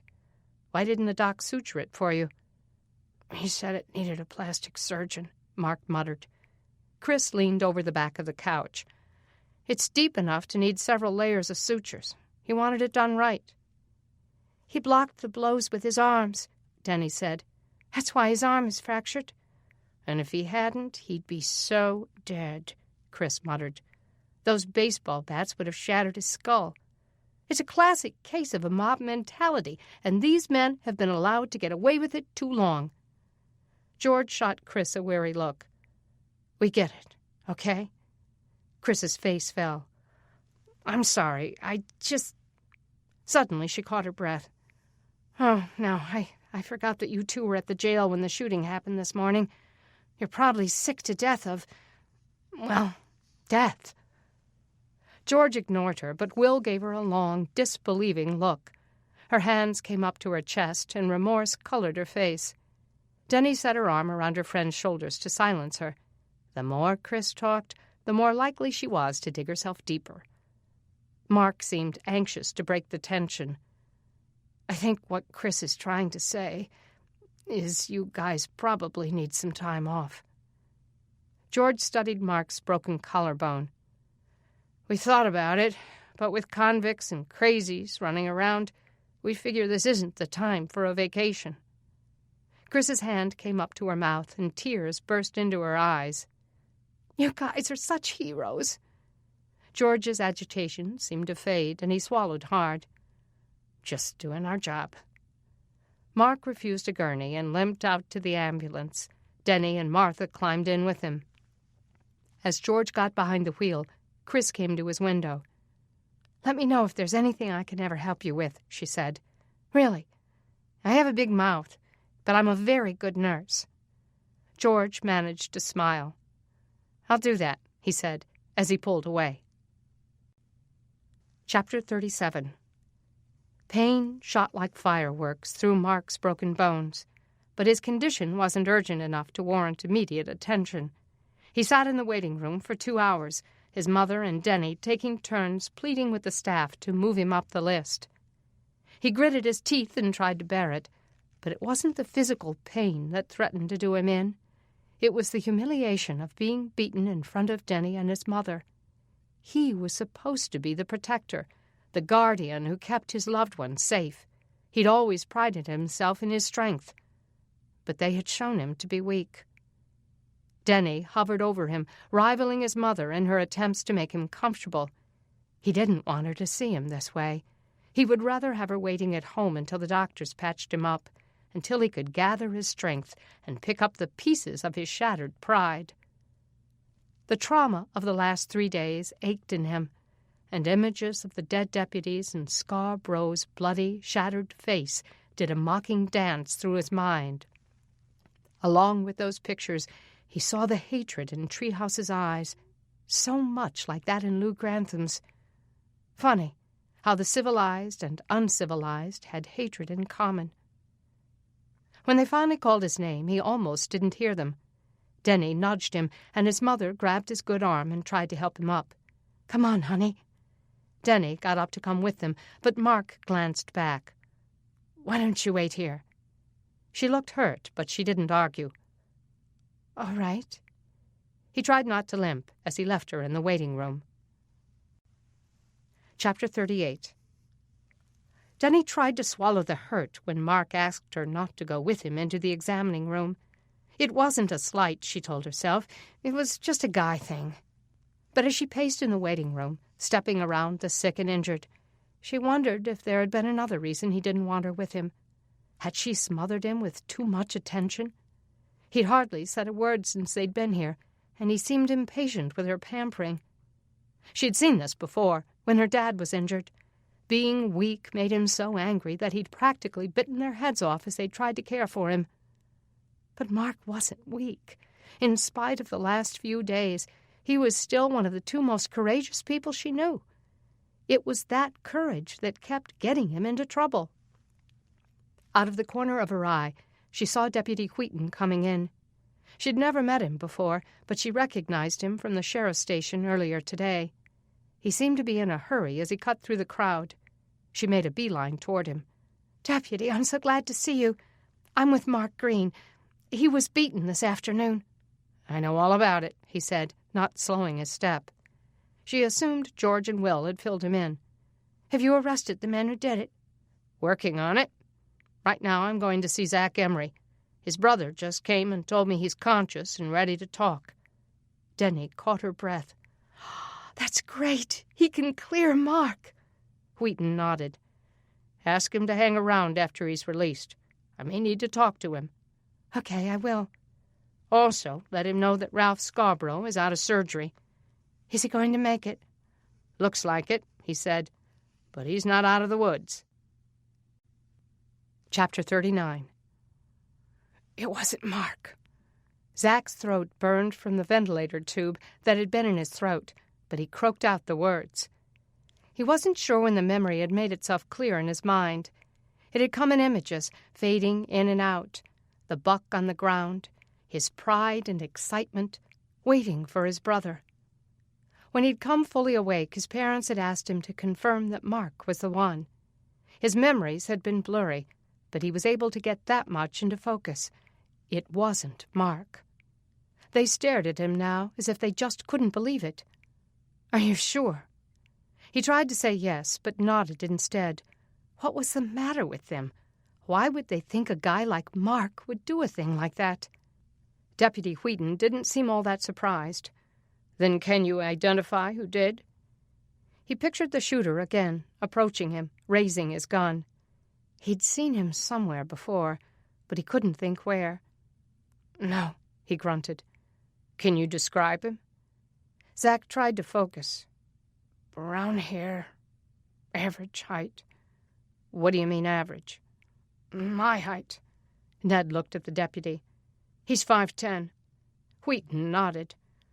"That's the same description Charles Hoyt gave us. What was he wearing, Zach?" "Camo." His head began to ache with the effort of remembering, and fatigue tugged at him, threatening to pull him under. "Zach, yesterday when your ventilator was shut off, did you see anyone in your room?" He shifted his thoughts. He remembered images. The guy over his bed. The voices. Panic. "Yeah." "Did you know him?" He tried to picture the man again. He looked familiar, too. "Maybe." "Was it Mark Green?" "No." Wheaton looked at Zach's parents. "Zach," his mother said, "the guy told your roommate that he was Mark Green." "Then he lied." Deputy Wheaton tried again. "Was he the same guy who shot you?" Zach frowned. "Maybe." "But you're not sure?" Zach shook his head no. "See there," Ellen said. "He doesn't even know for sure." Anger flared through him. Why wouldn't they listen? "Wasn't Mark," he tried to say louder. Wheaton cleared his throat and stood up. Looks like we locked up an innocent man." "Well, it doesn't matter now, since you let him go," Ellen cried. "The man's innocent," Wheaton said. "Didn't you hear your son?" Zack closed his eyes, hoping his mother wasn't about to launch into one of her fits. Hoping to distract her, he rasped out, "Should have seen it. 10-pointer. Beautiful." "The buck?" Wheaton asked. "The one Mark Green brought home was 8 points. Did you see the shooter take the deer?" He didn't remember anything past the man raising his gun. His next memory was in the ambulance gasping for breath. He shook his head again. He faded out as the deputy talked softly to his parents. Chapter 40. Despite the events of the past few days, Kay knew life had to go on. There were clothes to wash and more bread to bake, but there was no one around to help her. Doug had gone with Brad to volunteer at the sheriff's department, which meant that he'd be here less and less often. Denny had gone to the hospital with Mark, and Beth, well, Kay hadn't seen her in hours. She went out into the garage and raised the door to give her some light as she washed a load of clothes in the hand-cranked Maytag Doug had bought 2 months ago. Because of his careful planning with their FEMA disbursements and his investments in things that made them more money, he'd managed to raise enough to buy them a few luxuries.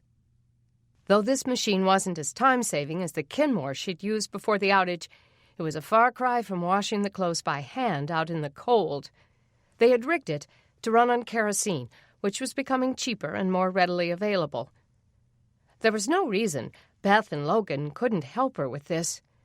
Kay went back into the house, looked out the window, and saw Logan in the backyard feeding the chickens. She opened the door. "Honey, where's Beth?" "I don't know. I haven't seen her." She watched him for a moment. The snow was melting, and the temperature had warmed a little.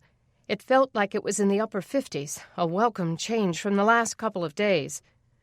"When you get finished there, come in and help me wash laundry." He gave her that hangdog look he had. "Oh, no! I hate doing that. It's for girls."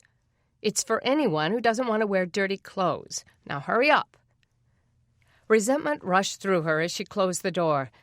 Why was it that she was the only one confined to the house 24 hours a day, baking and cooking and cleaning and washing, while everyone else was out in the fresh air with a variety of things to do? She did it for her family, and given the events of the last few months, she was glad to have all of them healthy and active. But sometimes she wanted to curl up on her bed and cry. The bad news that came so frequently, news of shootings and illness and the death of friends, took its toll and made her want to give up. But she couldn't, not as long as there was work to get done. She went to the bottom of the stairs and called up, "Beth?" There was no answer, but she heard Beth's feet running across her floor. Maybe she couldn't hear her. Sighing, she went up the stairs. Beth's door was closed. "Beth?" She knocked and then opened the door. Beth sat sobbing on the floor in the corner of her room, holding a rabbit in her arms and another in her lap. At least a dozen other rabbits sniffed and moved around her. "Don't be mad, Mom." Kay wanted to scream. "Beth, what are you doing?" Beth's chin trembled and she wiped her red nose. "I had to protect them. I couldn't just leave them over there with killers and thieves in our own neighborhood, doing whatever they want." Kay's anger faded. Had her daughter been up here suffering since Mark's beating this afternoon? She hadn't wanted the kids to see what was happening, but of course they had. She had ignored Beth after they'd gotten Mark inside, unaware that she was traumatized. And then when the rabbits were stolen, Kay had decided to deal with it later. With 2 deputies dead, the sheriff fighting for his life, and Mark beaten with baseball bats, the rabbits had seemed unimportant. But they were the one thing Beth could control. Kay went into the room and knelt beside her. "How did you get them up here? I didn't see you bringing them in." Beth sniffed. "I brought them 2 at a time. I tried to put 4 of them in a box, but they fought. That's why we keep them in separate cages." "I know, but I couldn't sneak the cages in without being seen." Kay tried not to focus on the droppings, ruining her carpet. This was about her daughter, exercising some control over the chaos of their lives. It was about protecting something when she had no ability to protect the ones she loved. She took the rabbit out of Beth's arms and set him on the floor, then pulled her child into her arms. Beth came willingly, clinging to her, weeping into her sweatshirt, wailing out her heartache. "They beat him, Mom. They almost killed him." Kay closed her eyes and stroked Beth's hair. "Oh, sweetie, I didn't want you to see that." "Where's God? Why would he let that happen to Mark?" "I don't know," she whispered. "But things are getting worse and worse. They never end. Do you think God has a bet with the devil? That he's just daring him to do something to Mark? Like Job?" Kay pulled Beth back and looked into her wet face. "Honey, you're misunderstanding what happened with Job. It wasn't a bet. It happened for a reason. Job just wasn't told what it was." "What reason?" "So that we would be encouraged that God is in control. Thousands of years after that book was written, we read it and know that we're not alone in our suffering, that no one can do anything to us without God's permission, and that God uses things in ways we can't imagine. Job was an example to us. Do you think he would have ever dreamed that we'd be talking about him in the 21st century?" Beth's hiccuping sobs eased up, and she shook her head. "I wish God would tell us more." "I wish he would, too. But you know that suffering has a way of making us stronger. Aren't we better people than we were 8 months ago?" "Maybe." She thought for a minute. "Nothing really bad ever happened to us before. We were kind of wimpy."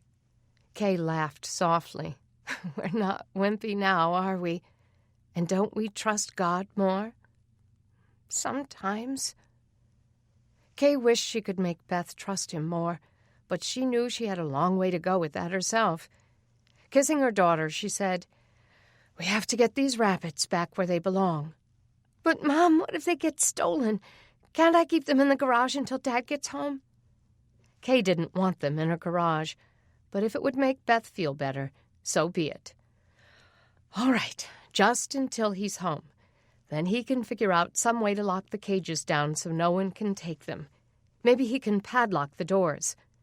She kissed her forehead again. "Are you all right now?" Beth drew in a long, shaky breath. "Yeah, but my head really hurts." "It's no wonder." She sighed and picked up 2 of the rabbits. "Come on, I'll help you get them out to the garage." Chapter 41. "Well, son, you're off the hook." Mark had waited in the lobby with Denny and his mother for the last half hour, anxious to hear if Zach had indeed been coherent enough to clear things up. Now he wasn't sure he'd heard Wheaton right. "So he told you what happened?" "That's right. Guy who shot him was around, 5'10", brown hair. The one who unplugged his ventilator might have been the same person. He was only sure about one thing, that neither of them was you." For the first time in days, light broke through the clouds that seemed to hover over Mark. Denny shouted and threw her arms around him, but the pressure brought a sharp jolt of pain, and he gasped. She pulled back apologetically and hugged his mother instead. The 2 of them jumped up and down as though they'd just won a lottery. Mark laughed in spite of his pain. Turning, his mother hugged Wheaton. "Oh, thank you, Deputy. We're so grateful." "Don't thank me. Thank Zach. Now I have to find the real guy." Denny's joy faded. "Not telling you how to do your job, Deputy, but you ought to question Blake Mahaffey and Randy Kraft. They lied about Mark for a reason." "You bet I'm going to question them." He started to walk away, but Martha stopped him. "Deputy, will you please go tell our neighborhood so Mark can go home without being attacked again?" "They'll find out when we start arresting Lou Grantham and the others. That's at the top of my priority list, almost as high as finding the escapees. But first, I need to get some volunteers signed up." "I want to be sworn in," Mark said. Denny swung toward him, and Martha looked like she'd been slapped. "Mark, you're injured," his mother cried. Wheaton rested his hands on his hips. "Son, you're not in any shape to serve in the sheriff's department." Mark wouldn't take no for an answer. "There must be something I can do. I could man the offices. I could go through the prisoners' files, getting their addresses and trying to figure out where to look for them. You need someone to do that, Deputy." "But I don't need someone bent on revenge helping enforce the law." "It's not revenge I want, Deputy. It's justice. 2 men on your force were killed, and another is fighting for his life." Wheaton stared at him for a long moment. I'm not saying that I'm not angry, but my anger won't keep me from enforcing the law. It'll just make me more determined to see justice done. Do you really have the luxury of turning capable men away? I can help you find those prisoners." Wheaton looked at the floor. Mark knew he was considering it. But Denny intervened. "Mark, you don't have to be the one who saves the world. Please, keep a low profile for a while so you can heal." "Denny, somebody has to step up." "Not you!" she shouted. Mark grew silent. He looked at his mother, waiting for her to chime in. She was standing there, tears in her eyes, and her look told him she knew he was going to do what he had to do. She didn't like it any more than Denny, but she wasn't going to stand in his way. Denny, on the other hand, wouldn't take it well. "Deputy, your instincts are right," she said. "He shouldn't be there. It would be irresponsible to swear him in." "Denny, stop it," Mark bit out. She looked at him as if he'd betrayed her, her eyes pleading. He didn't like to see her cry, but this was important. Someone had to help them catch the escapees so she could ride the streets safely. Someone had to stop those men before they turned Crockett into a war zone. If she couldn't understand that... "Deputy," he said, "do you need volunteers or don't you?" Wheaton stared at Mark, then finally said, "All right, we'll give it a try. I'll give you a ride back to Crockett and we'll stop by the station and swear you in." "I don't believe this." Denny took off toward the door. Mark looked back at his mother and saw that her eyes were on the edge of grief. He hated making her worry. "Mom, I need to do this." She blinked back the tears misting in her eyes. "I know. That's the kind of man you are." "You can stay with the Brannings when I'm at work."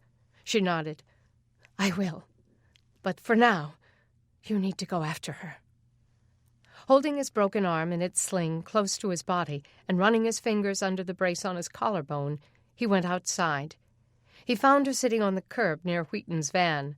Her face was wet, and she wiped it with both hands.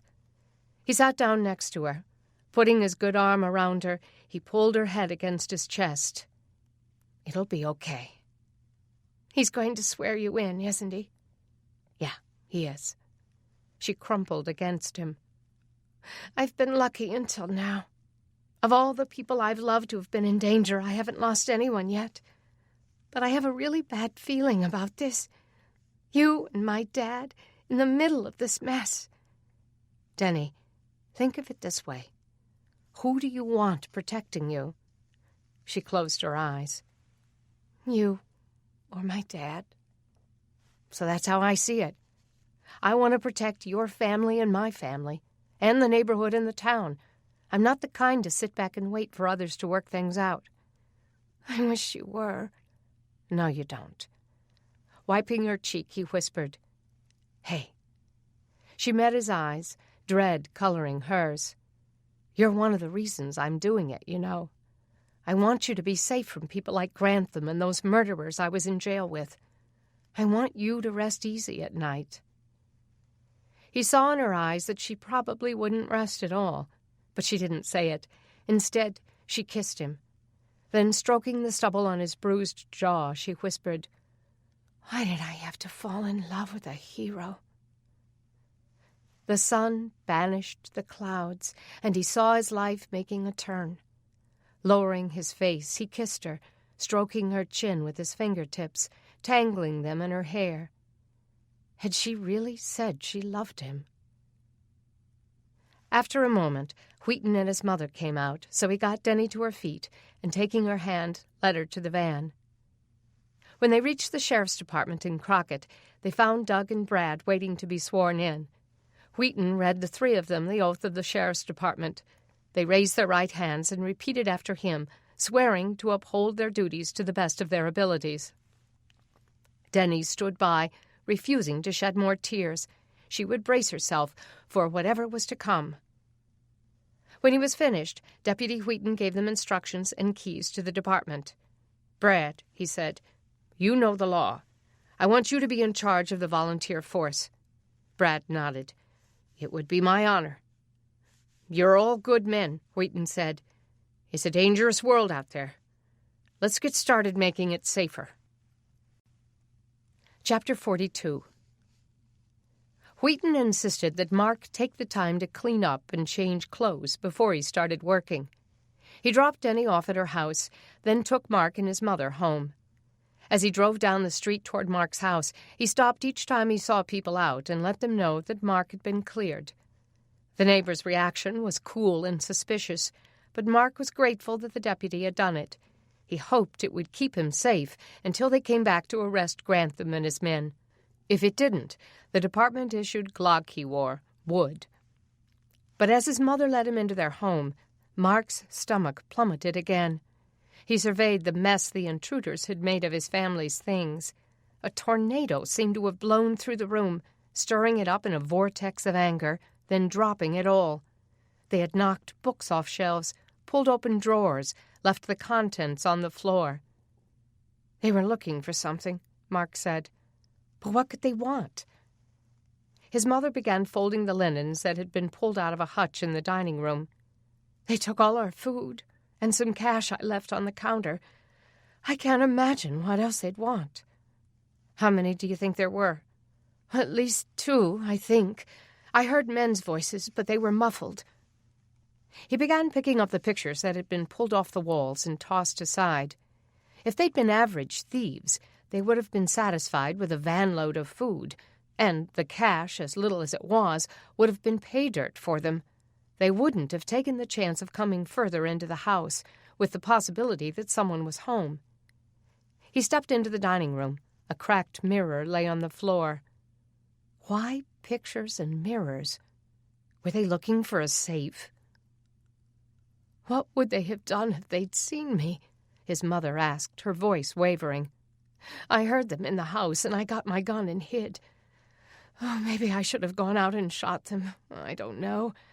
I just wasn't sure what to do." Mark looked at his mother. She looked so vulnerable and tired. She'd lost a lot of weight in the last few months, and she'd aged 5 years in the last few days. Rage hammered through his heart as he pictured her hunkered in the closet, her gun shaking in her hand. She should never have been left alone. He couldn't blame it on his stepfather. John hadn't had much choice about where the government sent him to work. Besides, he'd left knowing that Mark could take care of her. They just hadn't anticipated what would happen. "I heard them come in the bedroom," she said, "and I got behind the shoe shelves in my closet and hid. They came in and looked around, took things off the shelves. I thought they were going to see me and I'd have to shoot them. But they didn't." Mark's heart stumbled at the danger she'd been in. If they knew he was in jail and had come in expecting to find her, would they have killed her? Was that their plan? "I've never been so scared in my life. I should have shot them. I should have had more courage." "No, Mom, you did the right thing." He had never wanted to do violence to anyone before, but he could see himself killing the men who had terrorized his mother this way. "Mom, you can't be here alone when I'm working at the station. I want you to keep staying at the Brannings for the time being. I don't want you alone in this house even for a minute. Someone was looking for something, and if they didn't find it, they might be back." "But what? What in the world could we have that anyone would want, other than food and cash? I can't think of anything they'd be looking for."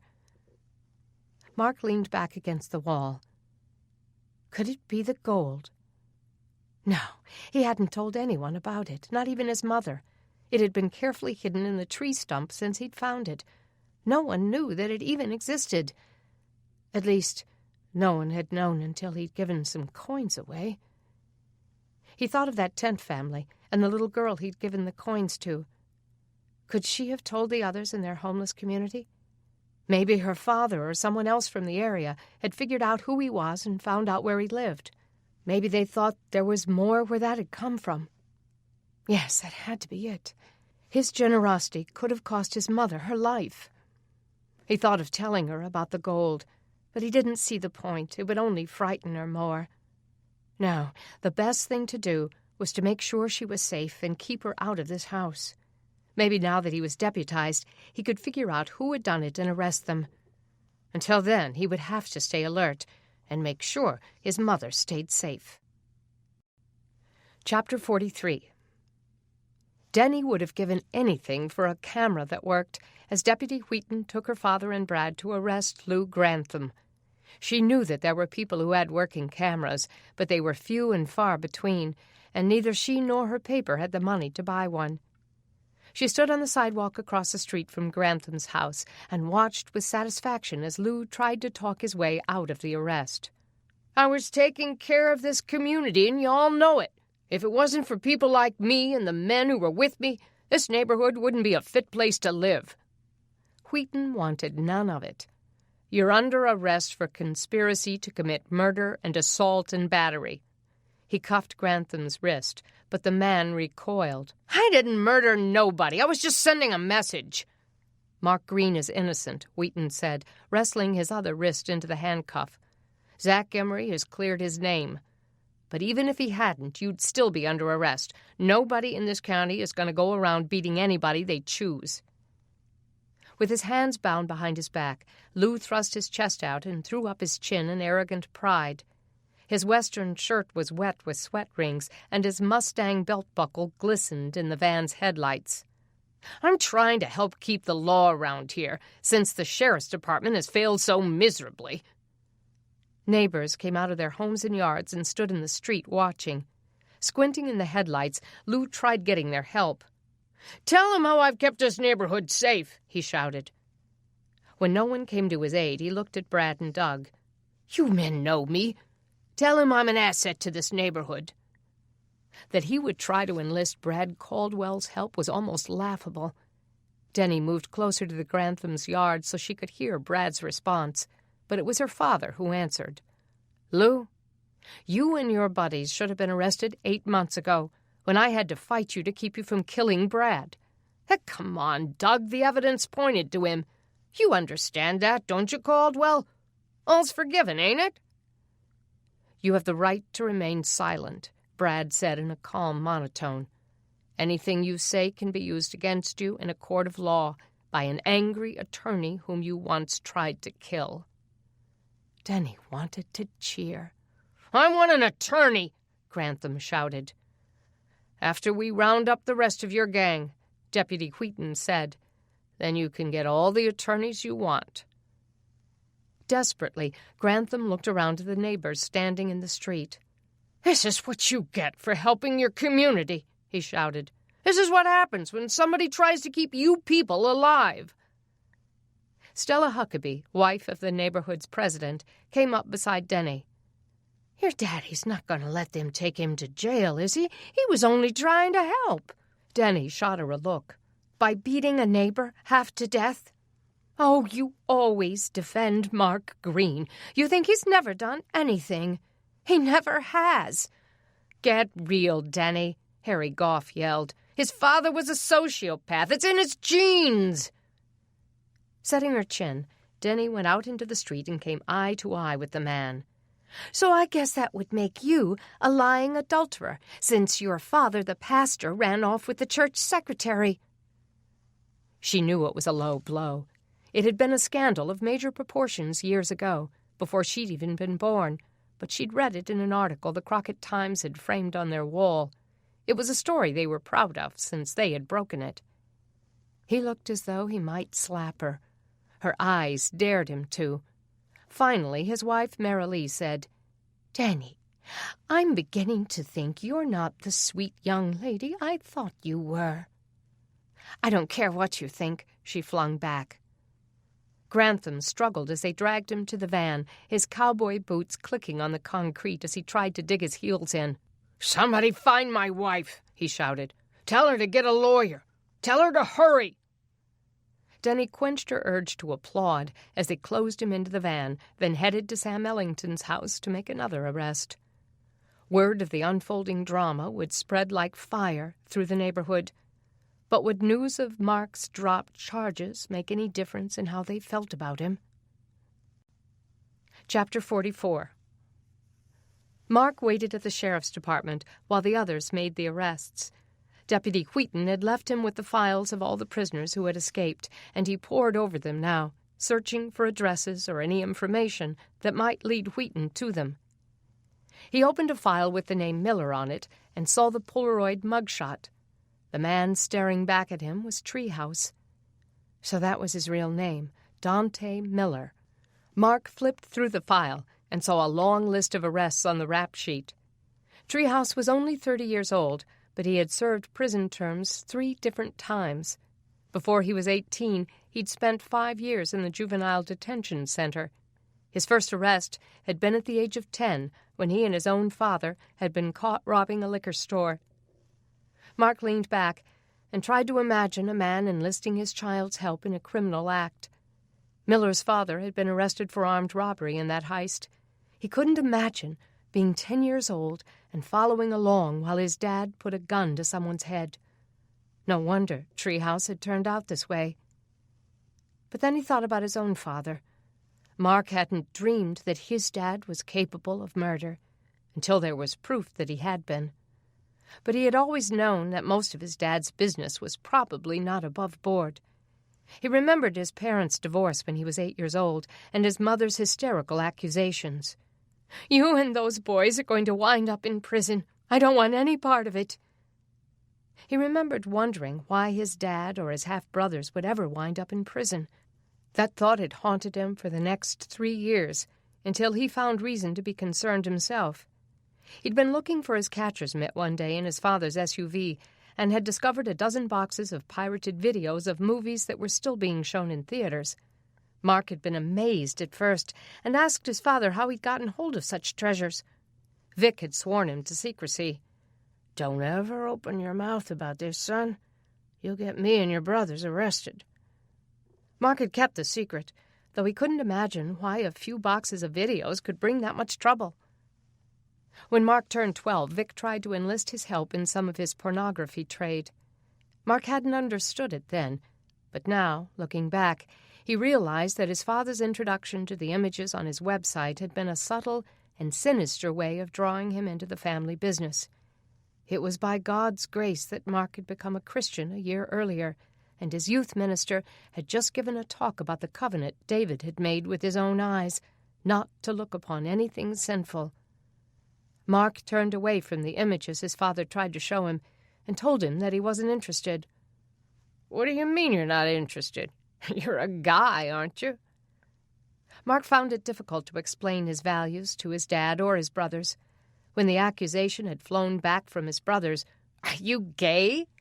he had decided that there was no point in trying to explain it further. His father finally gave up. "But you let me know whenever you overcome your little religious experience. Puberty ought to take care of that." His dad had tried again a couple more times over the years. Mark had been able to resist each time, but it would have been so easy to be taken in. He thought of his half-brothers who had probably fallen headlong into their father's pastime. Sometimes he felt sorry for them, and though he knew that they'd fled Crockett as fugitives from their murder charges, he often prayed for them at night, that the Lord would do his work in their hearts, and that they'd become true brothers. After all, he didn't have much family anymore. He looked again at Treehouse's file. That dangerous man who had killed 2 deputies right before Mark's eyes had once been an innocent child, lured into crime by a bitter, angry father with a skewed system of values. Now the community had to be protected from him. Mark wrote down Treehouse's address, though he supposed Wheaton had already gone there. Of course he wouldn't be home anyway. Where would the man go? Mark searched the file for any references to family members or girlfriends. Hadn't Treehouse said something about having a girlfriend? Children? He tried to focus, to remember. I'll leave town. I got a woman and 2 kids live on a farm. They won't find me there. There was no girlfriend or wife named in the file, but on one of the reports of a previous arrest, Mark found the names of Treehouse's children. Rio and Cassandra had apparently been given their mother's last name, Ford. If Mark could find some record of the children's birth, maybe that would lead them to the mother's address and to Treehouse. Mark made copious notes, hoping someone would follow up. He heard the front door opening, and his muscles went rigid as he reached for his gun. A teenage boy came in, clutching a shotgun. Mark had seen the kid before, but he couldn't place him. "Hey," Mark said. "Hey." The boy looked nervous, but he came in and lifted his chin high. "I came to sign up." "For what?" "For the volunteer force." Mark got up and came around the desk. "How old are you?" "Almost 14. That would be 13, Mark thought. Not much older than Beth. The boy thrust his chin up. "I know what you're thinking, that I'm too young. But I'm mature for my age, and I have law enforcement in my blood." "How do you figure that?" "My dad's a sheriff," he bit out. "I'm Jimmy Scarborough." Oh, yes, now he remembered. Softening his voice, he said, "Hey, Jimmy, I'm Mark Green." The kid shook his hand. "You were here when it happened, weren't you?" Swallowing, Mark nodded. "Yeah, I'm afraid so." "You tried to stop it." Mark frowned. "How did you know?" "George Mason, the paramedic, told me." Mark's gaze drifted to the jail door. He couldn't let the boy go in there. There was still blood on the floor. "So how's your dad?" Jimmy chewed on his lip for a moment. "They tried to put his face back together. It's all swollen and sewn up. Plus, he has pneumonia and he's having trouble breathing." "I'm glad he's alive," Mark whispered. "Has he been able to talk to you?" Jimmy cleared his throat and looked down at his feet. "He said I was the man of the house." Mark wished he could help the boy with his pain. "Then you should be looking after your mom." "She's going to be at the hospital most of the time. I'm staying with my grandparents." "That doesn't change anything. Your dad wants you to look after the house." Jimmy's gaze came back up and locked on his. "I want to catch them." Mark sighed and sat back on the edge of the desk. "No way your folks are going to let you do this." "Look, Jimmy, I understand what you're trying to do, but I don't want to cause more stress for your mom. Deputy Wheaton would never sign up our wounded sheriff's kid. Besides, you're too young." Jimmy tried to stand taller. "I've been taking care of my mom all these months while Pop was out chasing bad guys. Ask her if you don't believe me. I know there's something I can do here." Mark stared at the kid for a moment, knowing that his grief over his suffering dad had brought him here. Maybe he could put him to work doing something just to distract him. "Look, if your parents say it's okay, I'll talk to Wheaton and see if we can put you to work around here. You won't be out chasing killers, but if you're willing to do gopher work, run errands, clean up, I'll do whatever needs doing." Mark could see that Jimmy was determined. "Okay, then. If your parents give the go-ahead, then come back and see me, as long as Wheaton says it's okay." The grief on Jimmy's face seemed to fade as he raced out of the station. Chapter 45. When Doug, Brad, and Deputy Wheaton came back to the department, their van was filled with the men who had beaten Mark up. The prisoners were spitting mad, all of them, and fighting the cuffs that bound their wrists. Mark came to his feet as they led them in, grinding his teeth as he remembered the helplessness he'd felt as he'd struggled to fight back. "You've got him working here?" Sam Ellington cried as he spotted him. "Are you asking for trouble?" Paul Berlin said. "Shut up and sit down," Wheaton said. Mark sat back down, his jaw popping as he fixed his eyes on the file he was reading. He tried to ignore them as they were processed, but his pulse pounded in his broken arm, reminding him of what they'd done to him. Finally, when Wheaton led them through the jail door, his tormentors began to cough and gag. You can't put us in there. That smell is horrible. There's something dead in that place. Mark looked up. It isn't anything dead, He said in a low, deliberate voice. It's human waste. Come on, boys, Wheaton said as he ushered the men into the dark room. Satisfaction rushed through Mark as he heard the cell doors clanging. Their cursing shouts echoed over the room. Justice had been done, if only for a little while. After a moment, Wheaton came back out. Green, we're going to talk to Mahaffey and Kraft and check out the addresses you've come up with. Hopefully some of the escapees are stupid enough to go home. I want you to just babysit the prisoners and take care of whatever comes up. If their lawyers or family members come, let them in to talk.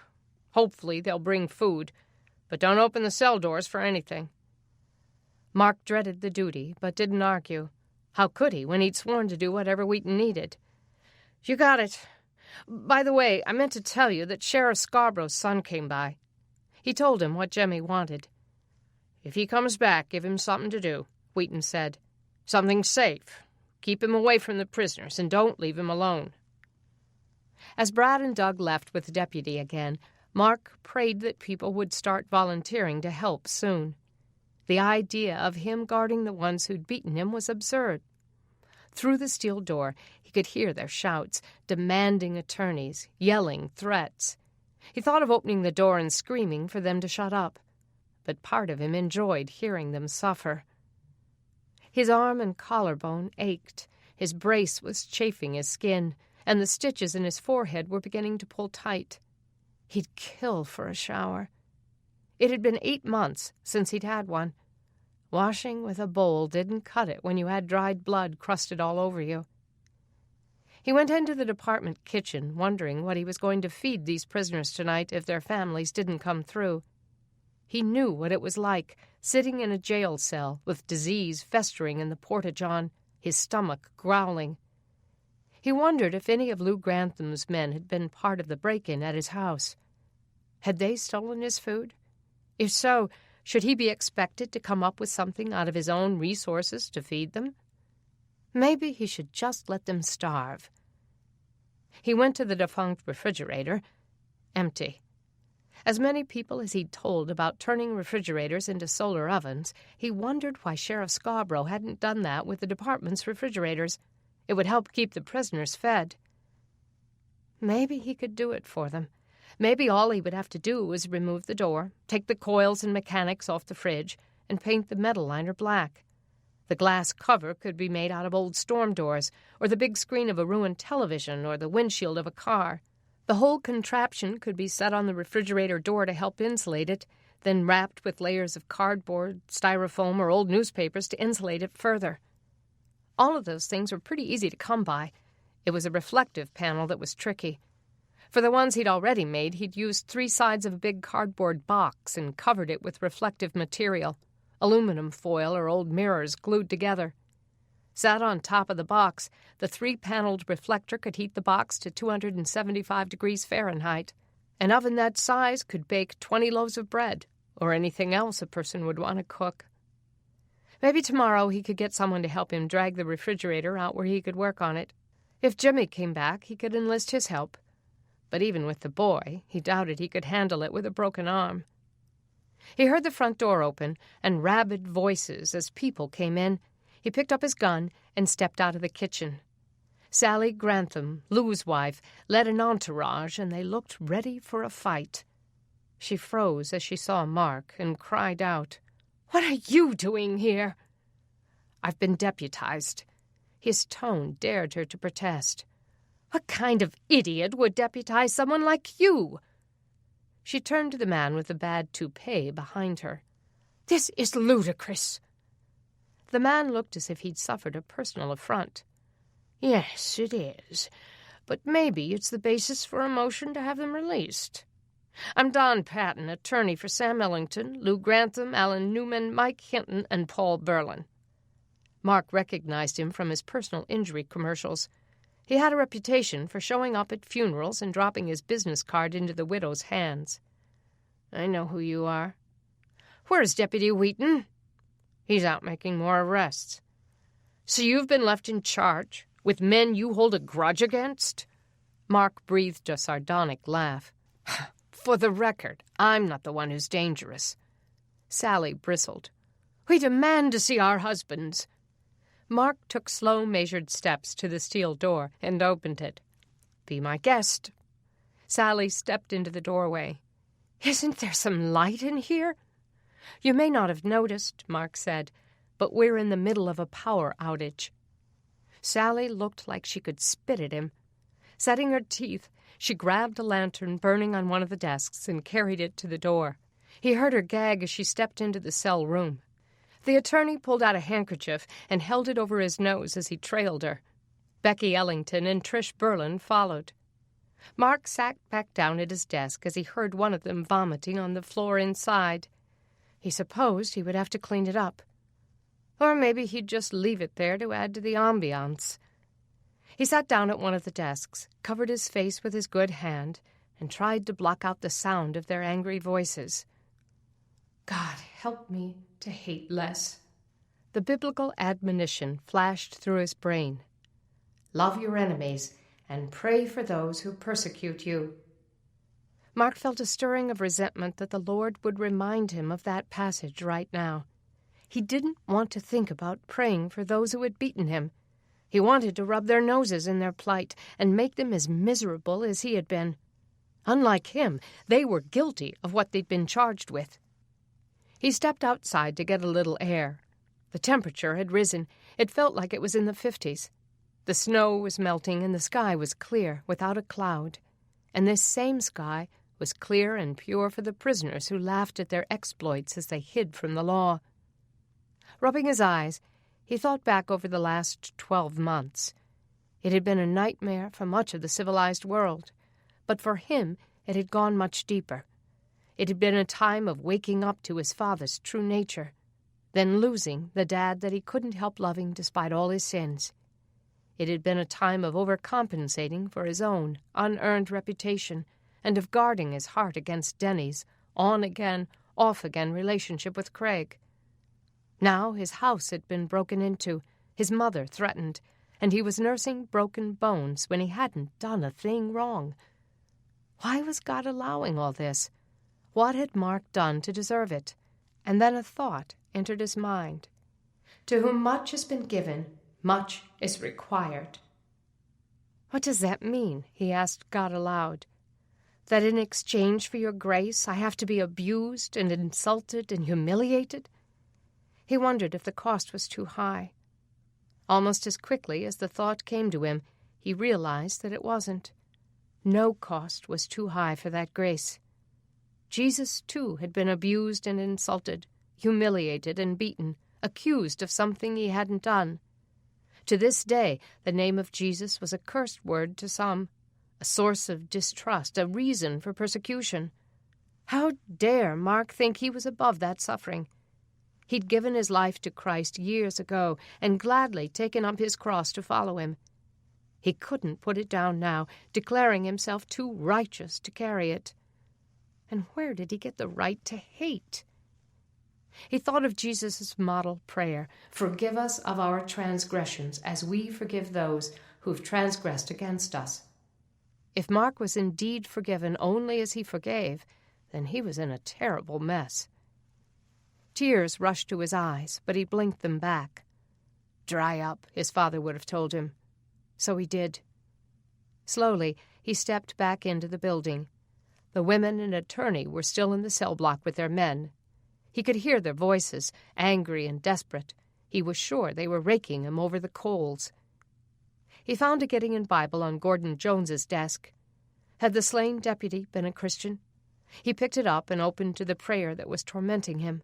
He found it in Luke 11 and read the Lord's Prayer again. "Okay, Lord, I need to forgive. Show me how." He heard heels clicking on the concrete, and the group burst out. "You've got to do something about those toilets," Sally cried. "If my husband gets a disease, I'm going to sue the county, the town. I'll even sue you." "Good luck," Mark said. "I'm not worth much, and neither is the sheriff's department." Trish stepped toward him, her eyes pleading. "Mark, don't you have any compassion?" There he stood, with his arm in a sling, his bruised and stitched face, his broken collarbone. Was she serious? Anger boiled in his chest again, and he thought of telling her what she could do with her compassion. Don Patton wiped his oily face with his handkerchief. "I'm going to see the judge immediately. They'll be out of here within the hour." That was it. Bitterness sliced through him. It was a clean cut, eliminating any hope of compassion. "Knock yourself out." Furious, the women left with the attorney on their heels, slamming the door behind them. He walked to the jail door and slammed it. But the golden rule flashed like a neon sign through his brain. Do unto others. He turned his angry face up to the ceiling. What is this, Lord? A day of Christian platitudes that don't work? Word of his innocence probably hadn't gotten around the neighborhood yet. If people knew that he was in charge of the jail, they would assume the lunatic was running the asylum. Someone else might come after him. He had bones that weren't yet broken.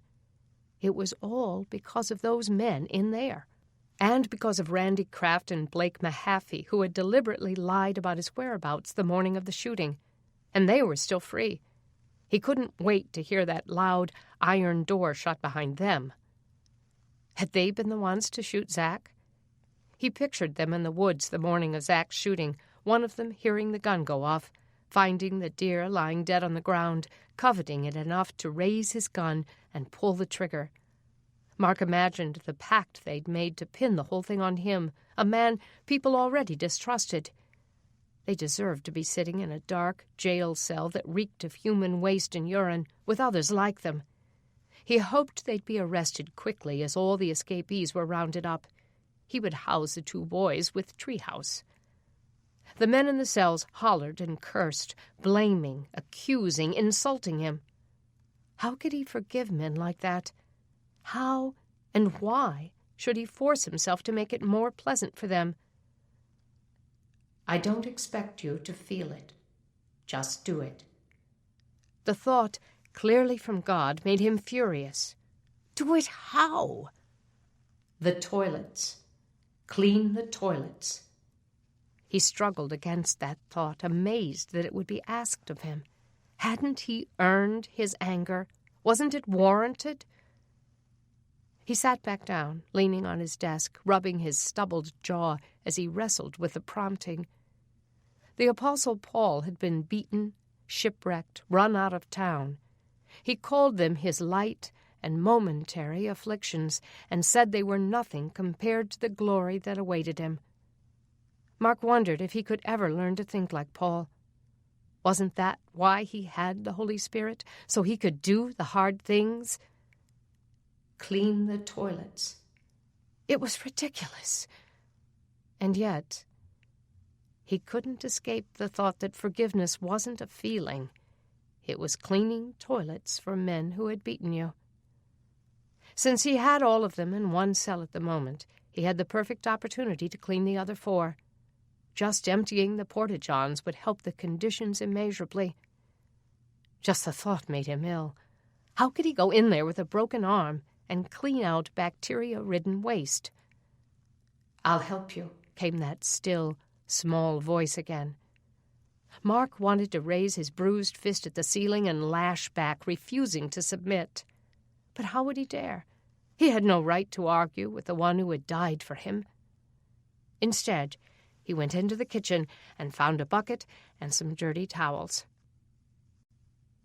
Chapter 46.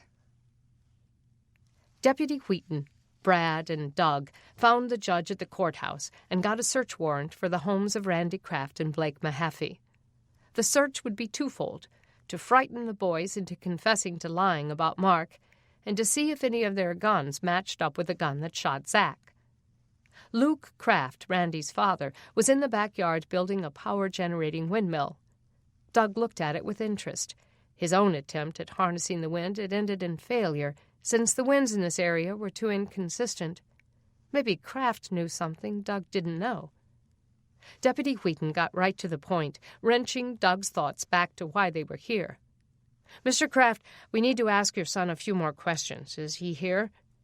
Luke didn't seem disturbed. "Yeah, he's in his room. Blake's over here, too. I'll get them. You guys come on in." It was clear the man wasn't threatened by law enforcement showing up at his door. The three of them stepped inside. The room was dim with only the window light, but a fire crackled in the fireplace. The boys came into the room looking even younger than Doug expected. They were both 18, but they were skinny and didn't look strong enough to carry off a 10-point buck. Randy was only 5'6" or so, much shorter than the men Zach had described, though Blake was probably closer to the shooter's 5'10". Neither of them seemed particularly well built. Deputy Wheaton introduced himself. "How are you guys doing today?" he asked. "Doing fine, sir." Randy looked troubled as he faced the deputy. "We already told the sheriff everything we know." "The sheriff was shot, as you probably heard." Randy nodded, and Blake's hands went into his pockets. "Yeah, it's bad. Is he going to make it?" "We hope so," Wheaton said. "We just wanted to come by and clarify a few things we're confused about." Randy swallowed hard and looked up at his friend. Blake crossed his arms and took a step backward. Wheaton scratched his head. "Grapevine's pretty active in this town, so you may have also heard that Zach Emery cleared Mark Green's name. Says it wasn't him that shot him." Silence. Then Blake cleared his throat. Well, we don't know who shot him, officer. All we know is that we saw Mark that day." "Did Zach say who did shoot him?" Randy cut in. Wheaton reminded Doug of Columbo as he rubbed his jaw in puzzlement. "He didn't know the name, but he described the guy. And see, the thing is, now I'm a little confused about your story." Randy turned to his father, looking for help. Luke just stood there, waiting for him to clear things up. "It's just, we thought we saw him," Blake said. "Maybe it wasn't him after all. Maybe it just looked like him." Wheaton just stared at him. "See, there's the rub, boys. I read your statement, and it was emphatic. You said you were 100% positive that you saw Mark at the crime scene." Doug held his breath. If they could just get the boys to confess to lying. The boys looked at each other again, then Blake nodded. Finally, Blake turned to Wheaton and cleared his throat. This was it, Doug thought. They were going to talk. "Okay. We lied, but we didn't shoot Zach." Luke looked incredulous. "What? You lied?" Randy couldn't meet his father's eyes. "Some guys paid us to say what we said." Bingo. Doug's heart leaped in his chest. "What guys?" Wheaton asked Blake. "You got a name?" "No, we don't know 'em. I wouldn't even know where to find 'em again." Very convenient, Doug thought. Some guys they didn't know and couldn't identify had emerged out of nowhere. Seeing the dubious looks on their faces, Randy tried again. "They came to us. We wouldn't have lied, but they promised us some gold coins if we would just go to the sheriff. After we told the sheriff about seeing Mark, they met us and paid us." "Where did they meet you?" "In the park," Randy said. "They had red ski caps pulled over their faces." Wheaton asked them if he could search their house, and Randy and his father consented, clearly hoping to clear their names. They gave him the one remaining gold coin of the 4 they'd been paid, and he took it into evidence. He gathered their guns, checking to see if they were the same caliber as the one used to shoot Zach. One of them matched. Ballistics would show if the shells matched. When Wheaton came back to the boys and Randy's father, he blew out a long breath. "I'm afraid you boys are under arrest for obstruction of justice and conspiracy." The boys gasped, and Luke stepped in front of them. "Hold on now. They're just kids. They're legal adults, and they've just confessed to committing a crime," Brad said. "But they voluntarily told you the truth. They didn't have to. They were trying to help." "Yeah," Brad said. "Trying to help a killer cover his crime. And they did it for money. That, my friend, is a felony." I'm getting an attorney, Luke said. You can't take them until we've talked to an attorney. Think again, Wheaton said. Come on, boys. Let's go. He cuffed Blake, grabbed their arms, read them their rights, and pulled them out to the van. Luke followed. Don't say another word, Randy. Stay quiet until I get there with a lawyer. Chapter 47. The sound of the front door drew Mark out of the cells, where he'd been cleaning up the contents of Trish Berlin's stomach. The sight of Randy Kraft and Blake Mahaffey in handcuffs should have lifted the heaviness in his heart, but instead it made his burden heavier. The two looked so young and frightened, and when they saw him, they couldn't look him in the eye. They admitted to lying about you, Doug said as he sat them down. They claim they were paid by some guys in red ski masks. Mark walked closer to them. The boys seemed startled at his injuries, the stitches across his forehead, his arm in a cast. He wanted to smash his good fist into their teeth and ask them if they had any idea what their lie had cost him. He wanted to accuse them of shooting Zach. But he forced himself to stay quiet. When Wheaton had finished processing them, he handed them over to Mark to lock them in, then headed back out with Doug and Brad. Mark led them silently into the dark cell block. Behind him, he heard Randy crying. Lou Grantham looked up as Mark led them past his cell. Now you locking up teenagers? What's the matter with you? Don't you have a conscience? Mark bit his lip, almost drawing blood. He went to the cell door and pulled out the pistol he'd been issued when he was sworn in. Back against the wall, everybody. The men got up and milled to the back wall. You putting them in here? Ellington asked. We're already full. Mark didn't intend to engage in a dialogue about how he planned to leave the other cells empty so he could clean them. Carefully holding his gun with his casted hand, he unlocked the cell door and motioned the two boys in. Are you deaf? Grantham shouted. Mark closed the cell door.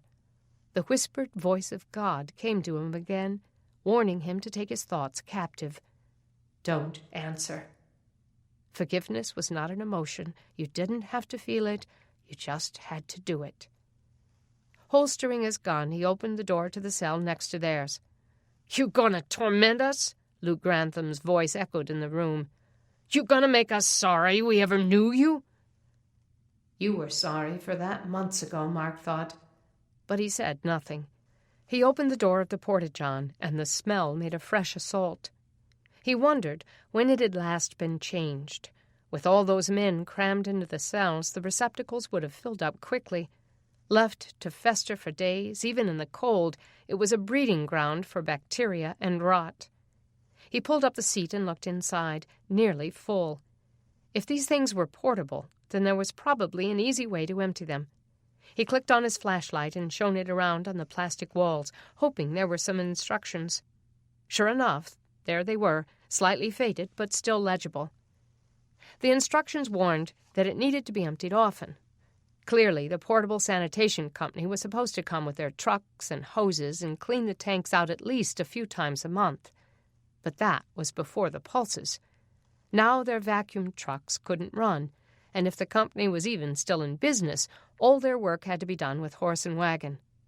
Besides, it was doubtful the county could pay for such services, and not many service workers would go to the trouble for free. If it was going to get done, he was going to have to do it. Aware that he couldn't do it with a broken arm, he examined the unit to see how the tank could be taken out, since the instructions didn't explain. It looked like the whole back wall would have to come off. My mother said it was okay. Mark turned and saw Sheriff Scarborough's son standing in the doorway. He hadn't expected the boy to come back. He left the empty cell and walked toward him. You're not lying, are you? No. You can go ask her. Jimmy Scarborough's voice amplified over the concrete room. She said as long as I stayed in the office and hung with you, it would be okay. Mark was skeptical, but he saw the pain in the boy's eyes and didn't want to disappoint him. Jimmy looked past him to the men in the cell. Is the guy who shot Pop in here? Mark shook his head. No, they're still looking for him. Disappointment clouded Jimmy's eyes. You gonna lock that kid up, too? Grantham called from across the room. Hey, I know a daycare center you could raid," Paul Berlin added. Jimmy's face flushed with fury. "I'm not a criminal like you," he shouted back. "I'm the sheriff's son." Pride rippled on his angry voice. Grantham and Berlin had the grace to shut up then. Jimmy looked like he might cry, so Mark set his hand on the boy's back and ushered him into the office area. "Ignore them," he said. "They just have big mouths." "Why are they here?" Jimmy asked. "Some of them are in there for doing this to me." Jimmy regarded his cast, then glanced at his stitches. "So you got revenge, huh?" "I call it justice." The boy walked to his father's office and stood in the doorway, looking at the empty chair. Mark stood behind him. "So why don't they have everybody out looking for the killer?" Jimmy asked. "They do, except for me. Somebody has to hold down the fort." He nodded to the files on his desk. "I've been going through the files, trying to find addresses where we might find the escapees. I gave what I've already found to Deputy Wheaton, and he's out looking for the prisoners." Jimmy went to the desk, and Mark scanned it to see what Jimmy might find. On a piece of paper clipped to the front of Miller's file, Mark had written, "Ringleader and murderer." Jimmy picked the file up. "Is this him? The one who shot my pop?" Mark took the file back. "Look, Jimmy, you can hang around here and help with chores, but you're not going through the files." "Why not?" He gestured toward the stack on Mark's desk. "I could help. You have a lot to go through." "Because that's my job. You have a different one." He headed into the kitchen, looking for some cleaning supplies. Jimmy followed him. "What's his name?" "What's whose name?" "The one who shot Pop and killed the others." Mark didn't know if he should go on with this, but he'd been in Jimmy's shoes. When news came that his father was dead, he'd wanted to know the details so he could process it all. He supposed it wouldn't hurt to tell Jimmy what he knew. "His name is Dante Miller. The other prisoners called him Treehouse." "Treehouse," Jimmy repeated, the words bitter in his mouth. Mark found a mop and turned to hand it to the boy, but Jimmy was already back at the desk looking at Miller's picture. "Here, take the mop. I need help cleaning those cells." The boy bristled. "If I go back in there, I'll throw up." Mark didn't doubt it. "So, how are you with digging?" "Good," Jimmy said. "Then you can dig some holes for us to dump the waste in after I clean the toilets. Deep holes. Can you do that?" Jimmy crossed his arms. "I guess so." "Why are you cleaning them anyway?" "Because those cells are not fit for humans. I know firsthand what it's like to sleep in there with that filth." "Who cares?" Jimmy asked. "Let 'em wallow in it like pigs." Mark started to tell him that he'd felt the same way, but that God had given him orders. The kid wouldn't understand. He almost didn't himself. "Do you want to help or not? I told you what I need to have done." The kid blew out a sigh, puffing his cheeks. "Where's a shovel?" "It's leaning against the wall next to the back door." Jimmy didn't look happy as he headed out the door. Mark went back into the jail cell and stepped into the porta-john again. Once again he heard the front door. Had Wheaton, Brad, and Doug come back with more prisoners, or were Blake and Randy's parents bringing attorneys? He abandoned the toilet again and walked toward the door. Then he heard Denny's voice. "Mark? Where are you?" He hoped she hadn't come to give him a hard time. He came out of the jail. Denny looked relieved to see him. "Oh, thank goodness. I thought something might have happened to you, and I wasn't about to go into that place." "I'm fine," he said. "I was just cleaning the cells. The illustrious Oak Hollow gang is here, and they're used to better accommodations." She wasn't amused. "Are you kidding me? Let them sit there in it like you did." He went to a bowl of water in the kitchen and washed his good hand. "Believe me, I thought about it. But I'm a Christian, so I can't." She stood in front of him and looked him in the eye. "What does being a Christian have to do with cleaning out toilets?" "It has everything to do with it." He looked around on the shelves in the kitchen. There were supplies there, so maybe there was a handbook for the portable restrooms. He saw some boxes stacked on a lower shelf and some large 5-gallon jugs of fluid with the Porta-John label on them. "There it is," he said. "Just what I need. Now I can figure out how to get those tanks out." He picked up the booklet he'd spotted and turned to the table of contents. "Here it is, evacuating the effluent." "Gross! You are not going to do that." He breathed a laugh. "Oh, yeah, I am. I may not be in any condition to help enforce the law, but if I'm in charge of the jail, I'm going to treat the prisoners humanely." Denny followed him out of the kitchen and into the office area. "So how do you plan to do this?" "I'll manage. I'm resourceful." "You have a broken arm." "Denny, you have to understand. It doesn't matter what else I do to clean up those cells. If I don't start with this, it's futile." The sound of banging came from the cells, and someone's voice echoed through the place. Angry profanity reverberated out of one of the cells. "You're going to go in there and do this for them? The same ones who beat you, lied about you?" Mark sat on the corner of a desk. "Jenny, I've been praying about how to do what the Bible says and forgive them for what they did to me. It's not easy to turn the other cheek when I'm full of hatred." His voice broke, and he swallowed. Denny tipped her head and took his hand. "Don't fake it, Mark. Jesus didn't mean for you to put on some big performance." He knew she didn't understand. "I think maybe you do fake it.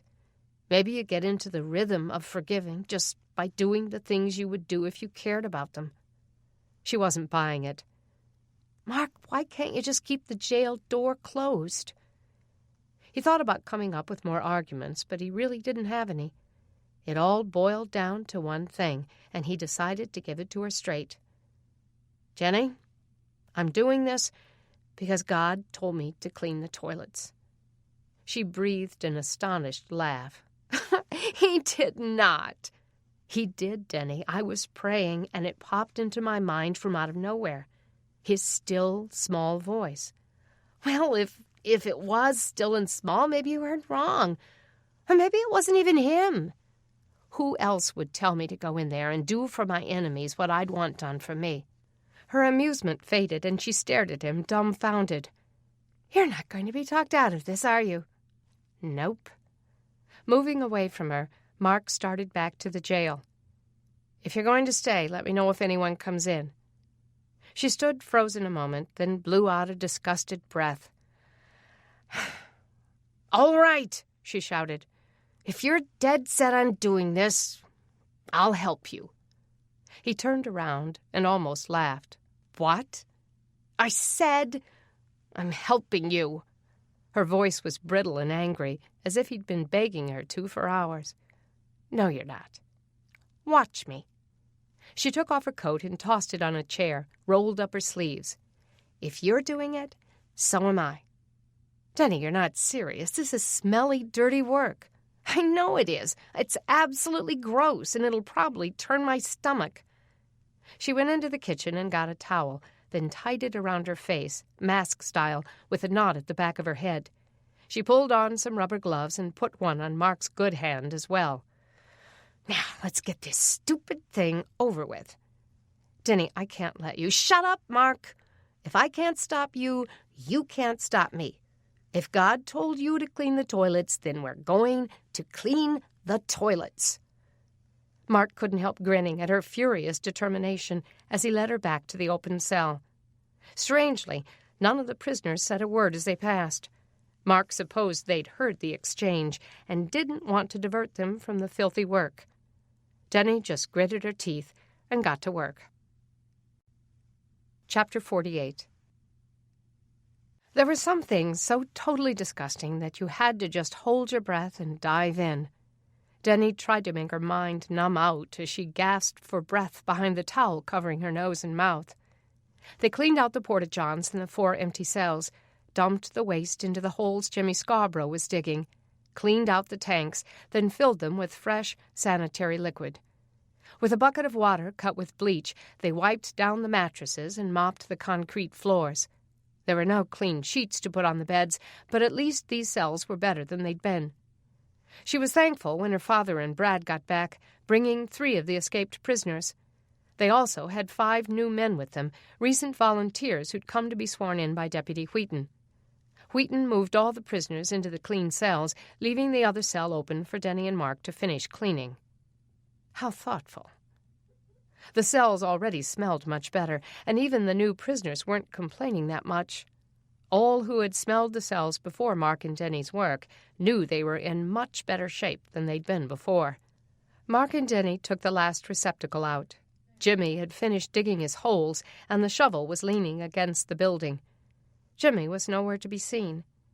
They dumped the effluent into the last hole, then covered the holes.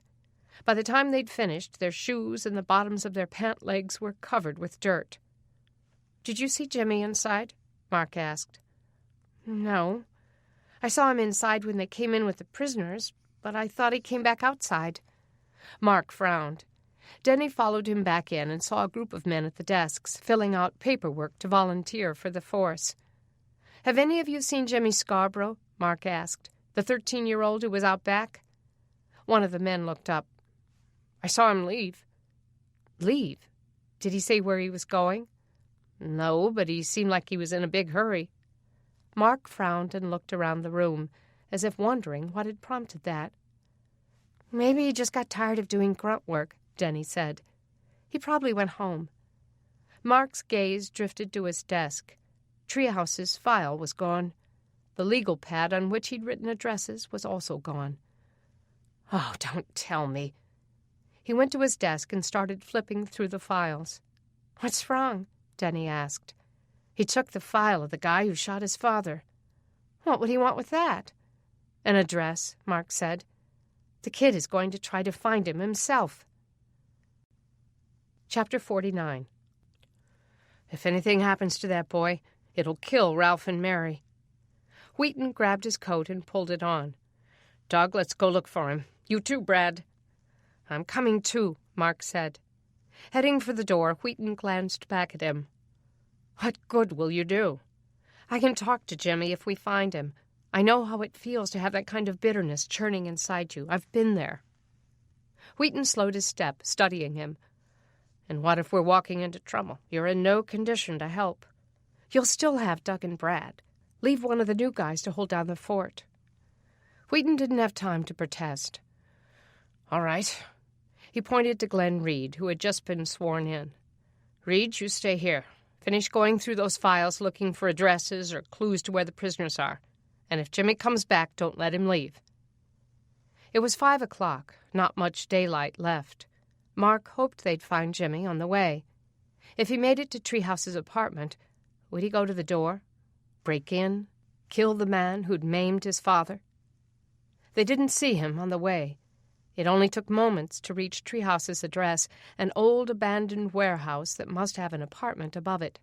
A stairwell on the side of the building led to the upstairs rooms. Dread tightened Mark's chest as he saw the boy's bike, dropped on its side at the bottom of the stairs. Had Jimmy gone in? "God help him," Doug whispered. They got out, closed the doors quietly, and drew their weapons. "Doug, Brad, you two split up and go around the building. Make sure any back windows or doors are covered." Mark followed the deputy up the stairs. The door was open. Leading with his gun, Wheaton stepped into the doorway. "Don't move!" The warning came from the boy, who stood across the barren apartment, his shotgun pointed at the door. Wheaton caught his breath and raised his hands, gun pointed skyward. "Jimmy, it's me, Archie Wheaton." Surprised, the boy lowered his gun.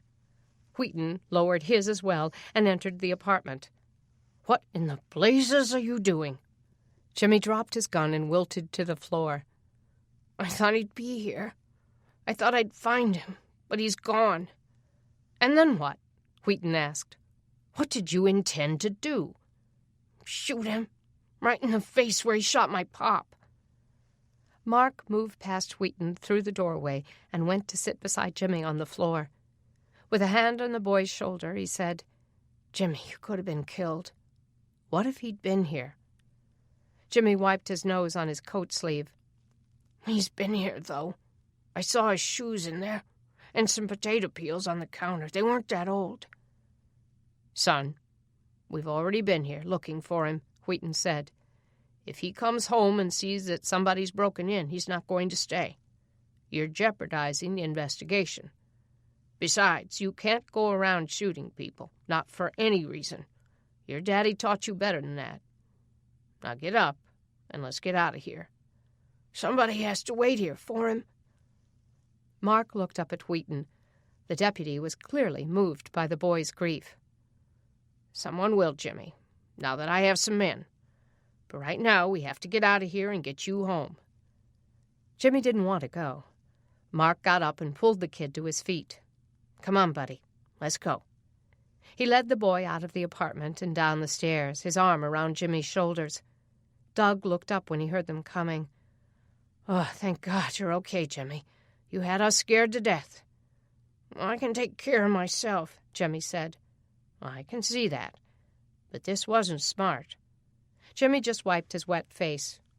"Can't you search the place? See if there's any clue where he could be?" "Son, we already did. We were here earlier with a search warrant." "And you didn't find anything?" "We're still looking," Wheaton said. "We'll catch him, Jimmy. You can bet on that." Mark opened the van door, and Jimmy climbed into the back bench seat. Mark sat next to him. Jimmy stared out the windows, crying softly. "I know a little about how you feel," he said in a low voice. "No, you don't. Nobody knows how I feel." "Trust me, I do. I know what it's like to be so eaten up with anger that you feel like you have to do something about it or go crazy." Jimmy set his jaw and kept his eyes fixed on a spot on the glass. "I just want to know why he did it." "If you ask him, he'll probably do something real attractive, like spitting in your face or growling like a dog." Jimmy sniffed. "He growls?" Mark smiled. "No. I'm just saying he's probably not going to have some nice, organized explanation of why he did it. He just wanted out, and he figured out a way to do it." Jimmy's face twisted as he turned back to Mark. "Didn't he know those men had families, that people were counting on him?" "He didn't care. The guy doesn't have a conscience. That's why he has to be taken off the streets." Jimmy's gaze moved to Wheaton, Brad, and Doug, who were still outside, talking at the bottom of the stairs. "If he'd only come home."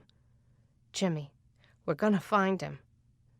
"He'll probably get off on a technicality. It happens all the time. Pop was always talking about how stupid the court system could be, letting killers go because they didn't cuff 'em right or something." "Don't worry about that. I was an eyewitness to the shooting. I'll make sure there's no question that he's guilty." The three men got back into the van. As Wheaton started it, he looked in his rearview mirror. "Jimmy, I'm taking you home now. If your mom is not there, I'm telling your grandparents to watch you like a hawk from now on. We can't have this kind of thing happen again." As Wheaton pulled back onto the street, Mark saw himself in the hurting boy. The rage with no outlet, the grief that couldn't be assuaged, the confusion over things he could not control. And now Jimmy was embarrassed by his failed attempt to get justice. "Jimmy, it was the wrong thing this time," he said, "but I can see that you have what it takes to make a great cop someday." Jimmy didn't answer. "You do your dad real proud." Jimmy's face tightened. "All I used to do was complain that he was never home. But what he was doing was important. The county needed him more than I did." He wiped his face. "My pop is a great man." "Why don't you tell him that when you see him?" "I will, if I'm not grounded for life."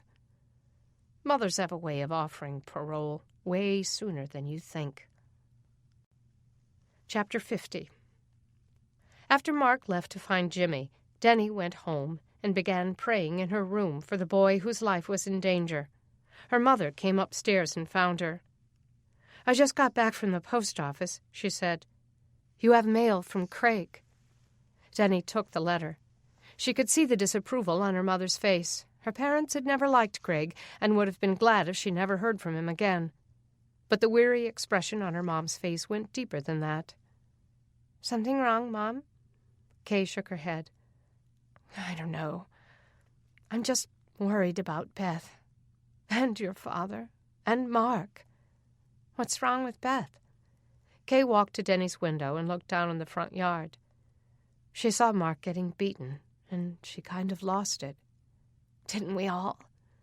Yeah, but we can handle it. I'm not sure she can. She'll be all right, Mom. She's tougher than you think. She tore open the envelope and pulled the letter out. Kay sighed. So is he trying to get you back? Denny saw something else in the envelope, a ticket. She pulled it out and took it to the lantern on her desk. What is this? A train ticket? Kay snatched it out of her hand. What? Is he out of his mind? Must be. Denny unfolded the letter. Downstairs, Beth called out, Mom! Kay looked at Denny.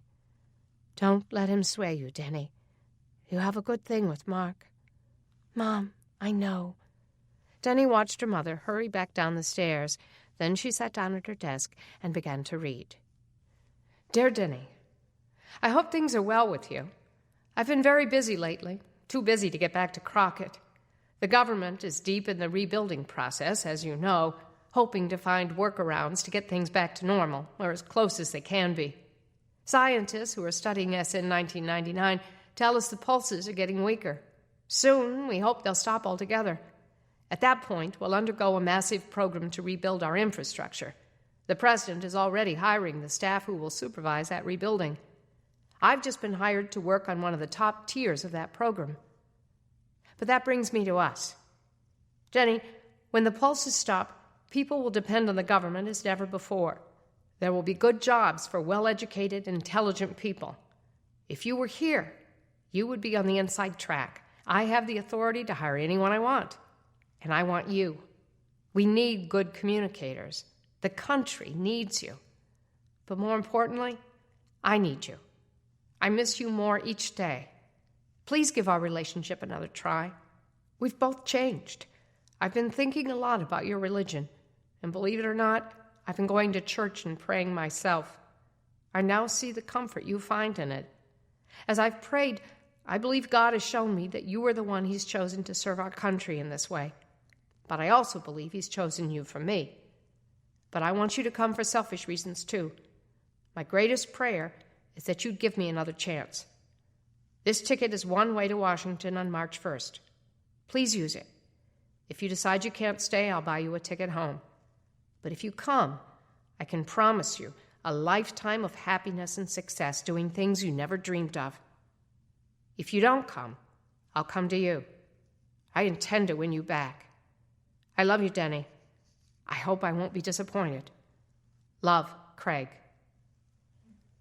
Denny stared at the letter, astonished. Craig was going to church? She couldn't even picture it. She thought of the job he was offering her. It was a big deal, one she would have killed for 8 months ago. But so much had changed. She was in love with Mark now, and there was no way she could consider going back to Washington. How arrogant for him to think he could win her back. Folding the letter up, she stuffed it back into its envelope and set it on her makeup table. She dropped the ticket on top of it and turned her thoughts back to Mark and Jimmy Scarborough. Chapter 51. Wheaton insisted that Doug, Mark, and Brad all go home now that they had more volunteers to take the night shift. He dropped them all off at the Brannings house, since Mark's mother was still there. But Mark didn't plan to stay. He'd been thinking about building a solar oven for the jail. He'd stored a lot of things he could use at his father's house. If he went over there, maybe he could find the things he needed to get started on that tonight.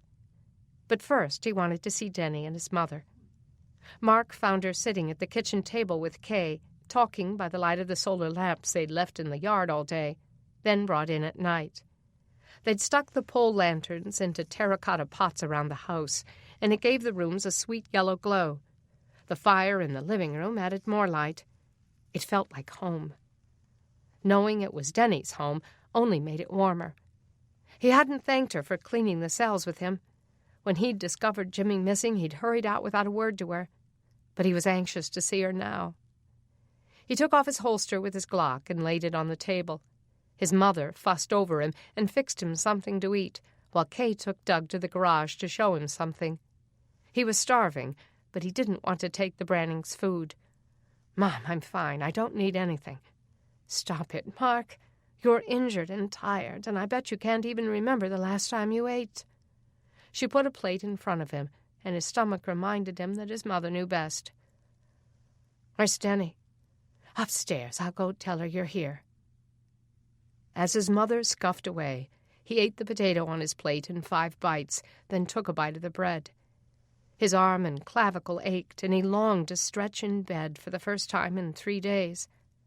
The door to the garage opened, and Doug came back in, followed by Beth and Kay. Beth looked pale, and her eyes were swollen. She had clearly been crying. She sucked in a breath as she saw him. "Mark, are you okay?" He smiled. "Sure, Sparky. I'm fine. How about you? You don't look so good." She looked embarrassed and exchanged looks with her mother and father. "Did you catch the killers yet?" "No, not the ones who killed the deputies, although Jimmy Scarborough gave it a heck of a try." "Jimmy Scarborough?" Beth took a step toward him. "I know him from school. He's in the grade above me. What did he do?" Mark told her how the boy had taken matters into his own hands. Her eyes rounded in wonder. "Wow, that was pretty brave." "He could have been killed." "But he's all right?" "Oh, yeah, he's back at home now. His mother may never let him leave the house again." Beth just stared at the air, as if running Jimmy's heroics through her mind. Did Beth have a thing for the sheriff's son? Mark took his plate to the sink and dunked it into the water bowl. Kay hurried over and took it out of his hand. "You go sit down in the family room, Mark. Let me do this." He surrendered the plate and went into the family room. Doug sat in his favorite chair, and Mark took the couch. "Everything all right out there?" he asked Doug. Doug put his feet up. "Yeah, just a distraught daughter. And a garage full of rabbits." Mark knew there must be a story. He heard Denny coming down the stairs, and he started to get up. "Sit back down," she insisted.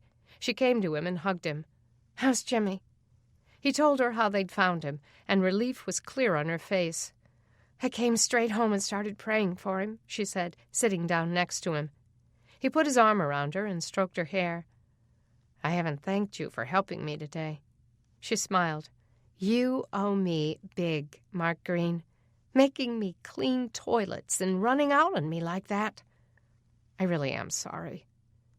It was amazing how much better her smile made him feel. He wanted to kiss her again like he had at the hospital, but not with her father sitting next to them. "If I forgive you, will I have to clean more sewage?" "No, I promise." Kay came and leaned in the doorway. "I've cleaned up Jeff's room for you, Mark. You look really tired. Why don't you wash up and get to bed? Your injuries will heal better if you're not exhausted." "Thanks, Kay, but I'm not sleeping here tonight." Denny grunted. "Why not?" His mother came into the room. "Mark, you need rest. You've earned it."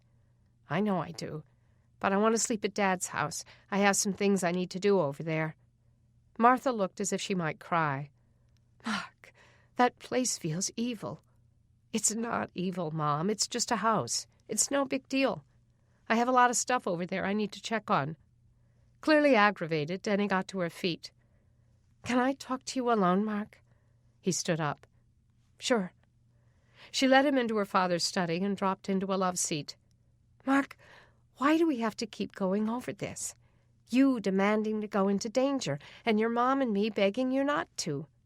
"My father's house is not dangerous, Denny. I just want to work on a solar oven for the sheriff's department. If I'm there anyway, I might as well sleep there. But if the neighbors see you there, they might attack you again. The neighbors have heard about the arrest of Grantham and his gang. No one's going to hurt me. What about whoever broke into your mom's house? What about Zach's shooter? Or the escaped prisoners? They could come after you. I'll be armed.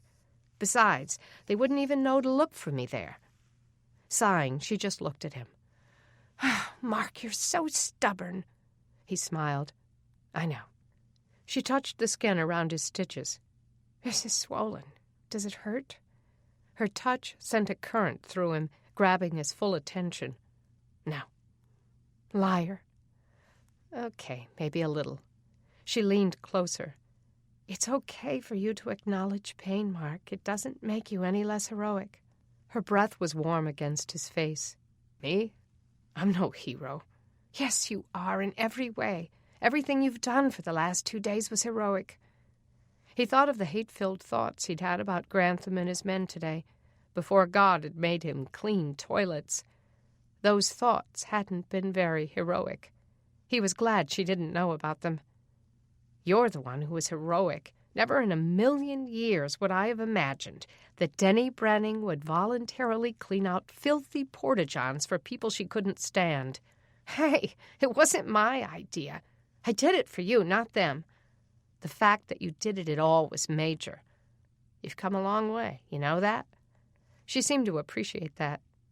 I had a long way to come. He took her hand. She brought his fingers to her lips. Fire shot through him, and he swallowed hard.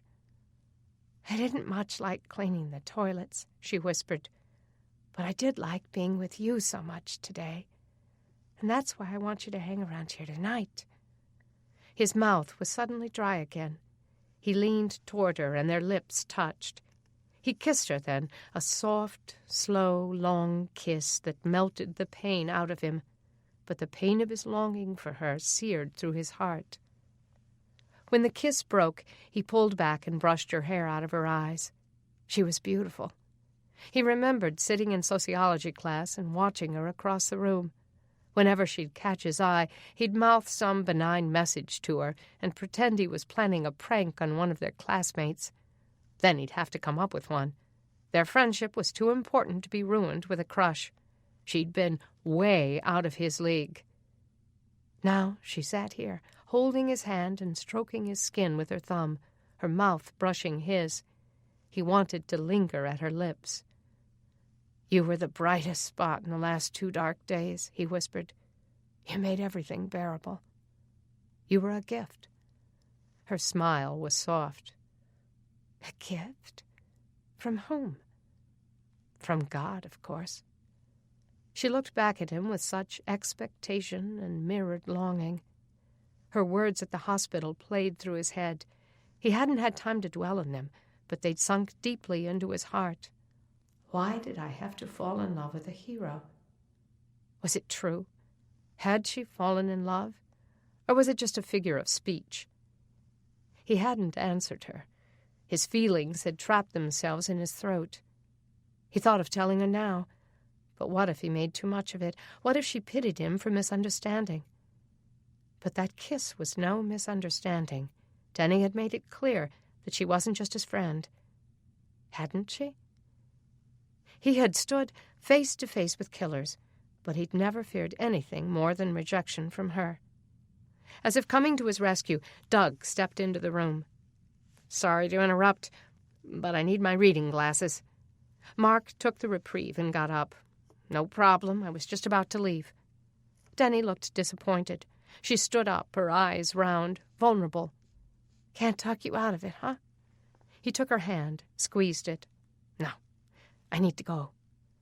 She followed him to tell his mother goodbye, then trailed him to the door and stepped out on the porch with him. His heart pounded as he looked down at her.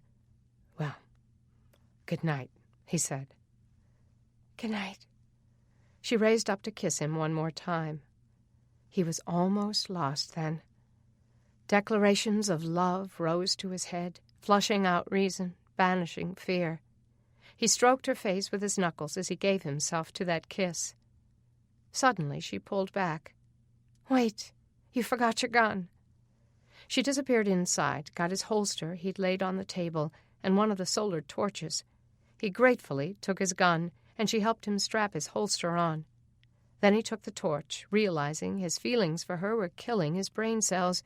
He'd never forgotten his weapon before.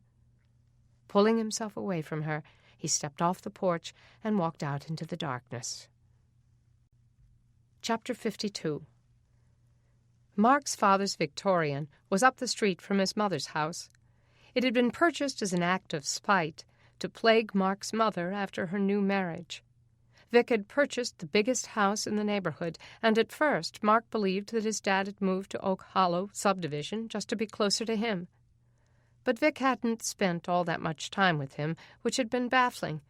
It had taken a few years to figure out that the move had nothing to do with him. He'd inherited the house after his dad's death, and it had sat just as Vic left it, except for the pornography. After his father's crimes were exposed, Mark had taken the boxes full of smut and burned them in a pit in the backyard. He planned to sell the house after the pulses, when banks reopened and the economy rebounded and real estate prices returned to normal. Now he wondered if he should make it available to a family like little Ruth's. Instead of going to the front door, he went around back. In the light of the torch, he saw the pool thick with algae and all the patio furniture his father had bought for the parties he loved to throw. Against the back fence, Mark had stacked up parts he'd gathered for the solar equipment he'd learned to build. Old doors, windshields, broken and discarded mirrors, television boxes, broken microwaves. It was beginning to look like the yard in Sanford and Son. He walked across the grass, still wet with melted snow, and looked through the items he had collected. It was all still there. He'd learned about solar energy when he sought out the owner of a solar panels store in Birmingham a few months ago. He'd found the store closed, but questioned other merchants in the area and found out who owned it. Finding the man's name in the phone book, Mark went to his house. He found Norman Phillips doing what almost everyone else with land was, planting vegetables in his yard. Mark introduced himself. "I want to talk to you about what it might take to build homemade solar panels for energy," he said. Delighted at his interest, Norman walked him around his house, where he showed him all the ways he was using solar energy. Most of his equipment had been professionally manufactured and installed by his own crew long before the outage, but he allowed Mark to examine them to learn how they functioned. Mark realized that if he could find some place to get glass panels, reflective items like chrome sheets or tinfoil, and things that could pass for insulation, he could harness the sun to bring energy back to homes. Norman took Mark back to his empty store. Digging through his file cabinets, he found a stapled booklet that he handed to Mark. "Some guy had a website that I printed this from a couple of years ago. Tells how to assemble free stuff you can find around town, like glass storm doors or cracked mirrors, to make everything you need to use solar energy." Mark skimmed the booklet. The information was pure gold. "Would you mind if I take this and give it to my friend who's a reporter for the Crockett Times? It'll help a lot of people." Phillips considered that for a moment. "If I ever intend to open my business again, letting you publish that would be pretty stupid." Mark wasn't surprised, but he didn't give up. "Mr. Phillips, do you have any idea how many people are going to die this winter? The families living in apartments already have it bad enough. This could save their lives and make the winter bearable." Norman nodded. "Maybe I should go back into business, start making these things for money. The people I want to help can't afford to pay for them." "Come on, Mr. Phillips. Don't you want to help keep people alive during such tough times?" Phillips had finally told him to take the booklet as long as he brought it back. Mark had promptly given it to Denny, and her editor had put out a special edition of the paper to publish it. After that, as Mark rode through the streets of Crockett, he'd seen dozens of people implementing the ideas in one way or another. He'd sent a copy of the paper to the mayors of large metropolitan areas in the north, hoping it would help the millions of apartment dwellers there. Whether they'd used it or not, he had no way of knowing, but he hoped they'd seized the information as he had.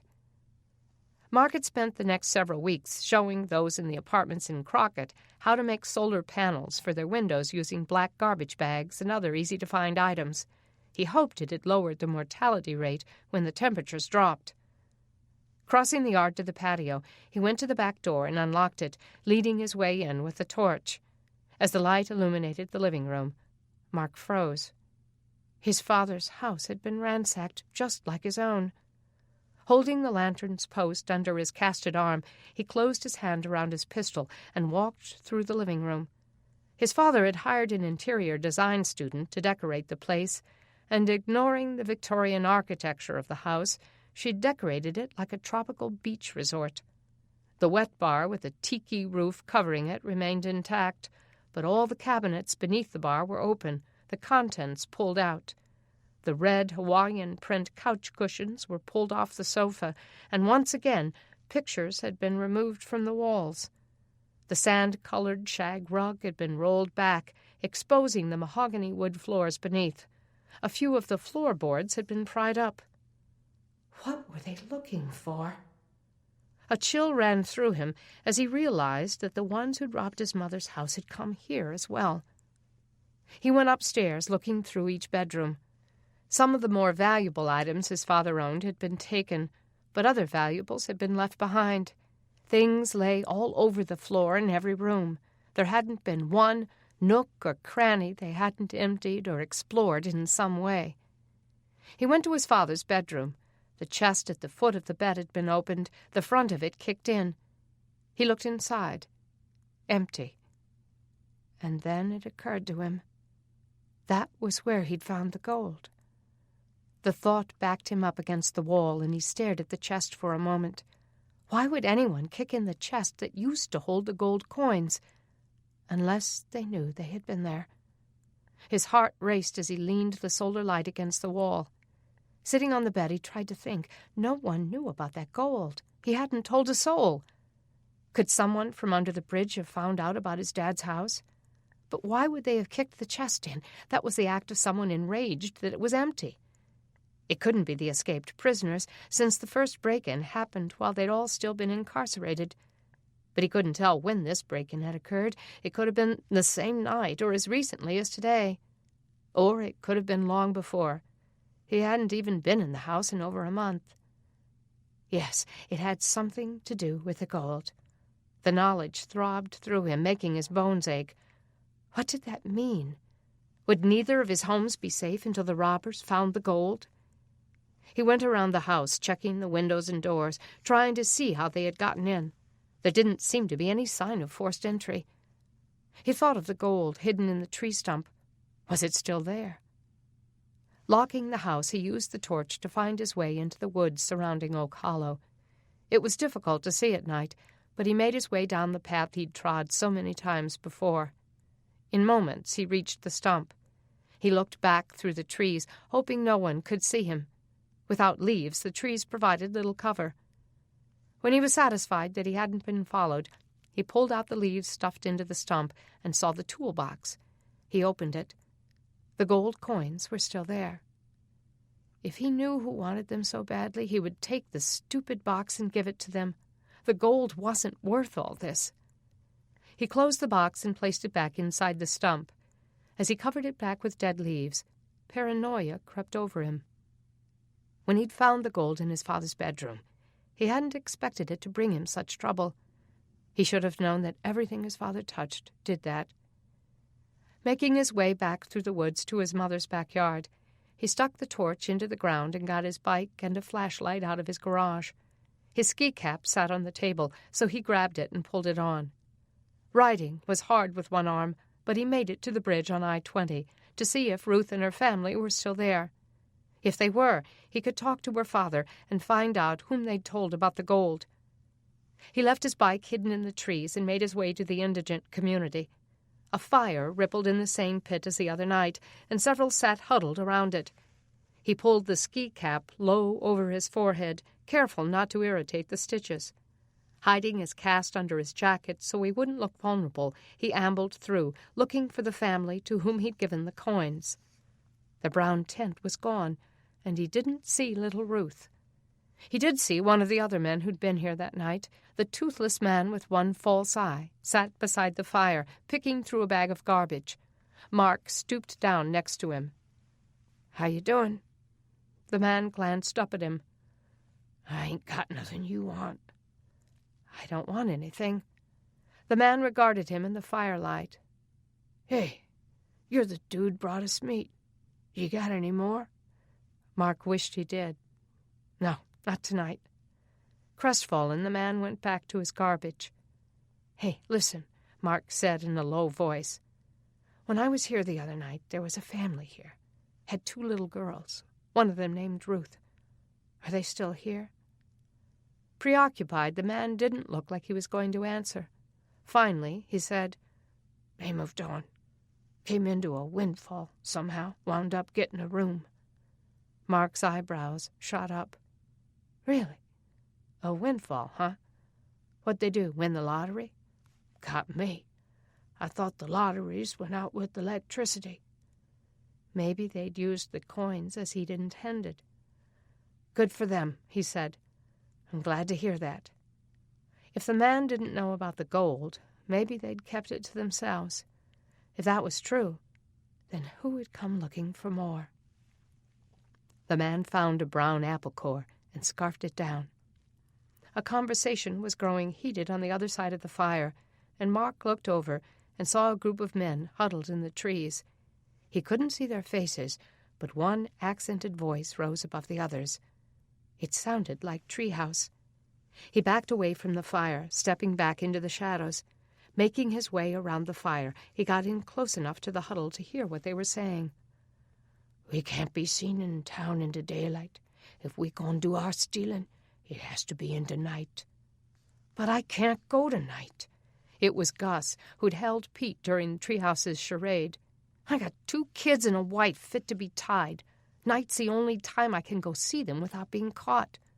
Hey, we stand together or we fall. Now, are you in this with me or not? Mark held his breath as he waited for Gus's response. I said, are you in this with me or not? I'm not, man. Mark moved around a tree and saw the 2 men facing off. I'm sick of this, Gus said. I want out. I'll go get my family and we'll leave town. But I don't gotta put up with this. They catch you, you're going down for life. Killing 2 deputies, almost killing the sheriff himself. What you gotta lose? I don't want to be with you when you start gunning down more people, bringing attention on all of us. You ain't got fear, man, but I ain't ashamed to say I do. Treehouse grabbed Gus's throat and slammed him against a tree. Man, I broke you out. You owe me. Gus wouldn't back down. I don't know you nothing. Hey, man, calm down. It was the 3rd guy, one of the men who'd been in a different cell. He came between them and made Treehouse let go. Gus rubbed his neck.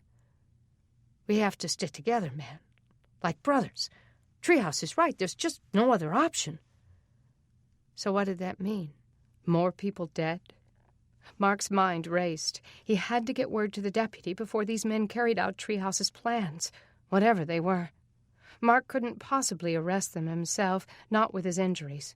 No, he'd have to hurry to the sheriff's department and hope Wheaton was still there.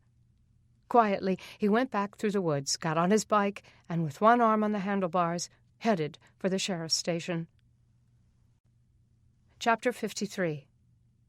4 of the escaped prisoners were sitting in the front room of the sheriff's department, hands cuffed and feet shackled, when Mark dashed in. 6 volunteer deputies were processing them. They'd clearly been hard at work since he left the station. He found Wheaton in the jail, where he'd just locked up another 3. Deputy, I found Dante Miller, Gus Cole, and one of the other prisoners. We've got to go get them now because they won't be there long. Wheaton looked exhausted, but his reaction was instant. Hurrying out of the jail room, he started barking out orders. Roberts, Hernando, Jackson, and Ward, you guys come with me. We've got some more prisoners to round up. He glanced back at Mark. Where are they? He told them of the tent community under the bridge. Surprisingly, Wheaton knew all about it. The men grabbed extra boxes of ammunition, and Mark followed them out to the van. He started to get in, but Wheaton stopped him. Hold up, Green. You're not coming. With your injuries, you're a liability. But I have to show you where they are. I know that place better than you do. I can't tell you how many arrests I've made there. But the men, do you even know what they look like? Those men have rap sheets as long as my arm. I've gotten to know Cole and Miller real well over the years. The others climbed in and slammed the door. Mark stood there, frustrated as they drove away. Under his breath, he prayed that they'd capture the 3 criminals without any bullets flying. He went back inside and helped the 2 remaining volunteers march the shackled men into the jail cells. When they were locked up and he wasn't needed anymore, he decided to go to the Brannings' house. Maybe Doug could help him figure out what was going on with the break-in at his father's house.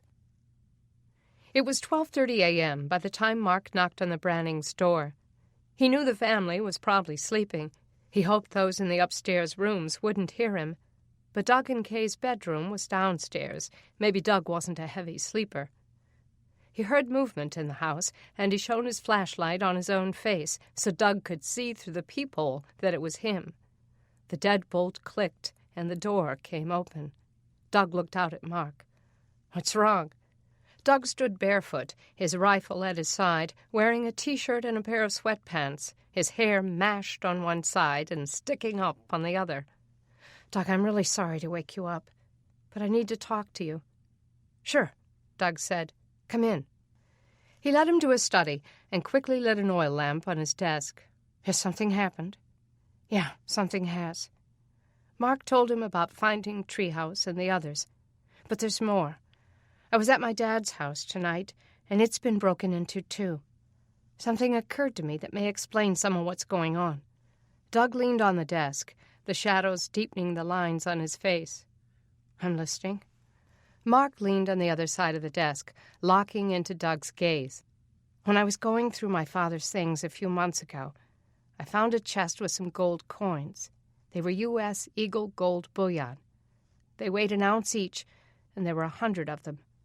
Doug whistled. "Wow, that's a lot of gold." "Yes, it is." "What did you do with it?" Mark glanced down at his hands. "Well, I thought of sharing it with Mom and John, but I worried that spending it might be a little dangerous." "Dangerous how?" "If people knew I had it, they might come looking for more. So I hid it away." "Okay," Doug said. "That makes sense.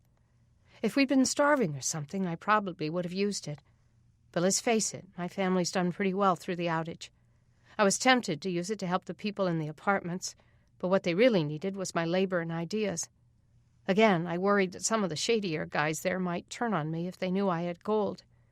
I've kept the family fed. John has been sending money home to my mom, and we haven't been desperate. But the other night I used some." "Yeah?" "The night before I was arrested, when I sneaked off to get away from Grantham's gang, I went to this place under the bridge on I-20. There were lots of people living under there, out in the elements, families and children." Doug hadn't heard this before. He sat up straighter. "Mark, it was snowing that night." Mark nodded. "I had taken 3 of the coins with me in case I had to pay for a place to stay. There was this little girl who kept trying to talk to me. I felt like she was in jeopardy, being there around homeless men, some who looked pretty dangerous, and I wanted to get her family out of there." "So you gave her the coins?" 3 of them. I told her to give them to her dad, and then I disappeared." Doug stared at him as he processed that. "Wait a minute." He pushed back his rolling chair and came around the desk. "What?"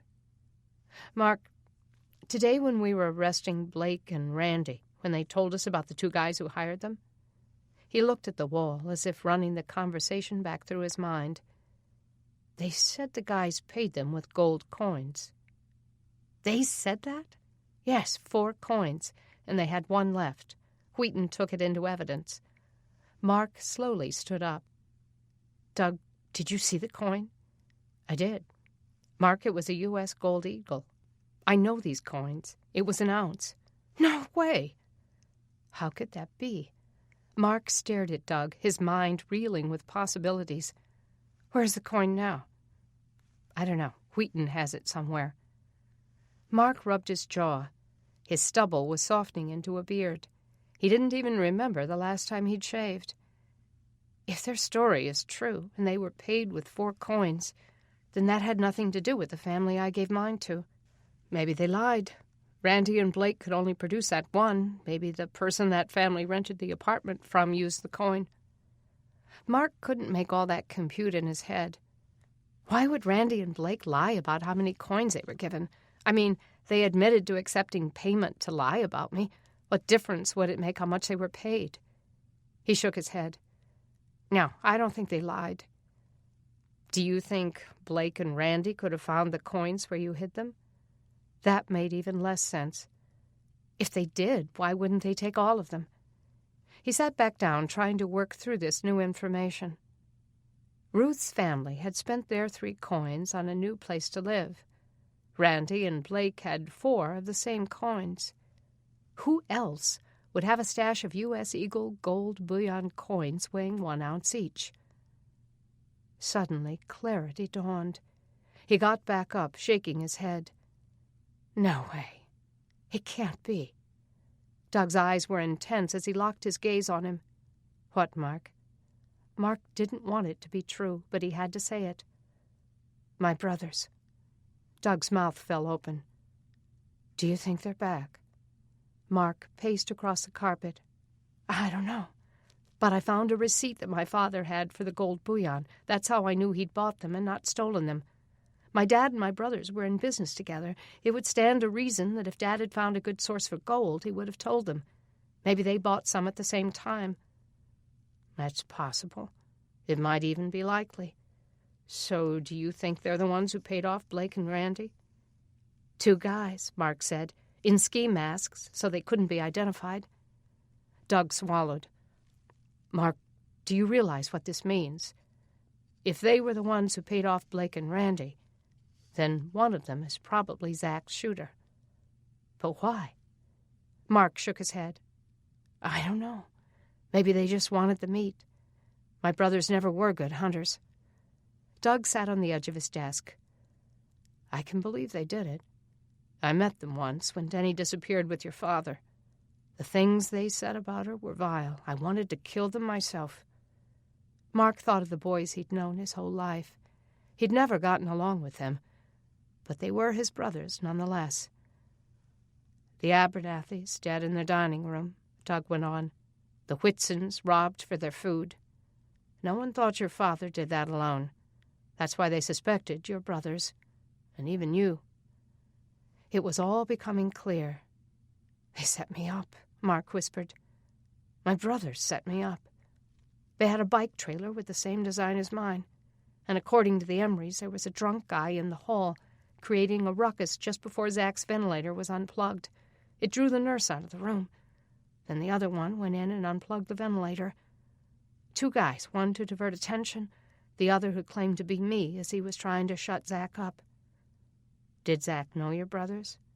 Probably. They were at Dad's house all the time before he died. Zach just lives a few houses down. They were probably afraid he'd recognize them. It's them, Doug said. I know it is. Your brothers are killers, Mark, and they're looking for that gold that was supposed to be in your father's house. They know you have it. Mark realized his brothers had hated him since the day he was born. The thought sank deep into his psyche and settled next to the realities about his father. You're not safe until they find it, Mark. Mark's throat was tight as he forced the words out. That's why we've got to find them first. Chapter 54. As exhausted as he was, Mark rode back to the sheriff's department with Doug. Wheaton's van arrived the same time they did. The deputy chief saw them as he got out of the van. We got 'em, boys. Mark and Doug helped get the 3 shackled, angry men out of the back seat. As they led them inside, Treehouse kept up a vicious, profane monologue. Mark had never been so happy to see anyone behind bars. He hoped they'd never let him out. When things settled down, he told Wheaton about his brothers and the gold.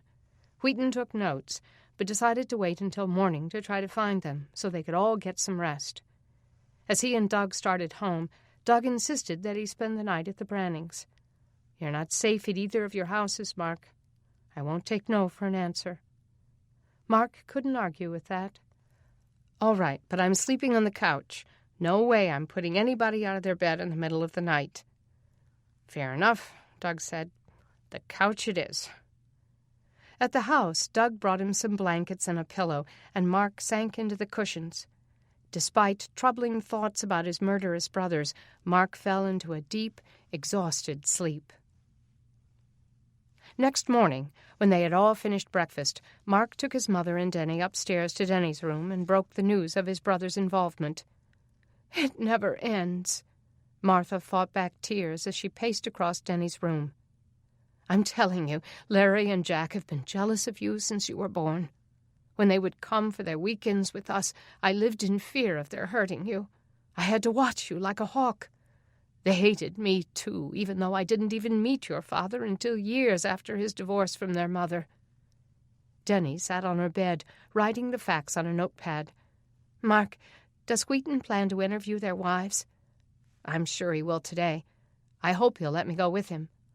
His mother slapped her hand over her mouth. "Mark, I'm worried for your life. They're evil, just like your dad. And all the sheriff's department has is a bunch of volunteers. How will they ever find them? They're smart. I'm smarter." A vein in her forehead bulged, and her mouth trembled.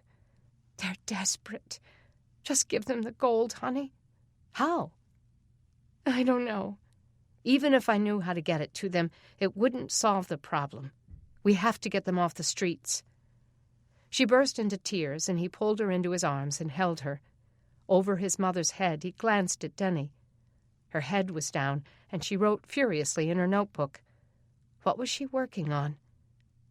His mother finally pulled away and, wiping her face, went downstairs. Mark turned back to Denny. "What are you doing?" "Making a list," she said. "Brainstorming ways to get word to them. We could use the gold to lure them out. I could post something on the message boards or put it in the paper. If they're in town, maybe they'd see it." "They'd know it was a trick." "Yeah, but if they want it badly enough." Her voice trailed off, and she brought her troubled eyes back up to him. "Your mother's right, Mark. You're in a lot of danger, even more than we thought." He lowered himself into the chair in front of Denny's makeup table and picked up a bottle of perfume. Bringing it to his nose, he recognized her scent. Feminine, fresh, clean. She must not use much, just a dot behind her ears, like his mother, just enough to implant that scent in his brain. "I think besides talking to the wives, you need to talk to Larry's child. If he's been home, even for a little while, his wife might not say so, but children are more likely to spill the beans." He set the perfume down and touched her hairbrush. "Yeah, I guess that's a good idea.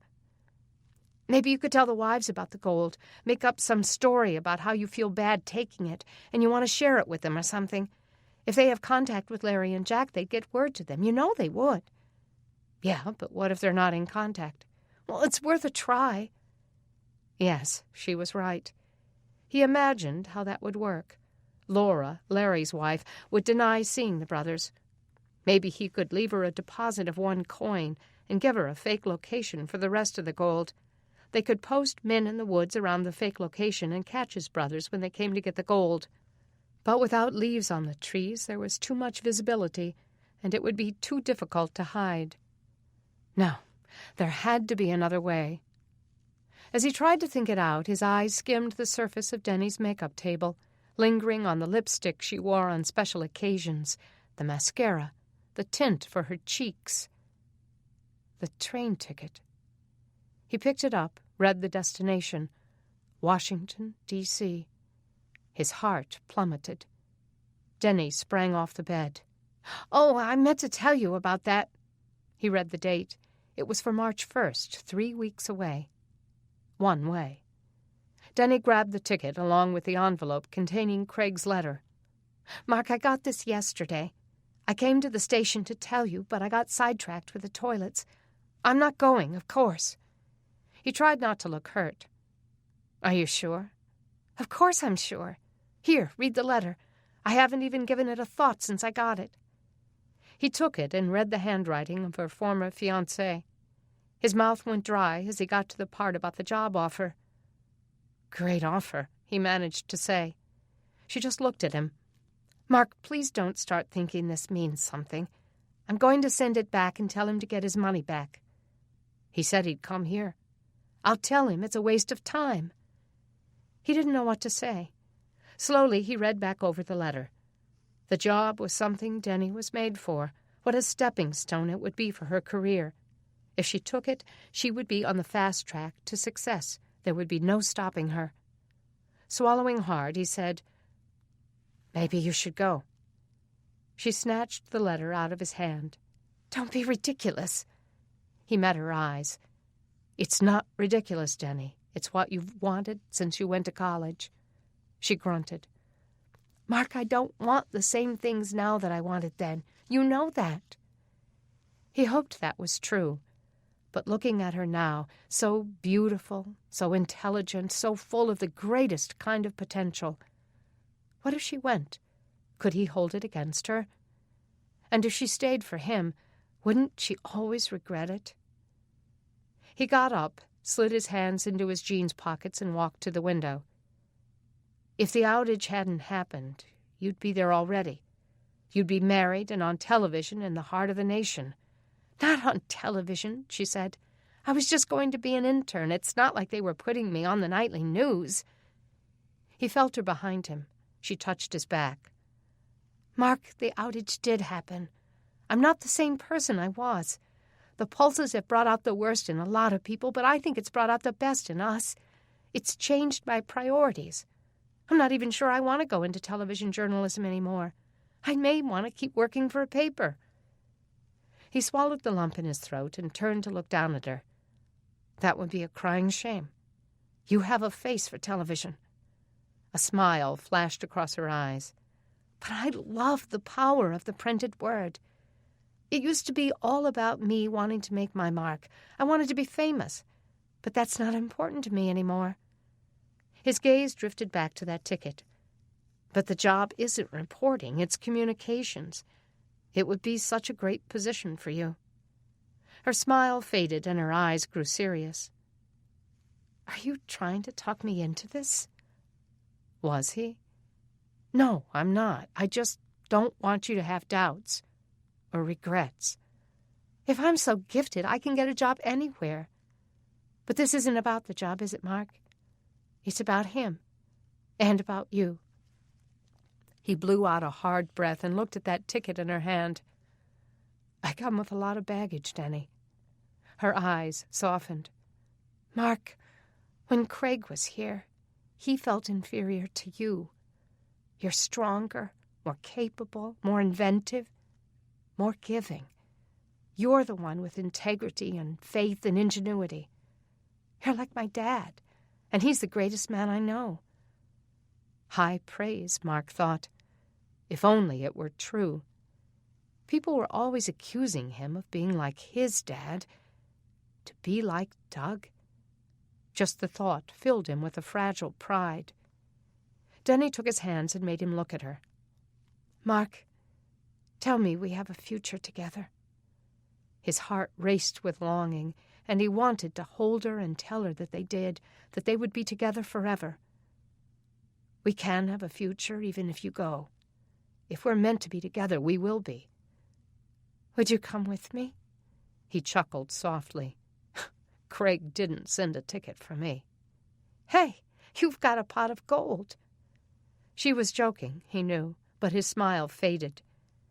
I need to stay here until the pulses are over. There's no place for me in Washington. I'd be so out of my element. He didn't like seeing the pain in her eyes. So you're telling me to go without you and take a job 750 miles away, working with a man I was once going to marry? Mark knew the whole thing was stupid. What was he thinking? You still think I'm shallow, don't you, Mark? You think the glamour of a job like that, a man like Craig, will lure me. You don't believe I've changed. It's not bad to have ambition, Denny. She tossed the ticket down and went into her closet. I cleaned toilets with you yesterday, she said as she emerged with her tennis shoes. I know you did, Denny. You were a trooper. I just don't want life to go back to normal and have you feel like you're settling for Crockett. Or for me. Tears burst into her eyes. She sat down on the bed and pulled her shoes on. Tying them with furious motions, she said, It's just the opposite, Mark. If I had married Craig, I would have been settling for him, and he would have known it. He would have spent his life comparing himself to you. Getting back to her feet, she faced off with him. I'm staying here, and that's that. Relief flooded through him, but he couldn't believe she meant it. She let out a hard sigh. I have to go to the well. My family needs water. He just nodded. I think your dad and I are going with Wheaton to look for my brothers. I'll talk to you later. Crossing her arms, she started for the stairs. At the doorway, she looked back at him. Be careful, Mark. I promise, he said. Chapter 55. Denny didn't go straight to the well. Instead, she went to her parents' bedroom door. Knocking, she said, "Mom? Dad?" Her mother called, "Come in, Denny." Denny stepped inside. Her mother sat in the center of the bed. Her father was pulling on his boots. "What is it, honey?" "I need advice." "About what?" She sighed. "That letter I got from Craig yesterday?" Kay's eyebrows shot up. "Yes, I wanted to read it, but I got busy and forgot." "Yeah, well, he sent me a train ticket for March 1st and a job offer working for the government in communications. Mark found the ticket and got all weird about it, telling me that I should go." Doug stopped tying his boot, and Kay slid to the edge of the bed. "And you want to know if you should?" she asked weakly. "No, I know I don't want to go. The advice I need is about Mark. I don't get why he thinks I should take this job." Kay looked at Doug, relief in her eyes. "I mean, if he loves me, wouldn't he want me here with him?" "Has he told you he loves you?" Kay asked. Denny groaned and dropped into a chair. "No, but I've told him." Doug smiled and pulled his other boot on. "I don't think you have anything to worry about, sweetheart. He may not say it with words, but every time he looks at you, it's apparent." "I don't think he trusts me. When the power comes back on, I think he expects me to go back to the way I was. And frankly, that's a little insulting." "Well, you can't blame him for wondering about that," Doug said. "I've thought it myself." "Dad!" She sat up rigid in the chair. "Mom, tell him. I wasn't a real Christian before the outage. Christ has molded me and taught me that it's not about me. I know I'm not perfect, and I still have a long way to go. But I've come a long way." "Of course you have, honey." Kay got up and came to sit on the arm of the chair. "It's just that when the power comes back on and things start going back to normal, you'll have the whole world in front of you." "But I don't want the whole world. I want Mark." Kay's face glowed. "That just thrills me, Denny. I'd like nothing better than to see you married to him. And I don't want you to leave here in 3 weeks." "Neither do I," her dad said. "But don't blame him for worrying about the future." She felt betrayed. "Never mind." Getting up, she started back to the door. "Honey, wait," Kay said. "You know Mark loves you. He just wants what's best for you, even if it hurts him. We've all seen how he is with you. He'd give his life for you." "But that's how Mark is. He'd give his life for anybody. I want to be special to him. I want to be the one he's chosen, not the one he flippantly sends away to test her wings." "I think you are the one he's chosen," Kay said. "He just wants to make sure he's the one you've chosen." Chapter 56. Coming down the stairs, Mark saw Denny go into her parents' room and knew they were talking about the train ticket, Craig, and him. He glanced out the back window and saw his mother helping Beth and Logan feed the chickens. He pulled his coat on over one arm and draped the other side over his cast and sling. Stepping out on the front porch, he drew in a long breath. The wind was cool, sweeping across the wet ground, blowing his hair against his stitches. The sleep had done him good, but soreness had crept into his muscles and bones, leaving him feeling more bruised and battered than before. With his Frankenstein scar, his collarbone brace, and the sling in the cast, he looked like something out of a horror movie. Why would Denny be attracted to him? He tried to push the ticket and job offer out of his mind and concentrate on what he had to do today. He needed to find a picture of his brothers to take to the sheriff's department and the hospital. If he could get Zach to ID one of them as the shooter and ask Zach's hospital roommate if this was the guy who claimed to be Mark, if Blake and Randy could tell them if these were the guys who'd paid them off, then maybe they could manage to find them and this nightmare could come to an end. He got on his bike and rode to his father's house to look for a picture.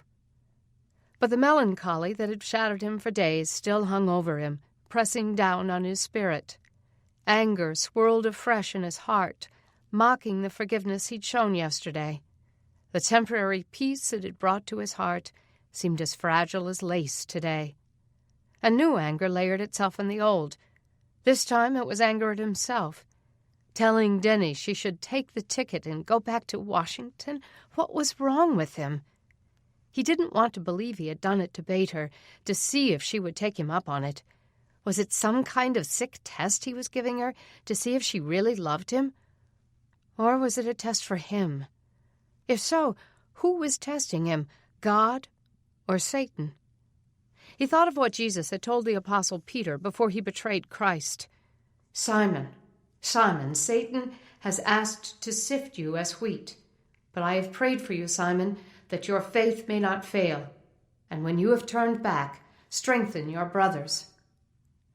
There was so much to learn from those statements. First, Satan had to ask permission before he could sift. Satan's power was limited. That knowledge comforted Mark. But an even greater comfort was the fact that Jesus had been on Peter's side, praying for him through his trial. Mark knew that Jesus was interceding for him as well.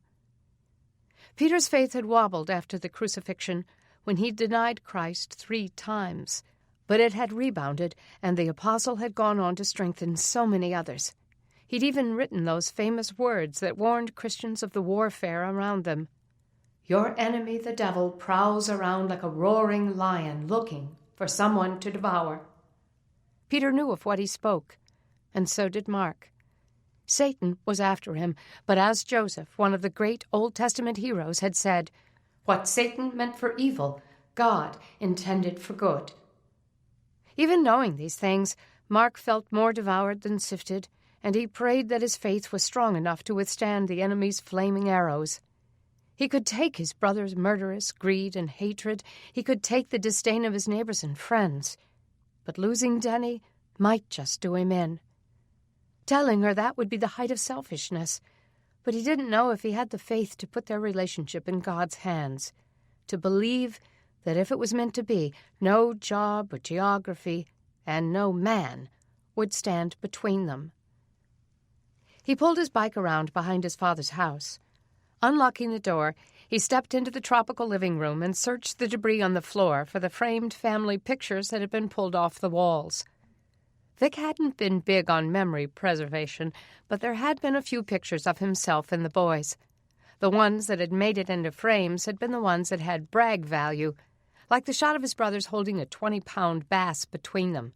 His dad had gotten the picture blown up and framed. Where had he hung it? Was that the one he'd put over his bed?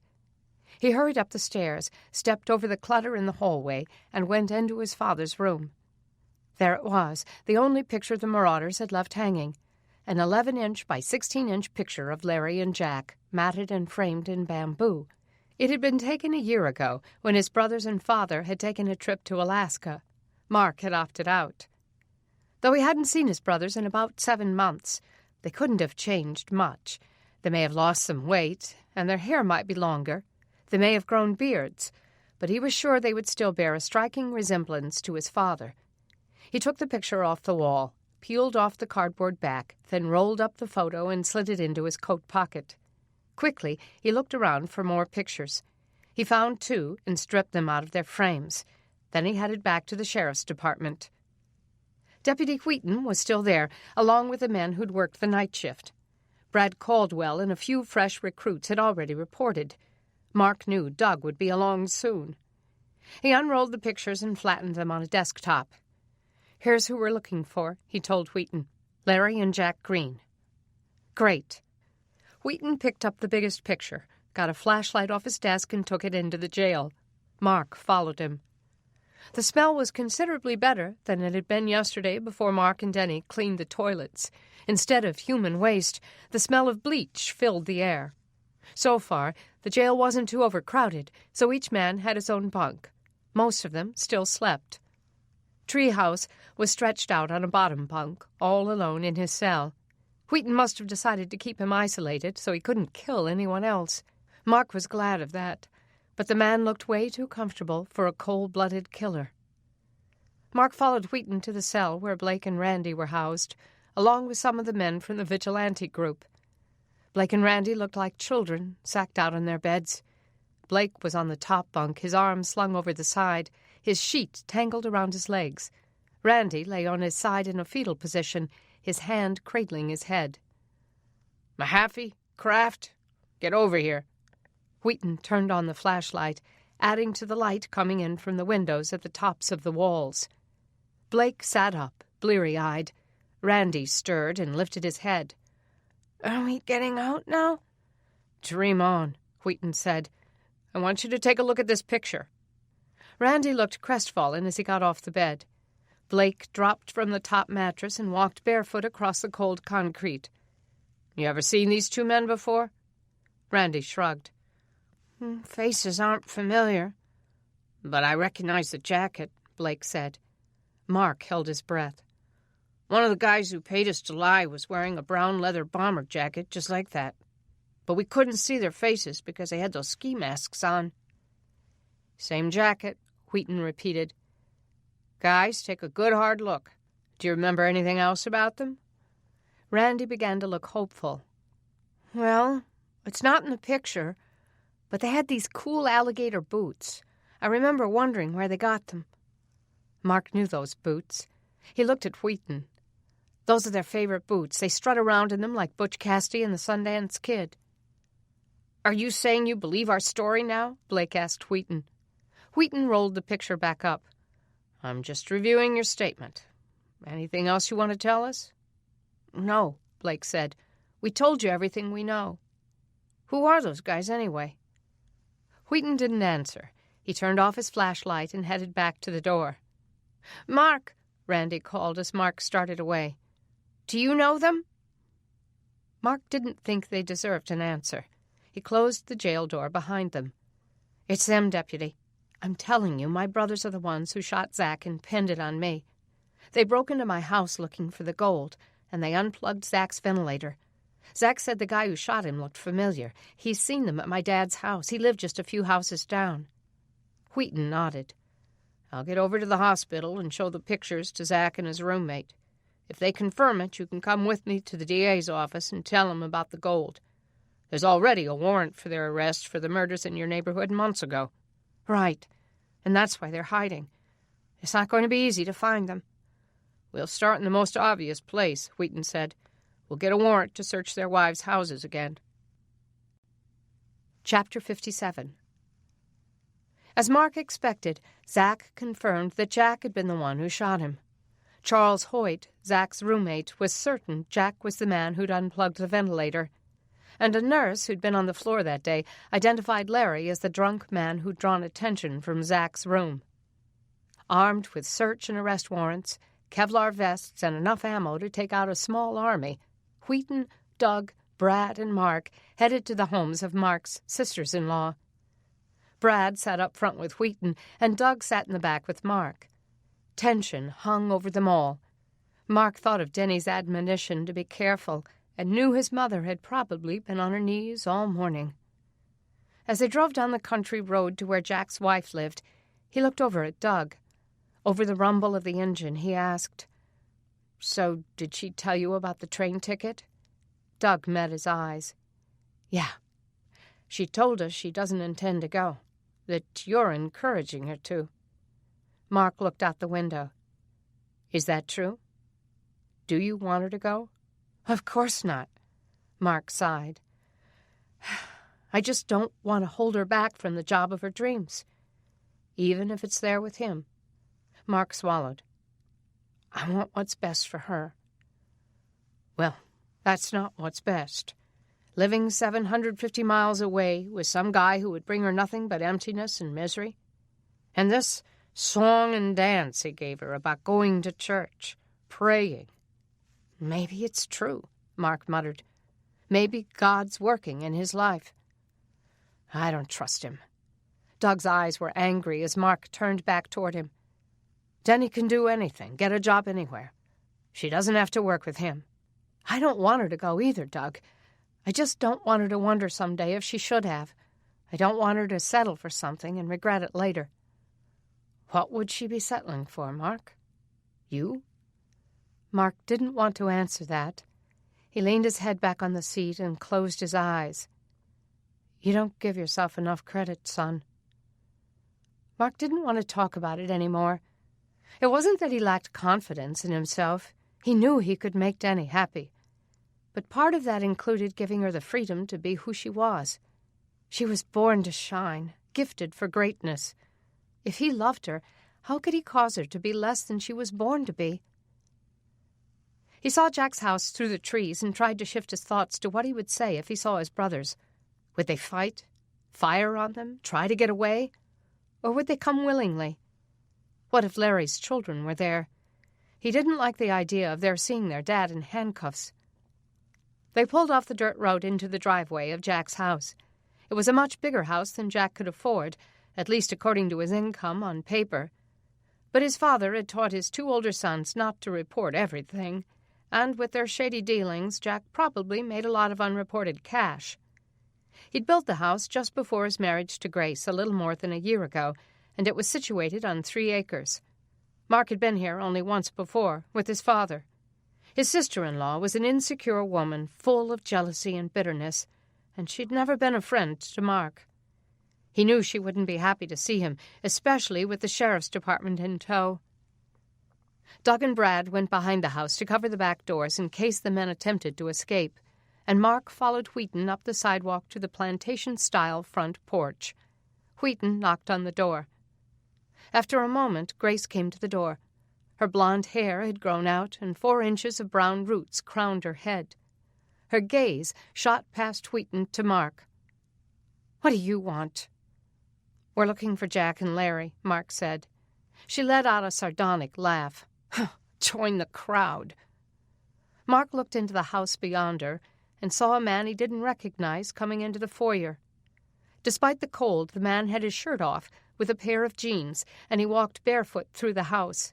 He clearly felt at home here. Had he replaced Jack? Wheaton identified himself, then asked, "Are you Jack Green?" "Jack?" The name seemed bitter in his mouth. "No way, dude." "I haven't heard from Jack," Grace said, "and I don't care if I never do again. He ran off and left me to deal with all the fallout of what him and your maniac daddy did. I don't care if he rots." "But he's back in town, all right." The boyfriend stepped into the doorway beside her. "We do know that much. Tell him, Grace." Grace crossed her arms. "He broke into the house a week ago." Wheaton shot Mark a look. "This house?" "Yeah, and Laura says they broke into her house, too. Went pillaging through all our stuff." Before the shooting, Mark thought. "How do you know it was him?" She smirked. "I recognized his handwriting." "His handwriting?" She chuckled and exchanged looks with her boyfriend. "Come in, and I'll show you." Mark hesitated, wondering if this was a trick, an ambush. No, she wouldn't have her boyfriend here if Jack and Larry were here, would she? He glanced at Wheaton and saw his hand moving to his weapon as he stepped into the house. Mark trailed behind them, watching the shadows for any surprises. She led them through the house to the master bedroom. As they walked in, Mark understood. On the wall over the king-sized bed, someone had written, "Die, you cheating tramp." "He got the spray paint out of the garage," Grace said. "Unfortunately, I didn't have any paint to cover it with, so I'm trying to sew a wall hanging to cover it up." The boyfriend looked livid. "If I ever get my hands on that little—" "Mrs. Green," Wheaton cut in, "why didn't you file a complaint about this?" "And tell them what? That my husband broke into his own home and wrote on the wall? That he stole his own gold?" Mark's mouth fell open. "Gold?" "Yeah. He apparently came back for the coins he left here. Cleaned me out. Didn't even leave me a single one. I guess when he saw that I wasn't living here alone, he got a little hot under the collar." So he was right about them having their own stash of gold. Mark looked at Wheaton, saw him looking around the room. "Show me where the gold was." She went into her closet and got out a shoebox, opened it up. "They were in here, what was left of them. I'm glad I spent so much of it. They only got a few. Laura said they got hers, too. She'd spent almost all of hers, what with the kids and all. What did they expect us to do, taking off and leaving us at a time like that?" That explained it, Mark thought. They had come back for their coins, but when there weren't very many, they'd come looking for his. The evidence was falling into place, giving their case a solid foundation. Now all they had to do was find Larry and Jack. When they finished searching the house, they got back into the van and headed over to Laura's house. Mark liked her better than Grace. She had always been friendlier to him. More than once he'd wondered why a nice woman like her had married a cad like Larry. Now, as they drove up to her ranch-style house, sprawling on 10 acres, he wondered how she had gotten along all these months. There was no garden here, with all this land. How had she provided food for her family? As they pulled into the circular driveway, Mark saw his 8-year-old nephew shooting hoops outside, his little dog Scrappy running and jumping beside him. Mark smiled and called, "Hey, Trent, how you doing, buddy?" The boy caught the ball and peered at him. "It's me, Uncle Mark." Trent dropped the ball and ran into the house.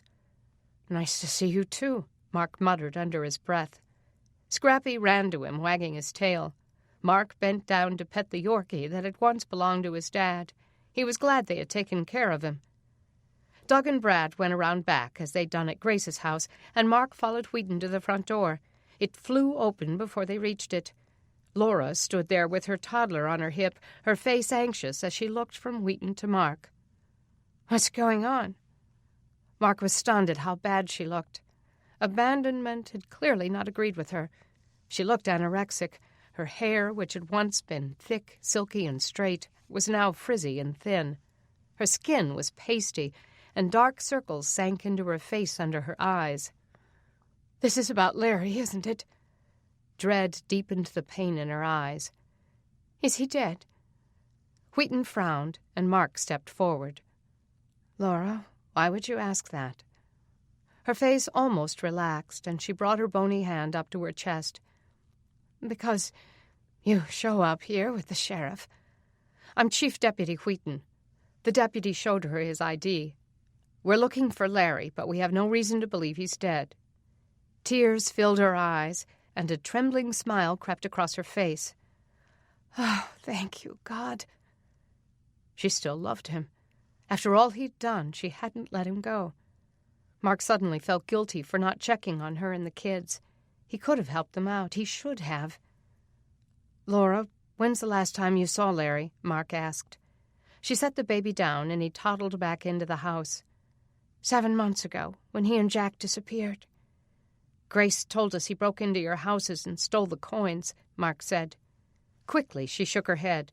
"Oh, no, I'm sure it wasn't them. If Larry were back, he would have told me. He would have wanted to see his children." She looked over her shoulder. Trent stood behind her. He had a toy gun in his hand, and it was pointed at the door. "Tell us about the gold," Wheaton said. Her face twisted. "Grace shouldn't have told you that. It's none of her business." "How much gold did they take?" "I only had 10 coins left. It could have been anyone, though. Lots of people knew I had them. I've used them all over town." Mark looked at Wheaton, realizing that any merchant who'd gotten those coins could have paid Blake and Randy. Maybe his brothers weren't the culprits after all. But as that thought took hold, he remembered something else. "But why would a stranger write, 'Die, you cheating tramp,' on Grace's wall?" he asked. That stumped her for a moment. "I don't know." She tossed a look back at him. "Maybe you wrote it. You've always been judgmental." Mark's breath hitched. "Me? Laura, you know I didn't break into Grace's house." Laura thrust her chin out. "How do I know that? Maybe Jack told you where his gold was. Maybe Larry told you where mine was. They never told me anything. They hated me, and you know it." "Maybe for good reason," she said. "Larry and Jack had nothing to do with your father's crimes, but maybe you did." He hadn't expected such a slapdown from her. But as it sank into his gut, he told himself he shouldn't be surprised. Larry and Jack's poison had infected the whole family. Wheaton showed her the search warrant. Reluctantly, she let Wheaton in. Mark went back to the van and waited, knowing he wasn't welcome inside. Now he realized why he hadn't come to help her before. He had sensed how he would be received. He wondered if she believed the things she'd said. It seemed like an eternity before the 3 men returned to the van. Doug again took the seat next to Mark. "Nothing?" Mark asked. Doug shook his head. "He's not there. Looks like he came in and got what he wanted. Laura seems close to a nervous breakdown." Wheaton and Brad got into the front seats, and as they closed the doors, a rock hit the windshield. Trent stood across the yard, another rock in his hand. He flashed them a profane gesture. "Sweet kid," Wheaton said. "In a few years, I'll probably be back for him." Mark looked at the kid, who seemed so angry. "It's not his fault. He's just mimicking his dad, doing what he was taught." "Hating cops?" "No, hating me." The boy reared back and hurled another rock at the window. This one left a nick. "Come to think of it," Wheaton said, "I might just put the fear of God into him now." "I'll come with you," Brad said. Mark watched as Wheaton and Brad got out and chased the boy around the house. Doug chuckled, but Mark didn't find it amusing. Doug's smile quickly faded. "You okay?" "Yeah, I'm fine. It's just sad, that's all." Doug nodded. "Yeah, it is that. So how did your brothers treat you when you were a kid?" Mark's throat was tight. "Jack was 12 and Larry was 14 when I was born. I can't really blame them. My dad had dumped their mother for a string of other women. My mom came a few years after the divorce. She wasn't like the others. That's probably why he married her. When I came along, Larry and Jack felt replaced, I think." "That explains a lot." Mark leaned his head back on the seat. "I remember one time when I was 9 or 10 years old, my dad took us all hunting. There was a deer camp over near Tuscaloosa, and I thought it was going to be a great time. And the first day it was. I shot my first rabbit, and I realized I was a good marksman. But that night, things took a turn." "What happened?" "They all started drinking and playing poker, and all 3 of them wound up drunk. Larry and Jack got into a fight, rolling around on the floor like idiots, and my dad just sat back and laughed his head off.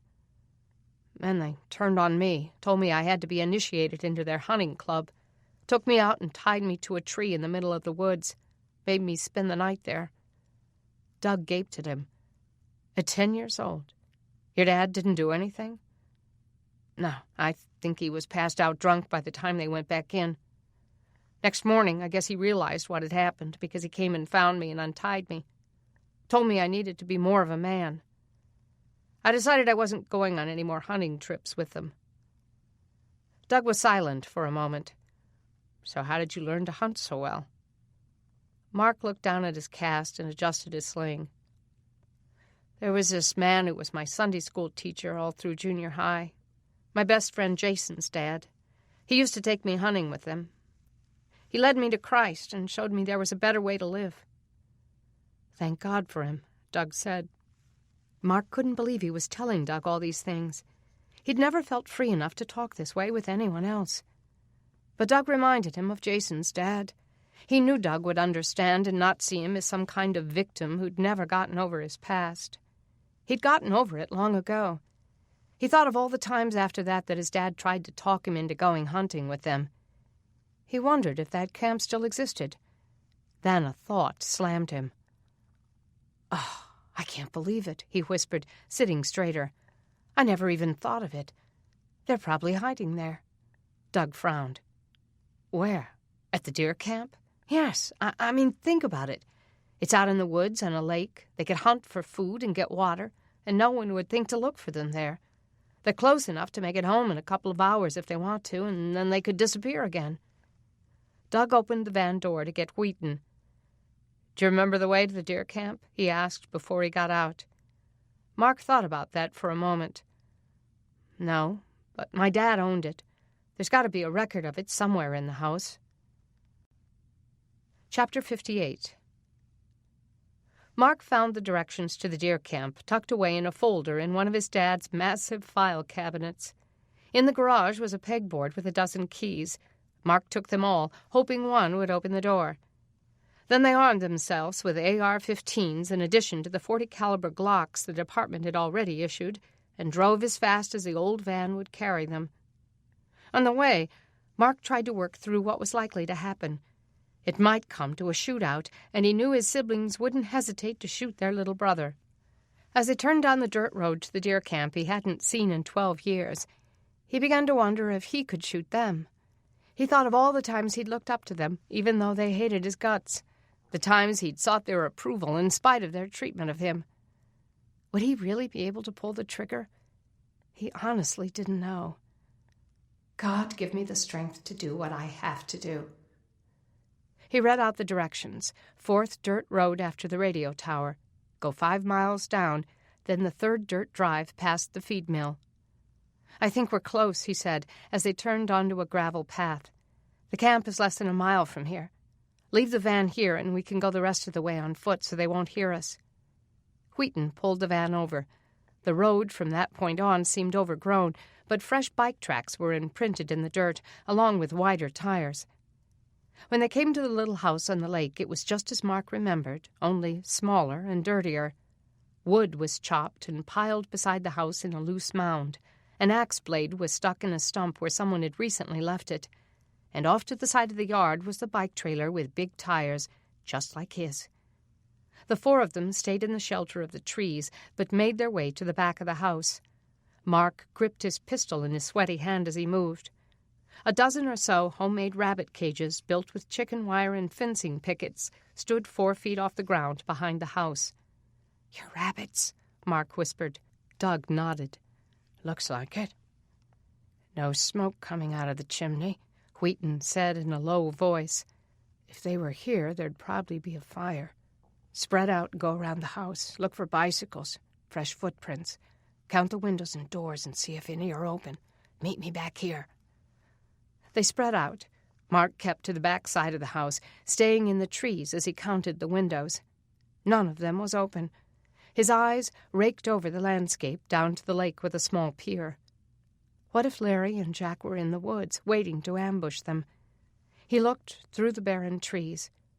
No, it wouldn't be that easy for them to hide in the winter forest. The 3 men returned to their starting place. "I saw some towels hanging on a line on the south end of the house," Doug whispered. "They were dry. No open windows that I saw." "I gotta look through the windows," Wheaton said. "I didn't see movement, but they could still be in there. Let me see those keys, Mark." Mark pulled the keys out of his pocket. "I don't know which one." "I got close enough to see the doorknob," Wheaton whispered. "It's a Yale." He sorted through the keys and found one that had the word printed on it. "This is probably it." "So what are you going to do?" Brad whispered, keeping his eyes on the house. "You can't just walk in there." "I could kick the door down if I wanted. I have an arrest warrant." "But that could get you killed," Doug said. "That's why I'm going to use the key. If I can get the door unlocked as quietly as possible, we may be able to surprise them." Wheaton looked back at the house. "Now, I know you men don't have any police training, so listen carefully. You lead into rooms with your weapon. You don't go around corners until you've looked carefully to make sure no one's about to ambush you. Keep your firearm pointed at the ceiling or the floor to make sure you don't kill each other." Mark began to think this was a bad idea. His brothers weren't stupid. Wheaton might be dead before he let go of the key. He and Doug and Brad weren't experienced enough to do this right. There had to be another way. "I have a better idea," he said. "If Larry and Jack see you at the door, they'll kill you without a thought. But if I go to the door and they see me, they might not shoot right away. Remember, they want my gold. They'd have to keep me alive long enough to find it." Wheaton shook his head. "I don't want them taking you hostage, Mark. That's the last thing I need. You're injured, and they might overpower you. But I have a gun. If anything happens, I can defend myself, and you guys can cover me." Wheaton thought it over for a moment. "I don't like it," Doug said. "It's a real bad idea." "But it could work," Brad said. Finally, Wheaton made a decision. "All right, Mark. We'll do it your way." Chapter 59. Mark's heart worked in overdrive as he stepped out of the trees and headed for the front door. As he approached the house, his eyes shifted from one window to another, looking for movement. He stepped quietly onto the porch and felt the filthy boards giving beneath his weight. He listened, trying to hear footsteps, a shifting of weight, a creak of a board. But there was nothing. Blowing out his tension, he brought the key up and slipped it into the lock. Wheaton had been right. The key fit. Slowly, Mark rotated the lock, and the doorknob clicked. The others joined him within seconds, their weapons ready. Wheaton took a breath, then plunged the door open. Silently, he led through the house, careful as he passed doorways, looking for some sign of life. The beds were unmade, but seemed recently slept in. 2 pairs of muddy alligator boots cluttered the bedroom floor. The bathroom was empty, but toothbrushes lay on the sink. They moved about the house quickly, cautiously, looking in closets and behind furniture, under beds. "No one here," Wheaton said finally as he came back into the living area. Mark looked at the sparse furnishings in the room, the table where his brothers and his dad would play poker at night, the couch where Vic would pass out after too much to drink. They'd found a different use for the refrigerator than Mark had. They had turned it on its back, placed it under the window, and filled it with dirt. A small crop of beans grew there. "Interesting use of the fridge," Doug said. "Looks like they've turned it into a mini greenhouse. Wonder why they didn't just clear a place to plant a crop outside. All they'd have to do is cut down some trees and clear an area for a garden." "Too lazy," Mark said. "Why work that hard when they can steal other people's game?" Doug touched the soil. "The plants are a little dry, but not too bad. They probably watered yesterday or the day before." Wheaton checked the fireplace. The ashes were cold. No one had a fire in here today. Disappointment rivaled the adrenaline pulsing through Mark. He had so hoped to find them here. "Maybe they're back in Crockett." Wheaton shook his head. "If they are, they're up to no good." The men didn't move anything in the house or leave any evidence that they had been there. It wouldn't pay to tip the brothers off that the law was onto them. What Mark wouldn't give for surveillance cameras, working radios, and enough men to stake out the place and wait for them to return. But Wheaton's small force was stretched too thin as it was, and without technology they were too limited. There were still almost 24 escapees on the loose, and way too few men to look for them. For the ride home, Mark sat in the back bench seat alone, and Doug took the seat in front of him. Over the rumble of the old engine, Doug caught pieces of Wheaton's and Brad's strategizing up front, but couldn't hear well enough to join in. Besides, he was tired, and he had no brilliant schemes for luring the brothers out. Still, as tired as Doug was, he knew Mark was even worse off. Doug leaned back against his window and set his arm on the back of the seat. He looked back at Mark, who was staring out the window as if looking for his brothers. Doug knew Mark wouldn't rest until they were found. Mark was holding his sling close to his body, cradling the cast in his other hand. "Arm hurt?" Doug asked, even though he knew Mark wouldn't tell him if it did. "Not bad." Mark shook his head. "I can't believe we're going back empty-handed." "Me too. I thought we had them." The swelling on Mark's forehead had gone down around his stitches, leaving a purple bruise the width of a baseball bat. Anger rippled through Doug as that scene came back to him. Not many men could have survived that kind of an attack, but Mark had defended himself valiantly. Still, it wasn't Mark's physical strength that impressed Doug so much. It was his spiritual strength. His acts of forgiveness yesterday had put Doug to shame. It was the stuff sermons were made of. Yet he could still see the pain in Mark's weary eyes. Doug's conversation this morning with Denny ran through his mind, and later, when he and Mark had discussed it before visiting Grace, he knew he'd come across as angry. Selfishly, he'd tried to put a guilt trip on Mark for encouraging Denny to take the job. But his concerns went deeper than the distance to D.C. He was concerned for his daughter's future, and he was also concerned for Mark's. Knowing the guys up front couldn't hear him, he said, "Mark, about Denny." He saw the tension on Mark's face. "Yeah? I just want you to understand. A year ago, when Denny told me she was going to be marrying a lawyer who worked in a Senate office, I was excited and proud.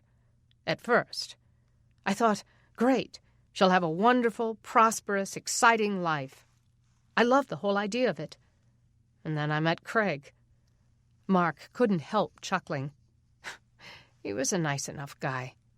He was arrogant and proud, and he seemed a little bit narcissistic to me. and I started to worry about my daughter and her future. He shifted in the seat.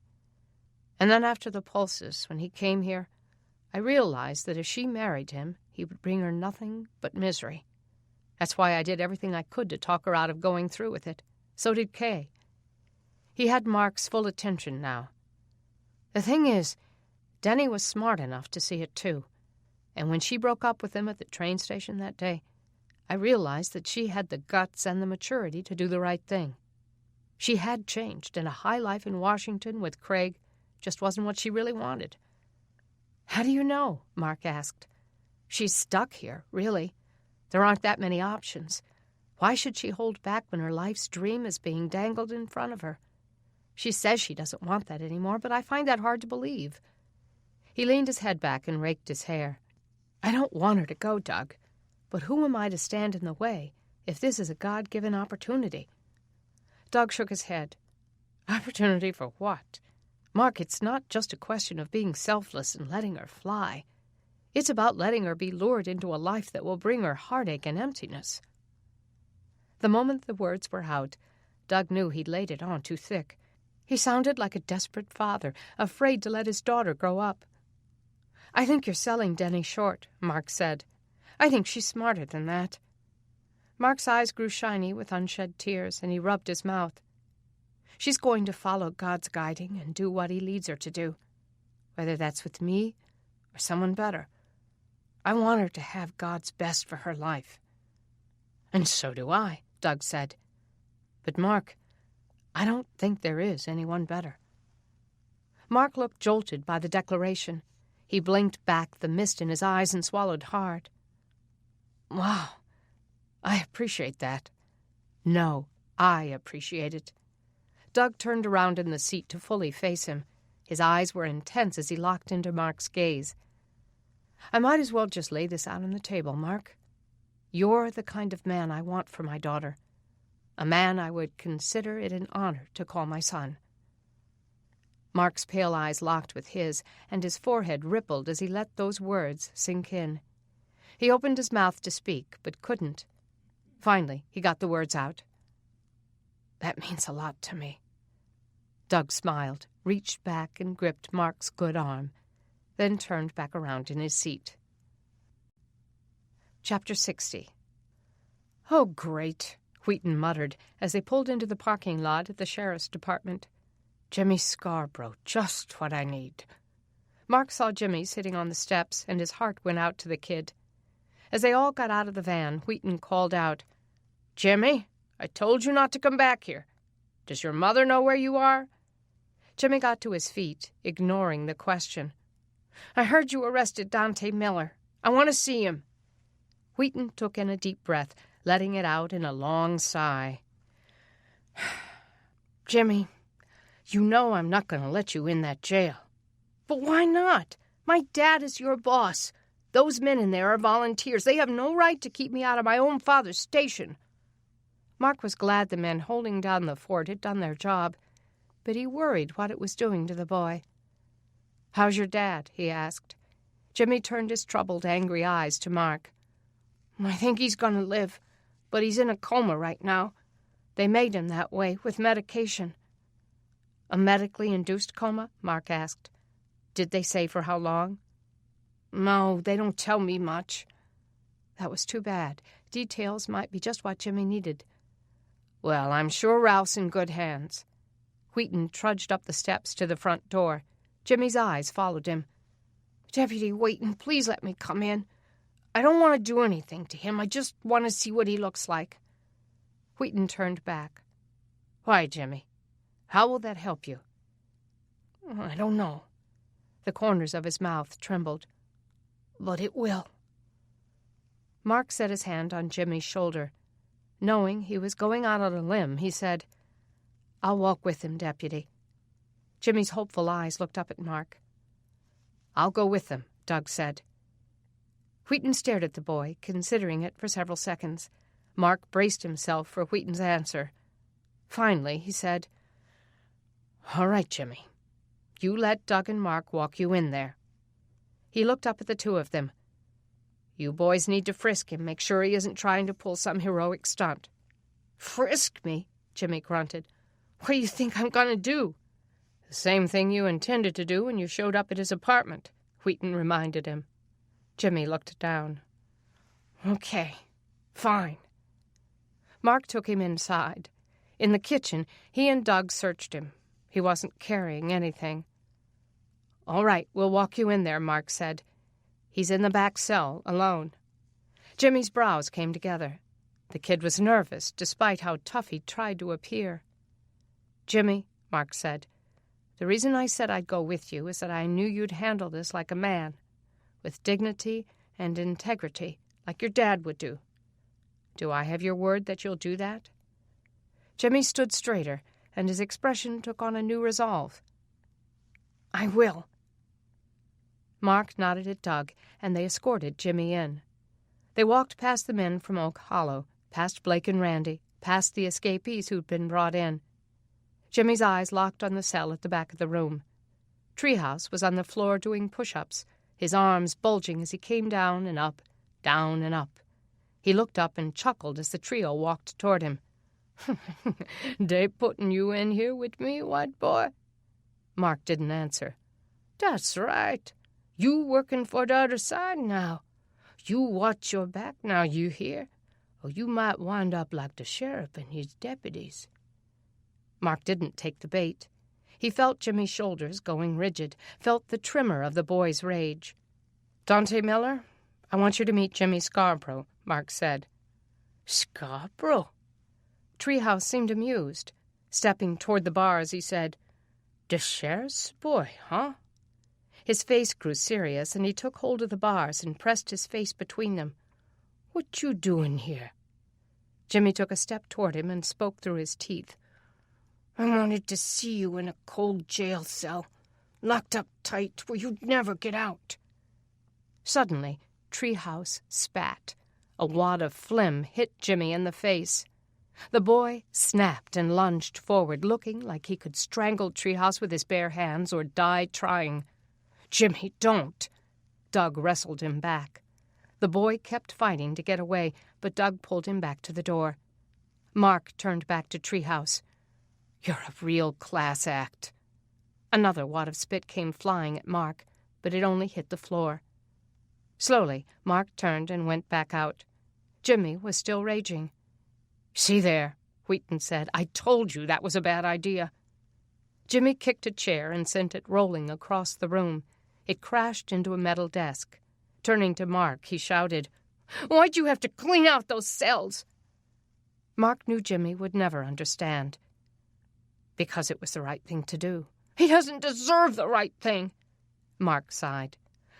No, he doesn't. Jimmy grabbed his coat and started for the door. Wheaton tossed Doug the car keys. Doug, Mark, drive him home. Make sure he's delivered to his grandparents.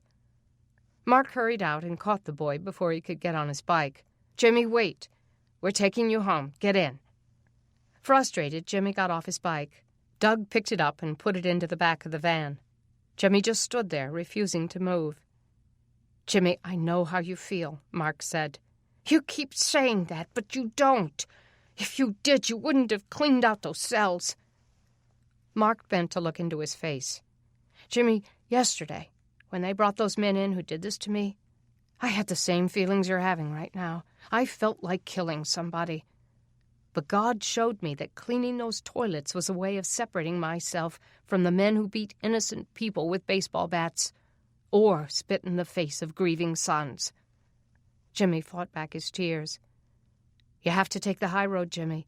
It's the only way you'll find any peace over what's happened. It's what your dad would do. The tears pushed forth, and Jimmy looked at his feet. Mark put his good arm around him, held him for a moment. Finally, he felt strength seeping back into the boy. Jimmy wiped his face on his sleeve and got into the van. Chapter 61. Jimmy's grandparents weren't at the Scarborough house when they took the boy home. They probably went out looking for me when they realized I wasn't in my room, Jimmy said. Well, we're not leaving you here alone, Doug said. Why not? I stay by myself all the time. I'm not some little kid. Your judgment is slightly off kilter right now, Doug said. We'll leave them a note. I'm taking you to my house where my family can keep an eye on you." Jimmy didn't argue. They got back into the van. His silence made Doug uneasy. Did he intend to bolt and run the minute they turned their backs? If so, what would he do? When they got to Oak Hollow, they found the Brannings' garage open. Jeff was crossing the street with a rabbit cage in his arms. Doug pulled the van into his driveway. Kay, Beth, and Logan were in the garage, taking care of the rabbits. Beth straightened when she saw Jimmy getting out of the van. "Jimmy, what are you doing here?" His face changed. "Hey, Beth, you live here?" Doug looked from one to the other. "You two know each other?" "We went to school together before the Pulses," Beth said. Her face absorbed the pain on Jimmy's. "I'm sorry about your dad. I've been praying for him real hard." He tightened his lips and looked at his feet. "Jimmy's going to stay with us until his mom or his grandparents come to get him." A smile tugged at Beth's lips. "Can you help us lock down these rabbit cages?" Jimmy shrugged. "Sure, I guess. Jeff found some heavy chain and we're going to put it through the cages. He traded 2 rabbits for some padlocks." Jimmy picked up the chain and examined it. "This could work," he said. Beth showed him Jeff's sketch of the plan. It was the most animated Doug had seen his younger daughter in days. He shot a surprised look at Mark, and Mark winked. Maybe the project would provide the necessary distraction for both of these traumatized kids. Chapter 62. Mark found Denny at the typewriter in her father's study, working on an article about the arrests of Treehouse and the other prisoners. When he came into the room, she sprang up and threw her arms around him. "Mark, I've been so worried. Did you find Larry and Jack?" Her greeting brought a smile to his lips, and he savored the feel of her hug. "Not yet. We found where they've been staying, but they weren't there." He filled her in. Letting him go, she leaned back on the desk. "Mark, I've been thinking about this all day, trying to figure out where they might be. Didn't they have a warehouse in town where they kept all that smut they sold?" Mark hadn't really considered that. "They must have, I guess. They kept a lot of it in my dad's house, but they had so many stores." "Well, if they had a warehouse, you might find the address on an invoice or something." Mark thought that through. Maybe Denny was on to something. He looked into her anxious eyes. "I told you you were gifted." She grabbed the front of his shirt. "Let's go over there and look right now. There's no time to waste." Denny's parents were across the street working on the rabbit cages when she and Mark came out. She didn't take the time to tell them where she was going. Dusk was beginning to fall, and she didn't want to be at Vic Green's house after dark. It only took a few moments for them to walk to his father's house, and Mark handed Denny his Glock as he fished the keys out of his pocket, found the right one, and unlocked the front door. The sight of the living room took her breath away. "Wow, you were right. This place is a mess." She knew Mark must dread the thought of cleaning it up.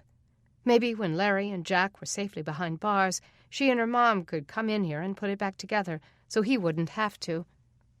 He lit an oil lantern, one of the few items left intact. He handed it to her and took the gun back. Memories rushed back to her as she stepped over the mess.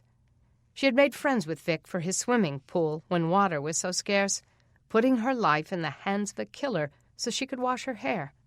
Such stupidity. "Let's hurry," she said as she followed Mark upstairs. "This place creeps me out." He led her to the room his father had used as an office. File cabinets lined the wall. This was the room where he and her parents had found the boxes of pornography when Denny was on the road with Vic. Her skin chilled at the memory of the horrors she had walked into. Mark went to a file cabinet and pulled out a drawer. "I was here earlier today when I got the address to the deer camp, so I know which drawers it's not in." "Is there a file for receipts?" He scanned the file labels in 2 more drawers. "Here it is." He took it to the desk, and she set the lamp down so they could read. Suddenly, they heard a creak overhead. Denny caught her breath and grabbed Mark's arm. "Did you hear that?" she whispered. He raised his gun. "Maybe it was the wind," he whispered. But he chambered around and pointed the gun toward the sound. Another creak. Her heart stumbled into triple time as terror shivered through her. "Mark, they're in the attic." He motioned for her to be quiet and followed close behind him. She held her breath as he led her out into the hall and toward the stairs that would take her to safety. She kept her eyes on the ceiling, wondering where the attic door was. Mark stayed close beside her as they descended the staircase. She stumbled as they reached the first floor, righted herself, and stepped over things to get to the door. Suddenly she heard a gun cocking. Her heart stopped as Jack stepped out of the dining room, his revolver at her head. Denny screamed. She heard a whack and spun around. Mark hit the floor, and she saw Larry standing over him. Breathing hard from his descent down the stairs, he held a rifle in one hand and Mark's Glock in the other. "Well, this is going to be real fun," Larry said. She screamed again. Jack's hand slapped around her mouth, muffling her as he pulled her against him. Mark scrambled to his feet. "Let her go, Jack. She hasn't done anything to you. It's me you want." "Oh, it's you we got," Larry said. "Right where we want you. Don't we, Jack?" "Where's the gold?" Jack bit out. Denny struggled under Jack's arm, fighting to get away, but he clamped his arm across her throat, subduing her in a death grip. He pulled her back to the table and grabbed a roll of duct tape. Larry covered Mark with his rifle. Jack ripped a piece of tape off with his teeth and slapped it over Denny's mouth. She squealed, but she knew no one would hear. He got more tape, wrapped it around one of her wrists. Roughly, he wrestled her other hand behind her and wrapped them together. Duct tape. It had been Vic's favorite way of binding his victims. The thought made her nauseous. "Let her go," Mark said. "I'll take you to the gold." Jack shoved Denny to the floor. She kicked and fought as he wrapped her ankles together. "I've only spent 3 coins, Mark said. There are 97 left. They're all yours." Now he had their attention.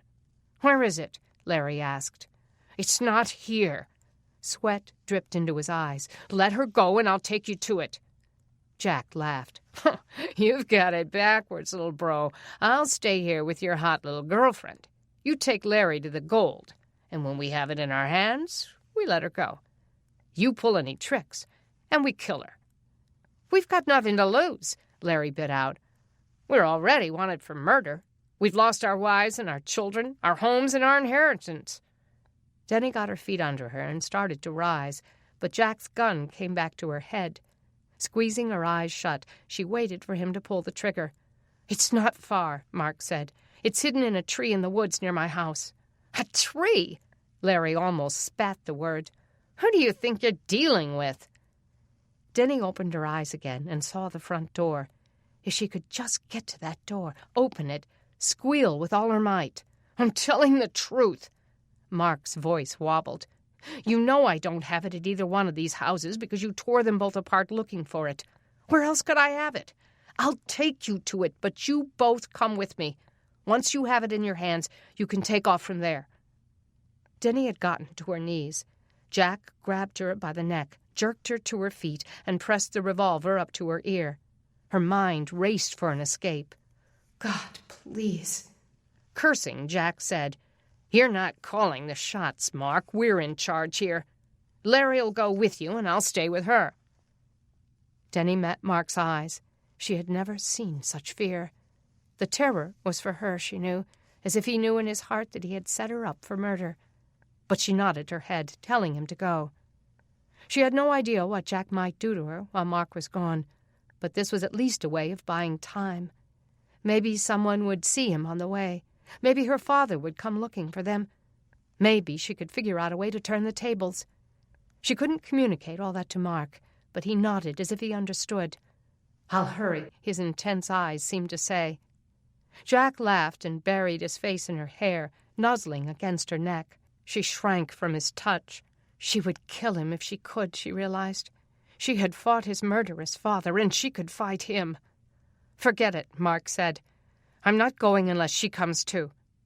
Larry hit him across his stitches, and Mark stumbled back, but he quickly righted himself. "Unbind her," he yelled. "She's staying here," Jack said. Mark's eyes flashed. "Then find the stinking gold yourself." Larry thrust the pistol into Mark's throat. Jerking his chin up, Mark spoke through his teeth. "Kill me if you want. You'll never find it then." Denny saw the look pass between Larry and Jack. Suddenly, Larry tossed the rifle to Jack. Keeping the Glock against Mark's head, he took Mark's broken arm, tore off the sling, and wrenched his cast behind his back. Pain twisted through Mark's bones. Denny tried to scream, but only a muffled squeal came out. Grabbing Mark's collarbone brace, Larry jerked it until the bone snapped again. Mark arched in pain. Larry dragged him to the door and looked over his shoulder. "If we're not back in 10 minutes, Jack, you know what to do." Chapter 63. Denny watched Mark leave with his brother.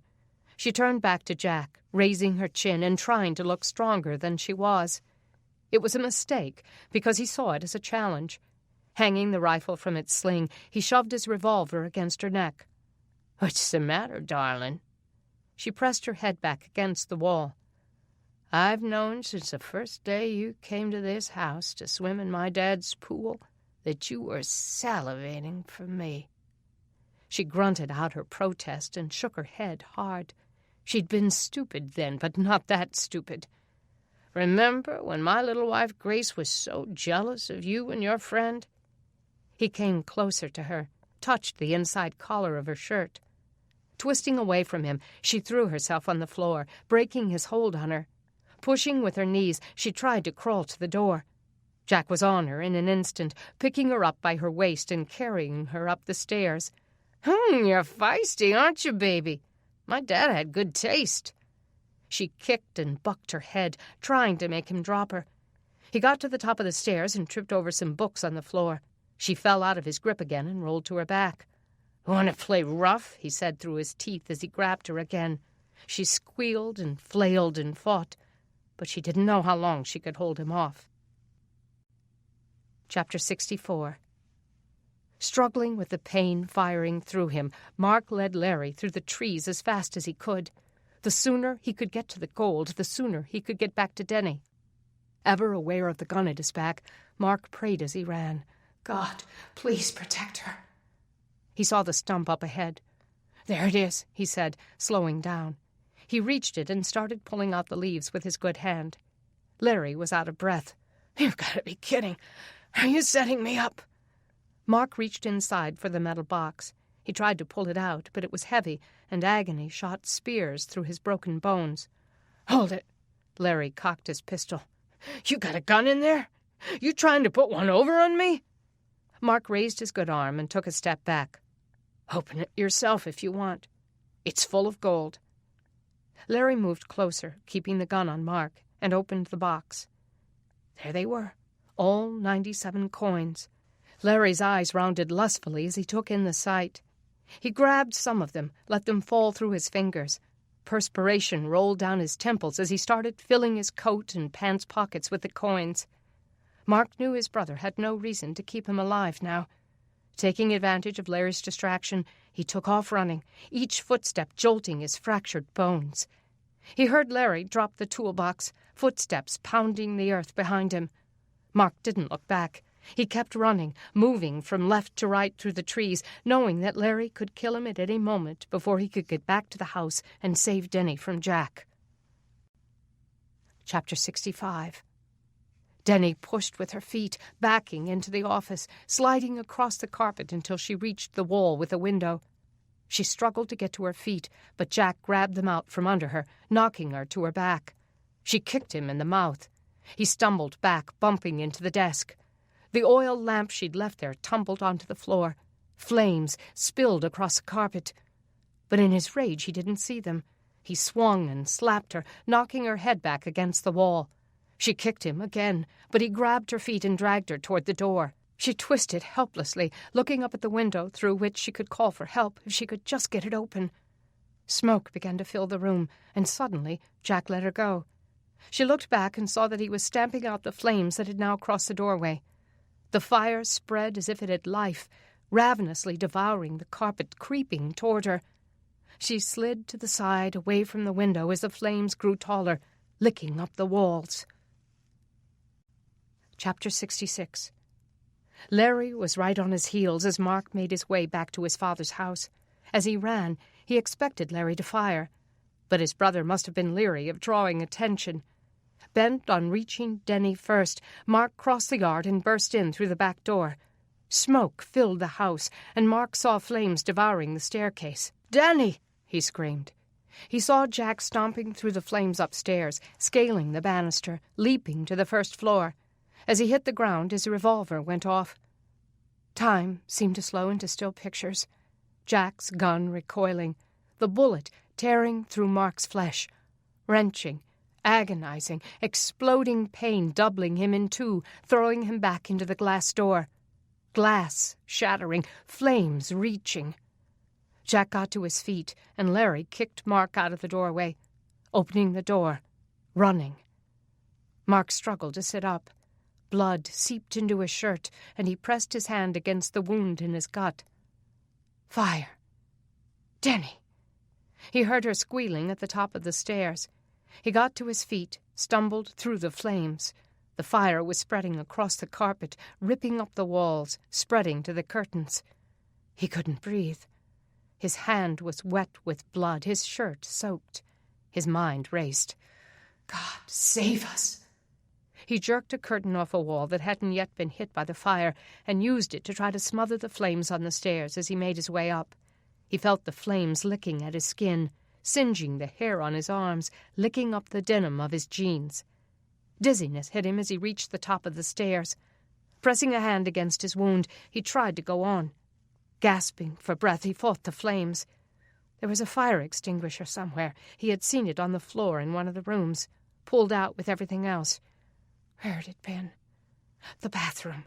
He lurched into the room across from the office and saw the red tank lying on the floor. Letting go of his wound, he reached for it with his blood-covered hand. He pulled the pin and squeezed the trigger. The white foam cleared away into his father's office, smothering the flames. Now he could see her. Denny was hunched in a ball, with her face in a corner. He staggered to her and ripped the duct tape from her hands. She fought her way upright, coughing. The room began to spin. He felt himself hit the floor. Darkness closed in on him as he heard Denny screaming. Chapter 67. Denny ripped the tape from her mouth, got to her feet, and opened the window. "Help!" Her hoarse scream tore across the neighborhood. "Someone help!" She fell to Mark's side, mashing her fist into his wound to stop the bleeding. Smoke still billowed into the room, telling her that, although the fire was mostly out in this room, it was still raging elsewhere. She could take the fire extinguisher and go for help, but by the time she got back, Mark would have bled to death. No, she had to stay here and stop the bleeding. As she kept her hands on Mark's stomach, she screamed until she had no voice left. Chapter 68. On his way back home from the well, Hank Huckabee heard screaming. He saw the smoke pouring from the window of Vic's house and ran toward it. As he approached, he saw flames engulfing the first floor, but the screaming came from upstairs.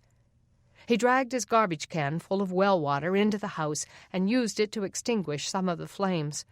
By that time, Marilee Goff had appeared with a fire extinguisher. Rushing in, she covered the stairway, killing the flames. Hank ran up the slippery stairs and found a hysterical Denny Branning and Mark Green bleeding to death. Denny didn't know how much time had passed before the paramedics arrived. Someone had gone to get her father, and Doug jumped into the sheriff's van, still parked in his driveway, and flew out of Oak Hollow to find the paramedics. Prayers, bargains, and desperate pleas tumbled through Denny's mind as she tried to keep Mark alive. It seemed like an eternity before she heard the sirens, and the paramedics ran in with a gurney. Pushing her out of the way, they rushed him into their ambulance. Doug and Kay intercepted her as she tried to follow, but she pushed past them. "I have to go with him." "Denny, you're bleeding," her mother cried. Denny looked down at her wet hands. "It's not me. It's him." She started to sob and looked up at her dad. "Go after Larry and Jack, Dad. You can't let them get away." Chapter 69. Doug didn't wait for backup before he went after Larry and Jack Green. Their tracks led him into the woods. These men who had tormented his daughter and almost killed their own brother would not get away this time. He heard sirens on the other side of the trees, dogs barking, voices yelling, and then he saw the brothers running back toward him. Doug raised his gun. "Freeze!" he shouted. "Don't move!" Larry fired. Doug dove and felt the bullet whistle past his face. He returned fire from the ground, and Larry dropped. Jack raised his hands in the air, his gun pointed at the sky. "Drop the gun!" Jack looked from side to side. Wheaton and his men were moving toward him from the other side of the woods. He lowered the revolver and put it to his head. The gun went off, and he hit the ground with a thud. Doug couldn't believe what he'd seen. Slowly, he got up, keeping his pistol trained on the two bodies on the ground. He moved closer, watching to see if either of them moved. Wheaton ran through the trees toward him. When he saw the two bodies on the ground, he knelt to check their pulses. He nodded up at Doug. "They're gone," he said. Doug leaned against a tree, letting his weapon drop to his side. It was over now. Chapter 70. Wheaton let Doug take the sheriff's van to Birmingham so his family could ride along. As he drove, he heard Martha weeping in the back seat. Kay sat next to her, comforting her as they flew through town. Beth sniffed behind him. He looked in the rearview mirror and saw her eyes, hollow and vacant. Jimmy Scarborough sat next to her, his face white. Doug hoped Jimmy's mother was still at the hospital with his dad. Logan sat on the other side of Beth, holding his sister's hand. "They can't kill Mark," Logan said. "He's tough. He's probably better already." Doug stayed quiet. The opposite was probably more likely. As tough as Mark was, Doug had seen the blood on the carpet. Jeff, in the passenger seat, seemed to sense Doug's thoughts. "He's going to make it, Dad." Doug stared through the windshield. "I hope you're right." It would be so unfair if Mark died, after all he'd been through. It would destroy Denny, devastate his mother, demoralize Beth. And Doug himself would never get over it. What would he tell his family? How would he explain such tragedy to his church? He struggled to see through the tears in his eyes as he drove the dark, deserted streets. "Please, God, don't let him die. He means so much to all of us." Finally, Logan broke the silence. "Daddy, when is this ever going to be over?" He glanced back at his youngest. "When will what be over?" "The stinking pulses. I'm sick of this. I want things back like they were before." Doug looked through the glass to the stars sprinkling the night sky, and he wished the same thing. If they could only turn back time to the days of peace and prosperity, before evil ran so rampant, when everyone he knew was thriving and healthy. Had it really been that way? Or had he just viewed the world through the filter of his affluence, through the lenses of American technology, hurrying along so fast that he didn't have time to see the suffering around him? Was it bliss, or merely ignorance? The work God was doing in them all was important, purging out the waste, intensifying their purpose. They were all stronger for it. But like Logan, he longed for it to end. He thought of his sermon last week on the reason for God's testing. The scripture he'd used was from Deuteronomy 8, verses 2 and 3. "Remember how the Lord your God led you all the way in the desert these 40 years, to humble you and to test you in order to know what was in your heart, whether or not you would keep his commands. He humbled you, causing you to hunger, and then feeding you with manna, which neither you nor your fathers had known, to teach you that man does not live on bread alone, but on every word that comes from the mouth of the Lord." Though he had trouble embracing the theme of that sermon now, that this time of testing was to make them more righteous, more useful for the kingdom of God, he knew it was true. God was doing a work in them all, and there might be more yet to come. Chapter 71. Doug and Kay found Denny on a table in an examining room, breathing into an oxygen mask, her hands and clothes still covered with blood. She reached for Kay, trembling. "We got them," Doug told her. Larry and Jack are dead."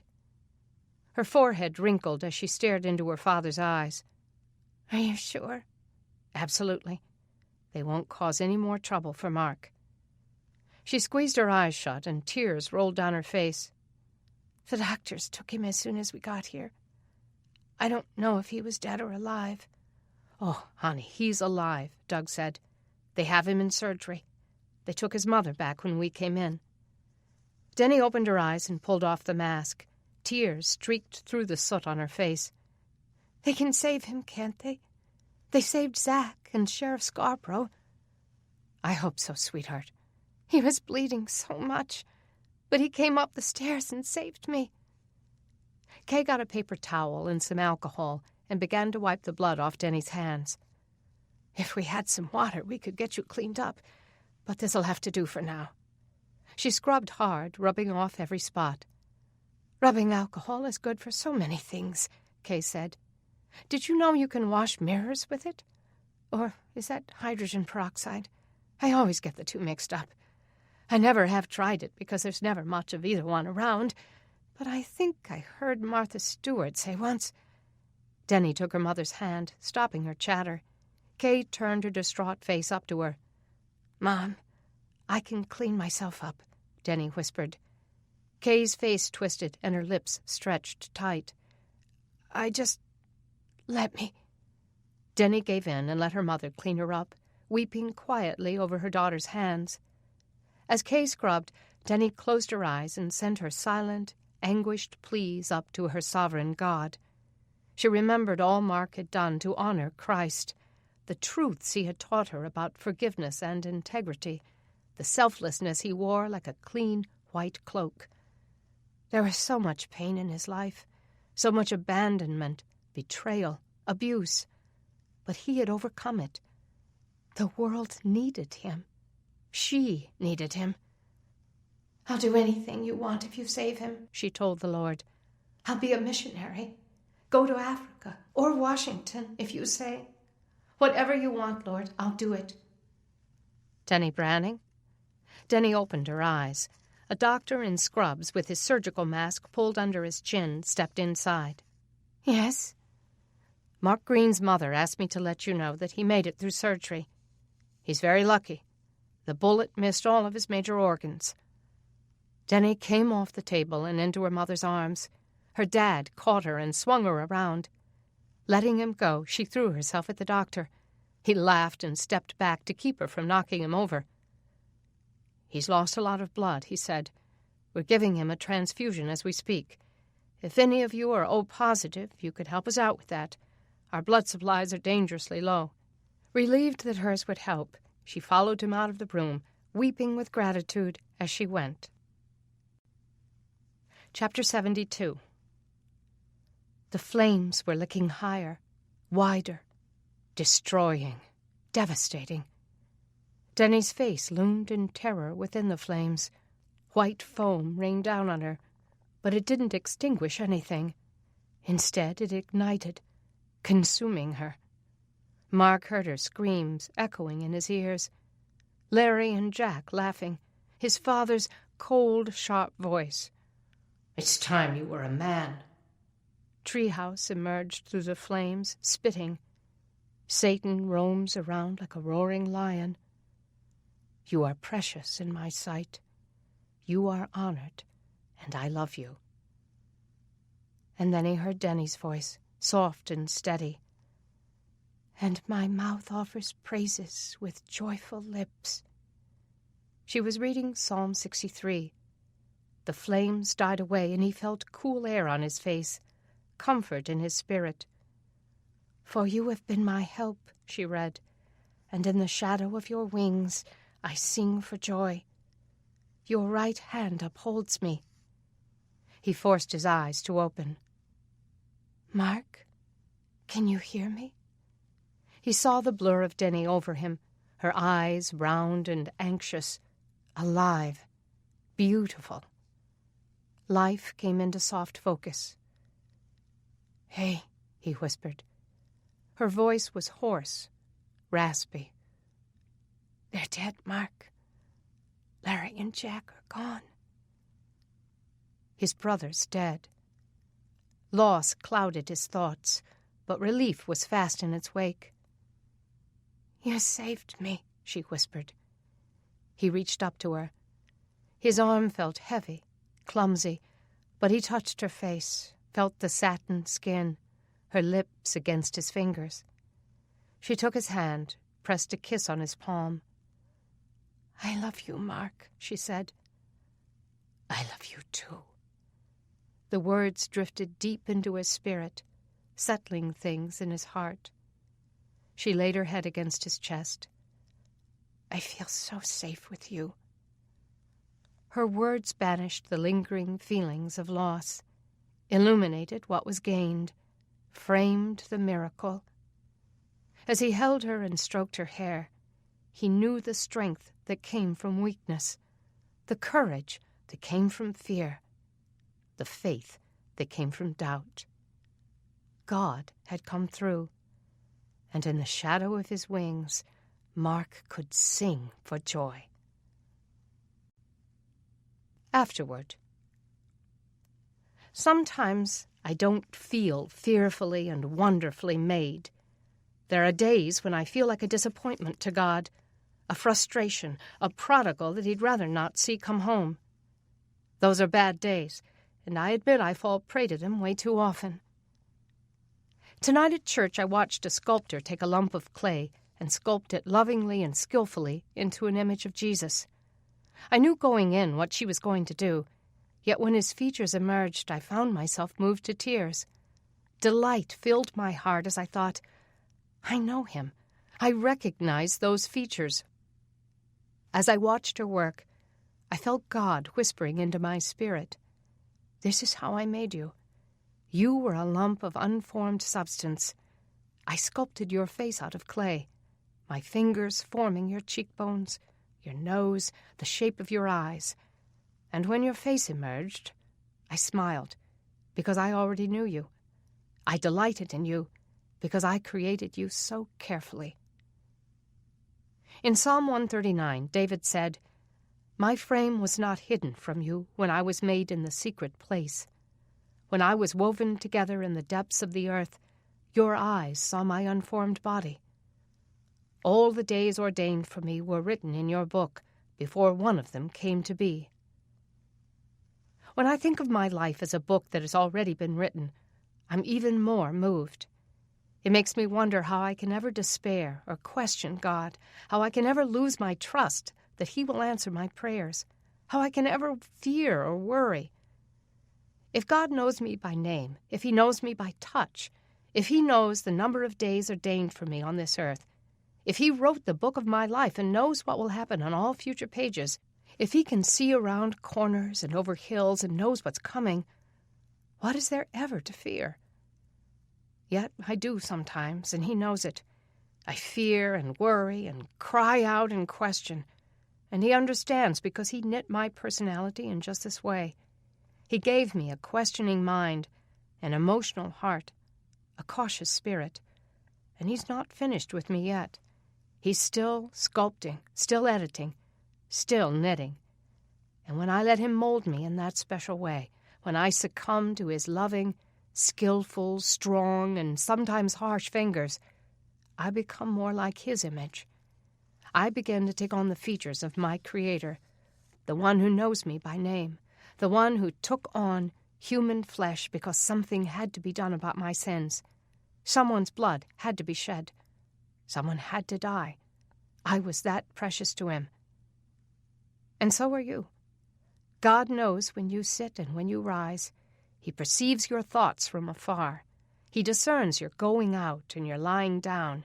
He is familiar with all your ways. Before a word is on your tongue, He knows it completely. He hems you in behind and before. He has laid His hand upon you. He created your inmost being and knit you together in your mother's womb.